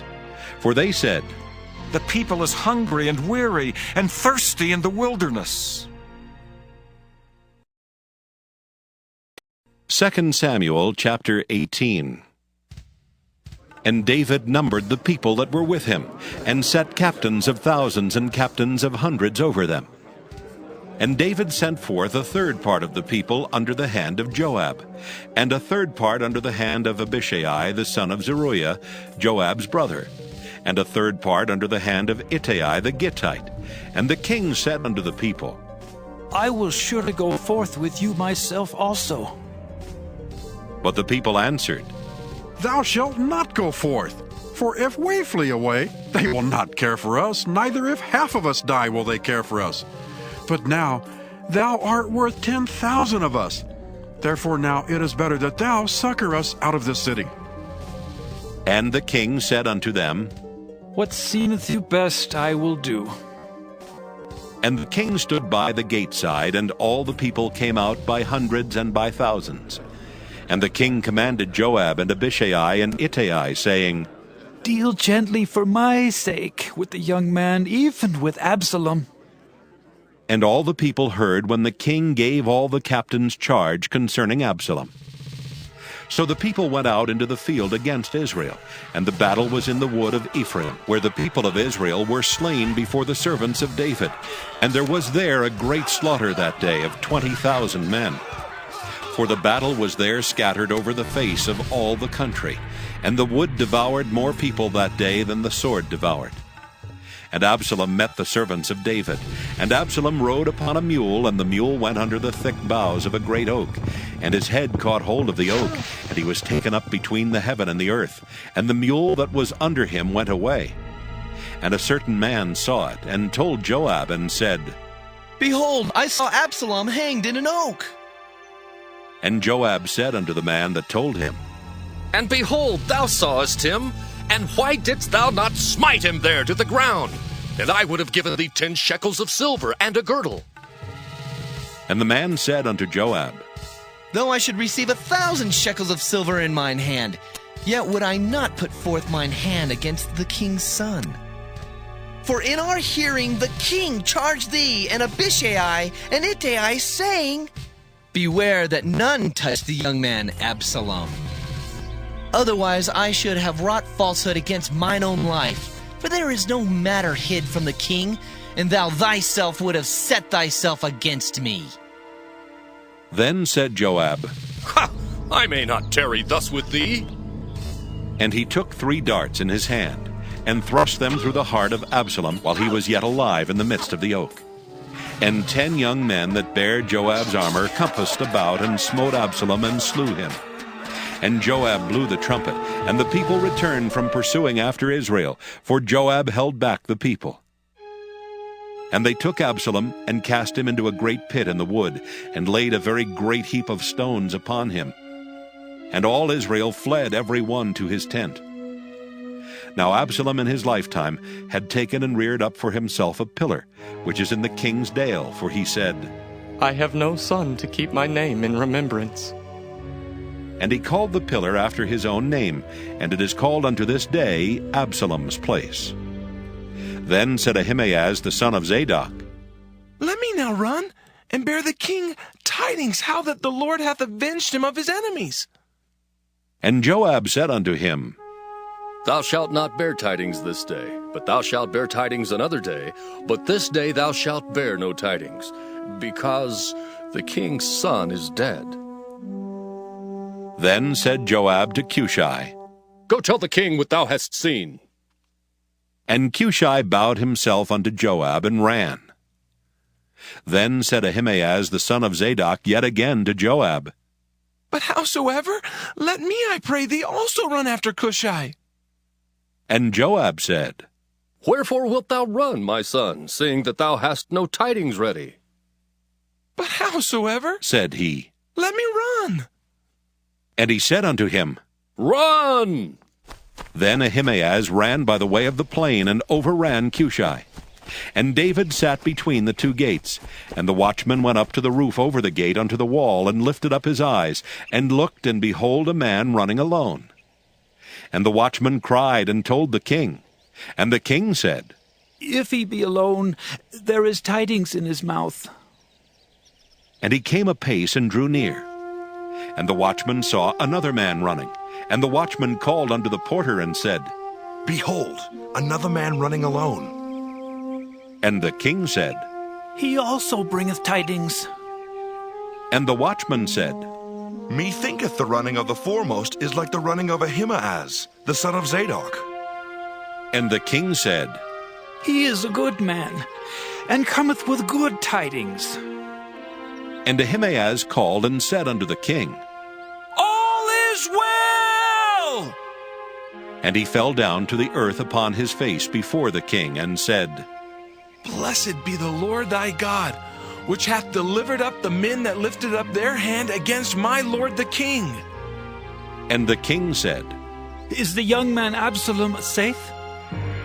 And Ahimaaz answered, When Joab sent the king's servant, and me thy servant, I saw a great tumult, but I knew not what it was. And the king said unto him, Turn aside, and stand here. And he turned aside and stood still. And behold, Cushai came, and Cushai said, Tidings, my lord the king, for the Lord has avenged thee this day of all them that rose up against thee. And the king said unto Cushai, Is the young man Absalom safe? And Cushai answered, The enemies of my lord the king, and all that rise against thee to do thee hurt, be as that young man is.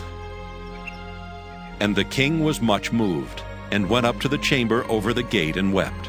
And as he went, thus he said, Oh, my son Absalom, my son Absalom! Oh, would God I had died for thee! Oh, Absalom, my son, my son!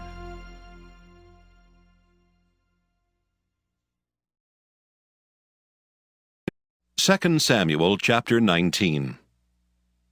And it was told Joab, Behold, the king weepeth and mourneth for Absalom. And the victory that day was turned into mourning unto all the people. For the people heard say that day how the king was grieved for his son. And the people gat them by stealth that day into the city, as people being ashamed steal away when they flee in battle. But the king covered his face, and the king cried with a loud voice, Oh, my son Absalom! Oh, Absalom, my son, my son! And Joab came into the house to the king and said, Thou hast shamed this day the faces of all thy servants, which this day hast saved thy life. and the lives of thy sons and of thy daughters, and the lives of thy wives, and the lives of thy concubines, in that thou lovest thine enemies, and hatest thy friends. For thou hast declared this day that thou regardest neither princes nor servants. For this day I perceive that if Absalom had lived, and all we had died this day, then it had pleased thee well. Now therefore arise, go forth, and speak comfortably unto thy servants. For I swear by the Lord, if thou go not forth, there will not tarry one with thee this night, and that will be worse unto thee than all the evil that befell thee from thy youth until now. Then the king arose and sat in the gate, and they told unto all the people, saying, Behold, the king doth sit in the gate. And all the people came before the king, for Israel had fled every man to his tent. And all the people were at strife throughout all the tribes of Israel, saying, The king saved us out of the hand of our enemies, and he delivered us out of the hand of the Philistines. And now he is fled out of the land for Absalom. And Absalom, whom we anointed over us, is dead in battle. Now therefore, why speak ye not a word of bringing the king back? And King David sent to Zadok and to Abiathar the priest, saying, Speak unto the elders of Judah, saying, Why are ye the last to bring the king back to his house? Seeing the speech of all Israel is come to the king, even to his house. Ye are my brethren, ye are my bones and my flesh. Wherefore then are ye the last to bring back the king? And say ye to Amasa, Art thou not of my bone and of my flesh? God do so to me, and more also, if thou be not captain of the host before me continually in the room of Joab. And he bowed the heart of all the men of Judah, even as the heart of one man, so that they sent this word unto the king, Return thou, and all thy servants. So the king returned and came to Jordan, and Judah came to Gilgal to go to meet the king, to conduct the king over Jordan. And Shimei the son of Gera, a Benjamite, which was of Bahurim, hasted and came down with the men of Judah to meet King David. And there were 1,000 men of Benjamin with him, and Ziba the servant of the house of Saul, and his 15 sons and his 20 servants with him. And they went over Jordan before the king. And there went over a ferry boat to carry over the king's household, and to do what he thought good. And Shimei the son of Gera fell down before the king as he was come over Jordan, and said unto the king, Let not my lord impute iniquity unto me, neither do thou remember that which thy servant did perversely the day that my lord the king went out of Jerusalem, that the king should take it to his heart. For thy servant doth know that I have sinned. Therefore, behold, I am come the first this day of all the house of Joseph, to go down to meet my lord the king. But Abishai the son of Zeruiah answered and said, Shall not Shimei be put to death for this? Because he cursed the Lord's anointed. And David said, What have I to do with you, ye sons of Zeruiah, that ye should this day be adversaries unto me? Shall there any man be put to death this day in Israel? For do not I know that I am this day king over Israel? Therefore the king said unto Shimei, Thou shalt not die. And the king sware unto him. And Mephibosheth the son of Saul came down to meet the king, and had neither dressed his feet, nor trimmed his beard, nor washed his clothes, from the day the king departed until the day he came again in peace. And it came to pass, when he was come to Jerusalem to meet the king, that the king said unto him, Wherefore wentest not thou with me, Mephibosheth? And he answered, My lord, O king, my servant deceived me. For thy servant said, I will saddle me an ass, that I may ride thereon, and go to the king, because thy servant is lame. And he hath slandered thy servant unto my lord the king. But my lord the king is as an angel of God. Do therefore what is good in thine eyes. For all of my father's house were but dead men before my lord the king.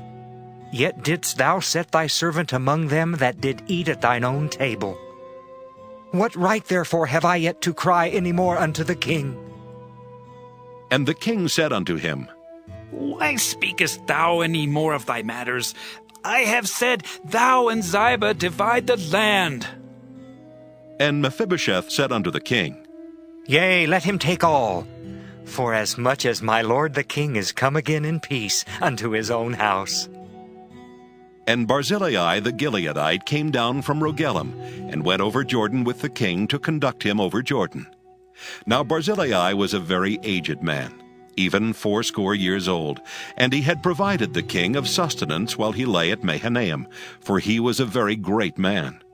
And the king said unto Barzillai, Come thou over with me, and I will feed thee with me in Jerusalem.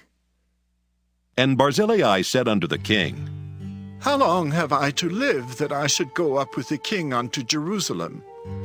I am this day 80 years old. And can I discern between good and evil? Can thy servant taste what I eat or what I drink? Can I hear any more the voice of singing men and singing women? Wherefore then should thy servant be yet a burden unto my lord the king? Thy servant will go a little way over Jordan with the king, and why should the king recompense it me with such a reward?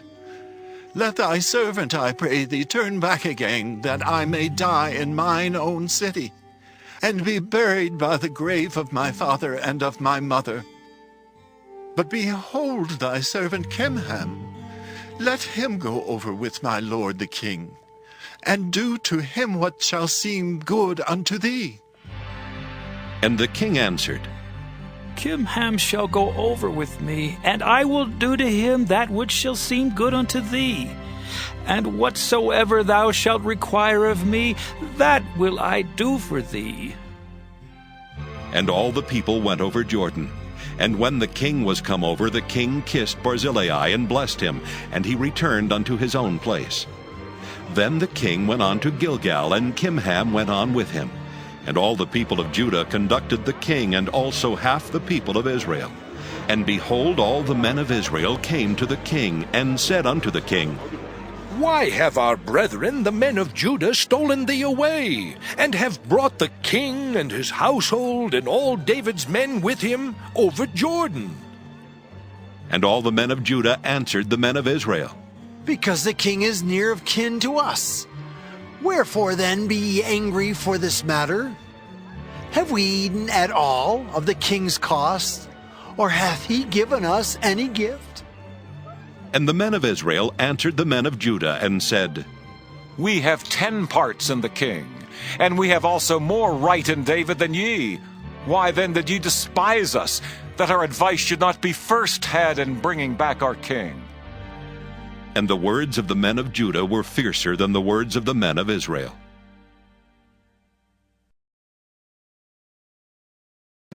2 Samuel chapter 20. And there happened to be there a man of Belial, whose name was Sheba, the son of Bichri, a Benjamite. And he blew a trumpet and said, We have no part in David, neither have we inheritance in the son of Jesse. Every man to his tents, O Israel! So every man of Israel went up from after David, and followed Sheba the son of Bichri. But the men of Judah clave unto their king, from Jordan even to Jerusalem. And David came to his house at Jerusalem, and the king took the 10 women his concubines, whom he had left to keep the house, and put them in ward, and fed them, but went not in unto them. So they were shut up unto the day of their death, living in widowhood. Then said the king to Amasa, Assemble me the men of Judah within 3 days, and be thou here present. So Amasa went to assemble the men of Judah, but he tarried longer than the set time which he had appointed him. And David said to Abishai, Now shall Sheba the son of Bichri do us more harm than did Absalom. Take thou thy Lord's servants, and pursue after him, lest he get him fenced cities, and escape us. And there went out after him Joab's men, and the Kerethites, and the Pelethites, and all the mighty men. And they went out of Jerusalem to pursue after Sheba the son of Bichri. When they were at the great stone which is in Gibeon, Amasa went before them. And Joab's garment that he had put on was girded unto him, and upon it a girdle with a sword fastened upon his loins in the sheath thereof. And as he went forth it fell out. And Joab said to Amasa, Art thou in health, my brother? And Joab took Amasa by the beard with the right hand to kiss him. But Amasa took no heed to the sword that was in Joab's hand. So he smote him therewith in the 5th rib, and shed out his bowels to the ground, and struck him not again, and he died. So Joab and Abishai his brother pursued after Sheba the son of Bichri. And one of Joab's men stood by him and said, He that favoreth Joab, and he that is for David, let him go after Joab! And Amasa wallowed in blood in the midst of the highway. And when the man saw that all the people stood still, he removed Amasa out of the highway into the field, and cast a cloth upon him, when he saw that every one that came by him stood still. When he was removed out of the highway, all the people went on after Joab to pursue after Sheba the son of Bichri. And he went through all the tribes of Israel unto Abel, and to Bethmaachah, and all the Berites. And they were gathered together, and went also after him. And they came and besieged him in Abel of Bethmaachah, and they cast up a bank against the city, and it stood in the trench. And all the people that were with Joab battered the wall to throw it down. Then cried a wise woman out of the city, Hear, hear, say, I pray you, unto Joab. Come near hither, that I may speak with thee. And when he was come near unto her, the woman said, Art thou Joab? And he answered, I am he. Then she said unto him, Hear the words of thine handmaid. And he answered, I do hear. Then she spake, saying, They were wont to speak in old times, saying, They shall surely ask counsel at Abel. And so they ended the matter. I am one of them that are peaceable and faithful in Israel. Thou seekest to destroy a city and a mother in Israel? Why wilt thou swallow up the inheritance of the Lord? And Joab answered and said, Far be it from me that I should swallow up or destroy. The matter is not so. But a man of Mount Ephraim, Sheba the son of Bichri by name, hath lifted up his hand against the king, even against David. Deliver him only, and I will depart from the city. And the woman said unto Joab, Behold, his head shall be thrown to thee over the wall. Then the woman went unto all the people in her wisdom, and they cut off the head of Sheba the son of Bichri, and cast it out to Joab. And he blew a trumpet, and they retired from the city, every man to his tent. And Joab returned to Jerusalem unto the king. Now Joab was over all the host of Israel, and Benaiah the son of Jehoiada was over the Kerethites and over the Pelethites. And Adoram was over the tribute, and Jehoshaphat the son of Ahilud was recorder. And Sheva was scribe, and Zadok and Abiathar were the priests. And Ira also the Jairite was a chief ruler about David. 2 Samuel chapter 21. Then there was a famine in the days of David 3 years, year after year. And David inquired of the Lord. And the Lord answered, It is for Saul and for his bloody house, because he slew the Gibeonites. And the king called the Gibeonites, and said unto them, Now the Gibeonites were not of the children of Israel, but of the remnant of the Amorites, and the children of Israel had sworn unto them. And Saul sought to slay them in his zeal to the children of Israel and Judah. Wherefore David said unto the Gibeonites, What shall I do for you?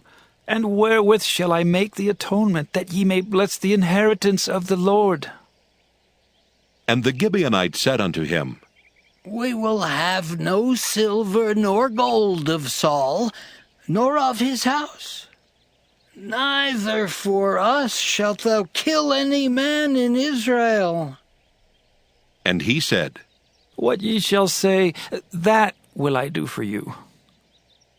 And they answered the king, The man that consumed us, and that devised against us that we should be destroyed from remaining in any of the coasts of Israel, let 7 men of his sons be delivered unto us, and we will hang them up unto the Lord in Gibeah of Saul, whom the Lord did choose.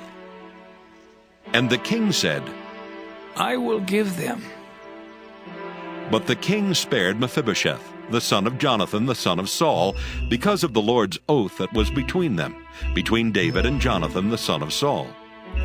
But the king took the 2 sons of Rizpah, the daughter of Aiah, whom she bare unto Saul, Armoni and Mephibosheth, and the 5 sons of Michal, the daughter of Saul, whom she brought up for Adriel, the son of Barzillai, the Maholathite.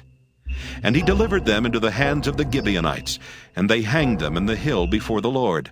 And they fell all 7 together, and were put to death in the days of harvest, in the first days, in the beginning of barley harvest.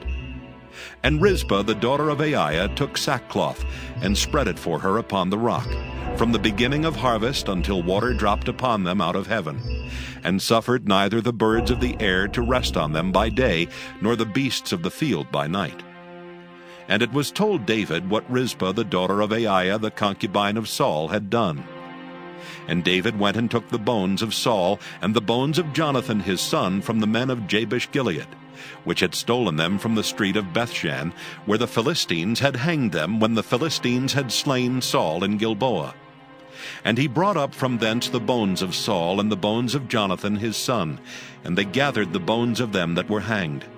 And the bones of Saul and Jonathan his son buried they in the country of Benjamin in Zelah, in the sepulchre of Kish his father. And they performed all that the king commanded. And after that God was entreated for the land. Moreover, the Philistines had yet war again with Israel. And David went down, and his servants with him, and fought against the Philistines, and David waxed faint. And Ishbi-Benob, which was of the sons of the giant, the weight of whose spear weighed 300 shekels of brass in weight, he being girded with a new sword, thought to have slain David. But Abishai, the son of Zeruiah, succored him, and smote the Philistine, and killed him. Then the men of David sware unto him, saying, Thou shalt go no more out with us to battle, that thou quench not the light of Israel. And it came to pass after this, that there was again a battle with the Philistines at Gob. Then Sibbecai the Hushathite slew Saph, which was of the sons of the giant. And there was again a battle in Gob with the Philistines, where Elhanan, the son of Jaare-Oregim, a Bethlehemite, slew the brother of Goliath the Gittite, the staff of whose spear was like a weaver's beam. And there was yet a battle in Gath, where was a man of great stature, that had on every hand 6 fingers, and on every foot 6 toes, 24 in number, and he also was born to the giant. And when he defied Israel, Jonathan the son of Shimeah, the brother of David, slew him. These 4 were born to the giant in Gath, and fell by the hand of David and by the hand of his servants. 2 Samuel chapter 22. And David spake unto the Lord the words of this song in the day that the Lord had delivered him out of the hands of all his enemies, and out of the hand of Saul. And he said, The Lord is my rock and my fortress and my deliverer, the God of my rock. In him will I trust. He is my shield and the horn of my salvation, my high tower and my refuge, my Savior. Thou savest me from violence. I will call on the Lord, who is worthy to be praised. So shall I be saved from mine enemies. When the waves of death compassed me, the floods of ungodly men made me afraid. The sorrows of hell compassed me about. The snares of death prevented me. In my distress I called upon the Lord, and cried to my God. And he did hear my voice out of his temple, and my cry did enter into his ears. Then the earth shook and trembled. The foundations of heaven moved and shook, because he was wroth. There went up a smoke out of his nostrils, and fire out of his mouth devoured. Coals were kindled by it. He bowed the heavens also and came down, and darkness was under his feet. And he rode upon a cherub and did fly, and he was seen upon the wings of the wind. And he made darkness pavilions round about him, dark waters and thick clouds of the skies. Through the brightness before him were coals of fire kindled. The Lord thundered from heaven, and the Most High uttered his voice, and he sent out arrows, and scattered them, lightning, and discomfited them. And the channels of the sea appeared. The foundations of the world were discovered at the rebuking of the Lord, at the blast of the breath of his nostrils.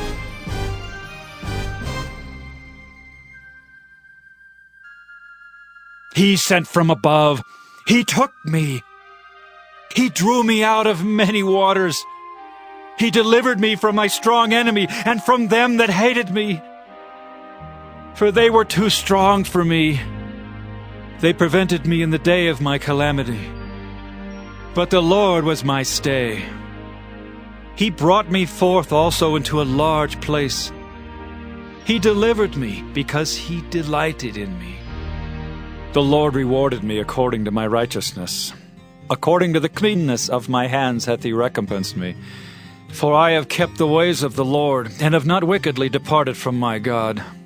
For all his judgments were before me, and as for his statutes, I did not depart from them. I was also upright before him, and have kept myself from mine iniquity. Therefore the Lord hath recompensed me according to my righteousness, according to my cleanness in his eyesight. With the merciful thou wilt show thyself merciful, and with the upright man thou wilt show thyself upright. With the pure thou wilt show thyself pure, and with the froward thou wilt show thyself unsavory. And the afflicted people thou wilt save, but thine eyes are upon the haughty, that thou mayest bring them down. For thou art my lamp, O Lord, and the Lord will lighten my darkness. For by thee I have run through a troop, by my God have I leaped over a wall. As for God, his way is perfect. The word of the Lord is tried. He is a buckler to all them that trust in him. For who is God save the Lord? And who is a rock save our God? God is my strength and power, and he maketh my way perfect. He maketh my feet like hinds' feet, and setteth me upon my high places. He teacheth my hands to war, so that a bow of steel is broken by mine arms.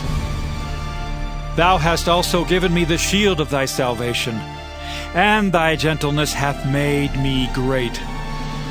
Thou hast enlarged my steps under me, so that my feet did not slip. I have pursued mine enemies and destroyed them, and turned not again until I had consumed them. And I have consumed them, and wounded them, that they could not arise. Yea, they are fallen under my feet. For thou hast girded me with strength to battle. Them that rose up against me hast thou subdued under me. Thou hast also given me the necks of mine enemies, that I might destroy them that hate me. They looked, but there was none to save, even unto the Lord, but he answered them not. Then did I beat them as small as the dust of the earth. I did stamp them as the mire of the street, and did spread them abroad. Thou also hast delivered me from the strivings of my people. Thou hast kept me to be head of the heathen. A people which I knew not shall serve me. Strangers shall submit themselves unto me. As soon as they hear, they shall be obedient unto me. Strangers shall fade away, and they shall be afraid out of their close places. The Lord liveth, and blessed be my rock, and exalted be the God of the rock of my salvation. It is God that avengeth me, and that bringeth down the people under me, and that bringeth me forth from mine enemies. Thou also hast lifted me up on high above them that rose up against me. Thou hast delivered me from the violent man. Therefore I will give thanks unto thee, O Lord, among the heathen. And I will sing praises unto thy name. He is the tower of salvation for his king, and showeth mercy to his anointed, unto David, and to his seed forevermore.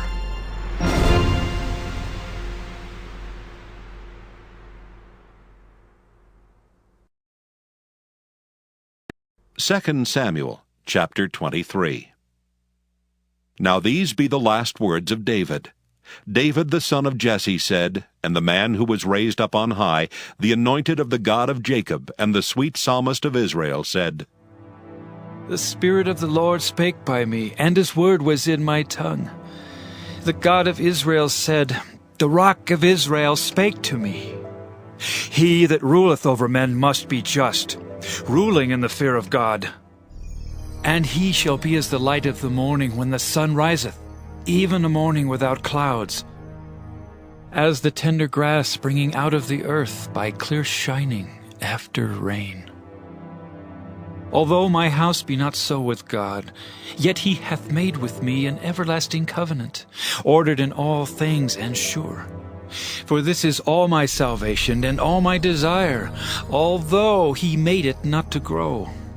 But the sons of Belial shall be all of them as thorns thrust away, because they cannot be taken with hands. But the man that shall touch them must be fenced with iron and the staff of a spear, and they shall be utterly burned with fire in the same place. These be the names of the mighty men whom David had. The Tachmonite that sat in the seat, chief among the captains. The same was Adino the Eznite. He lift up his spear against 800, whom he slew at one time. And after him was Eleazar the son of Dodo the Ahohite, one of the 3 mighty men with David, when they defied the Philistines that were there gathered together to battle, and the men of Israel were gone away. He arose and smote the Philistines until his hand was weary, and his hand clave unto the sword. And the Lord wrought a great victory that day, and the people returned after him only to spoil. And after him was Shammah the son of Agi the Hararite. And the Philistines were gathered together into a troop, where was a piece of ground full of lentils, and the people fled from the Philistines. But he stood in the midst of the ground and defended it, and slew the Philistines, and the Lord wrought a great victory. And 3 of the 30 chief went down, and came to David in the harvest time unto the cave of Adullam, and the troop of the Philistines pitched in the valley of Rephaim. And David was then in an hold, and the garrison of the Philistines was then in Bethlehem. And David longed and said, Oh, that one would give me drink of the water of the well of Bethlehem, which is by the gate. And the 3 mighty men brake through the host of the Philistines, and drew water out of the well of Bethlehem that was by the gate, and took it and brought it to David. Nevertheless he would not drink thereof, but poured it out unto the Lord. And he said, Be it far from me, O Lord, that I should do this. Is not this the blood of the men that went in jeopardy of their lives? Therefore he would not drink it. These things did these 3 mighty men. And Abishai, the brother of Joab, the son of Zeruiah, was chief among 3. And he lifted up his spear against 300, and slew them, and had the name among 3. Was he not most honorable of the 3? Therefore he was their captain, howbeit he attained not unto the first 3. And Benaiah the son of Jehoiada, the son of a valiant man of Kabzeel, who had done many acts, he slew 2 lion-like men of Moab. He went down also and slew a lion in the midst of a pit in time of snow. And he slew an Egyptian, a goodly man, and the Egyptian had a spear in his hand. But he went down to him with a staff, and plucked the spear out of the Egyptian's hand, and slew him with his own spear. These things did Benaiah the son of Jehoiada, and had the name among 3 mighty men. He was more honorable than the 30, but he attained not to the first 3, and David set him over his guard. Asahel, the brother of Joab, was one of the 30. Elhanan the son of Dodo of Bethlehem. Shammah the Haradite, Eliakah the Haradite, Helez the Paltite, Ira the son of Ikesh the Tekoite, Abiezer the Anathothite, Mabunai the Hushathite, Zalman the Ahohite, Maharai the Netophathite, Heleb the son of Baanah, a Netophathite, Ittai the son of Ribai out of Gibeah of the children of Benjamin, Benaiah the Pirathonite, Hiddai of the brooks of Gaash, Abialbon the Arbathite, Asmaveth the Barhumite, Eliabah the Shaalbonite of the sons of Jashan, Jonathan, Shammah the Hararite, Ahiam the son of Sharar the Hararite, Eliphalet the son of Ahasbai, the son of the Maacathite, Eliam the son of Ahithophel the Gilonite, Hezrai the Carmelite, Pearai the Arbite, Igal the son of Nathan of Zobah, Bani the Gadite, Zelek the Ammonite, Neharai the Beerothite, armor-bearer to Joab the son of Zeruiah, Ira an Ithrite, Gareb an Ithrite, Uriah the Hittite, 37 in all. 2 Samuel chapter 24. And again the anger of the Lord was kindled against Israel, and he moved David against them to say, Go, number Israel and Judah. For the king said to Joab, the captain of the host which was with him, Go now through all the tribes of Israel, from Dan even to Beersheba, and number ye the people, that I may know the number of the people. And Joab said unto the king, Now the Lord thy God add unto the people, how many soever they be, 100-fold, and that the eyes of my lord the king may see it. But why doth my lord the king delight in this thing? Notwithstanding, the king's word prevailed against Joab and against the captains of the host. And Joab and the captains of the host went out from the presence of the king to number the people of Israel. And they passed over Jordan and pitched in Aroer, on the right side of the city that lieth in the midst of the river of Gad, and toward Jazer. Then they came to Gilead, and to the land of Tatim-Hodshai, and they came to Dan-Jain, and about to Zidon, and came to the stronghold of Tyre, and to all the cities of the Hivites and of the Canaanites. And they went out to the south of Judah, even to Beersheba. So when they had gone through all the land, they came to Jerusalem at the end of 9 months and 20 days. And Joab gave up the sum of the number of the people unto the king. And there were in Israel 800,000 valiant men that drew the sword, and the men of Judah were 500,000 men. And David's heart smote him after that he had numbered the people. And David said unto the Lord, I have sinned greatly in that I have done. And now I beseech thee, O Lord, take away the iniquity of thy servant, for I have done very foolishly. For when David was up in the morning, the word of the Lord came unto the prophet Gad, David's seer, saying, Go and say unto David, Thus saith the Lord, I offer thee 3 things. Choose thee one of them, that I may do it unto thee. So Gad came to David and told him, and said unto him, Shall 7 years of famine come into thee in thy land? Or wilt thou flee 3 months before thine enemies while they pursue thee? Or that there be 3 days' pestilence in thy land? Now advise, and see what answer I shall return to him that sent me. And David said unto Gad, I am in a great strait. Let us fall now into the hand of the Lord, for his mercies are great, and let me not fall into the hand of man. So the Lord sent a pestilence upon Israel from the morning even to the time appointed, and there died of the people from Dan even to Beersheba 70,000 men. And when the angel stretched out his hand upon Jerusalem to destroy it, the Lord repented him of the evil, and said to the angel that destroyed the people, It is enough. Stay now thine hand. And the angel of the Lord was by the threshing place of Araunah the Jebusite. And David spake unto the Lord when he saw the angel that smote the people, and said, Lo, I have sinned, and I have done wickedly. But these sheep, what have they done?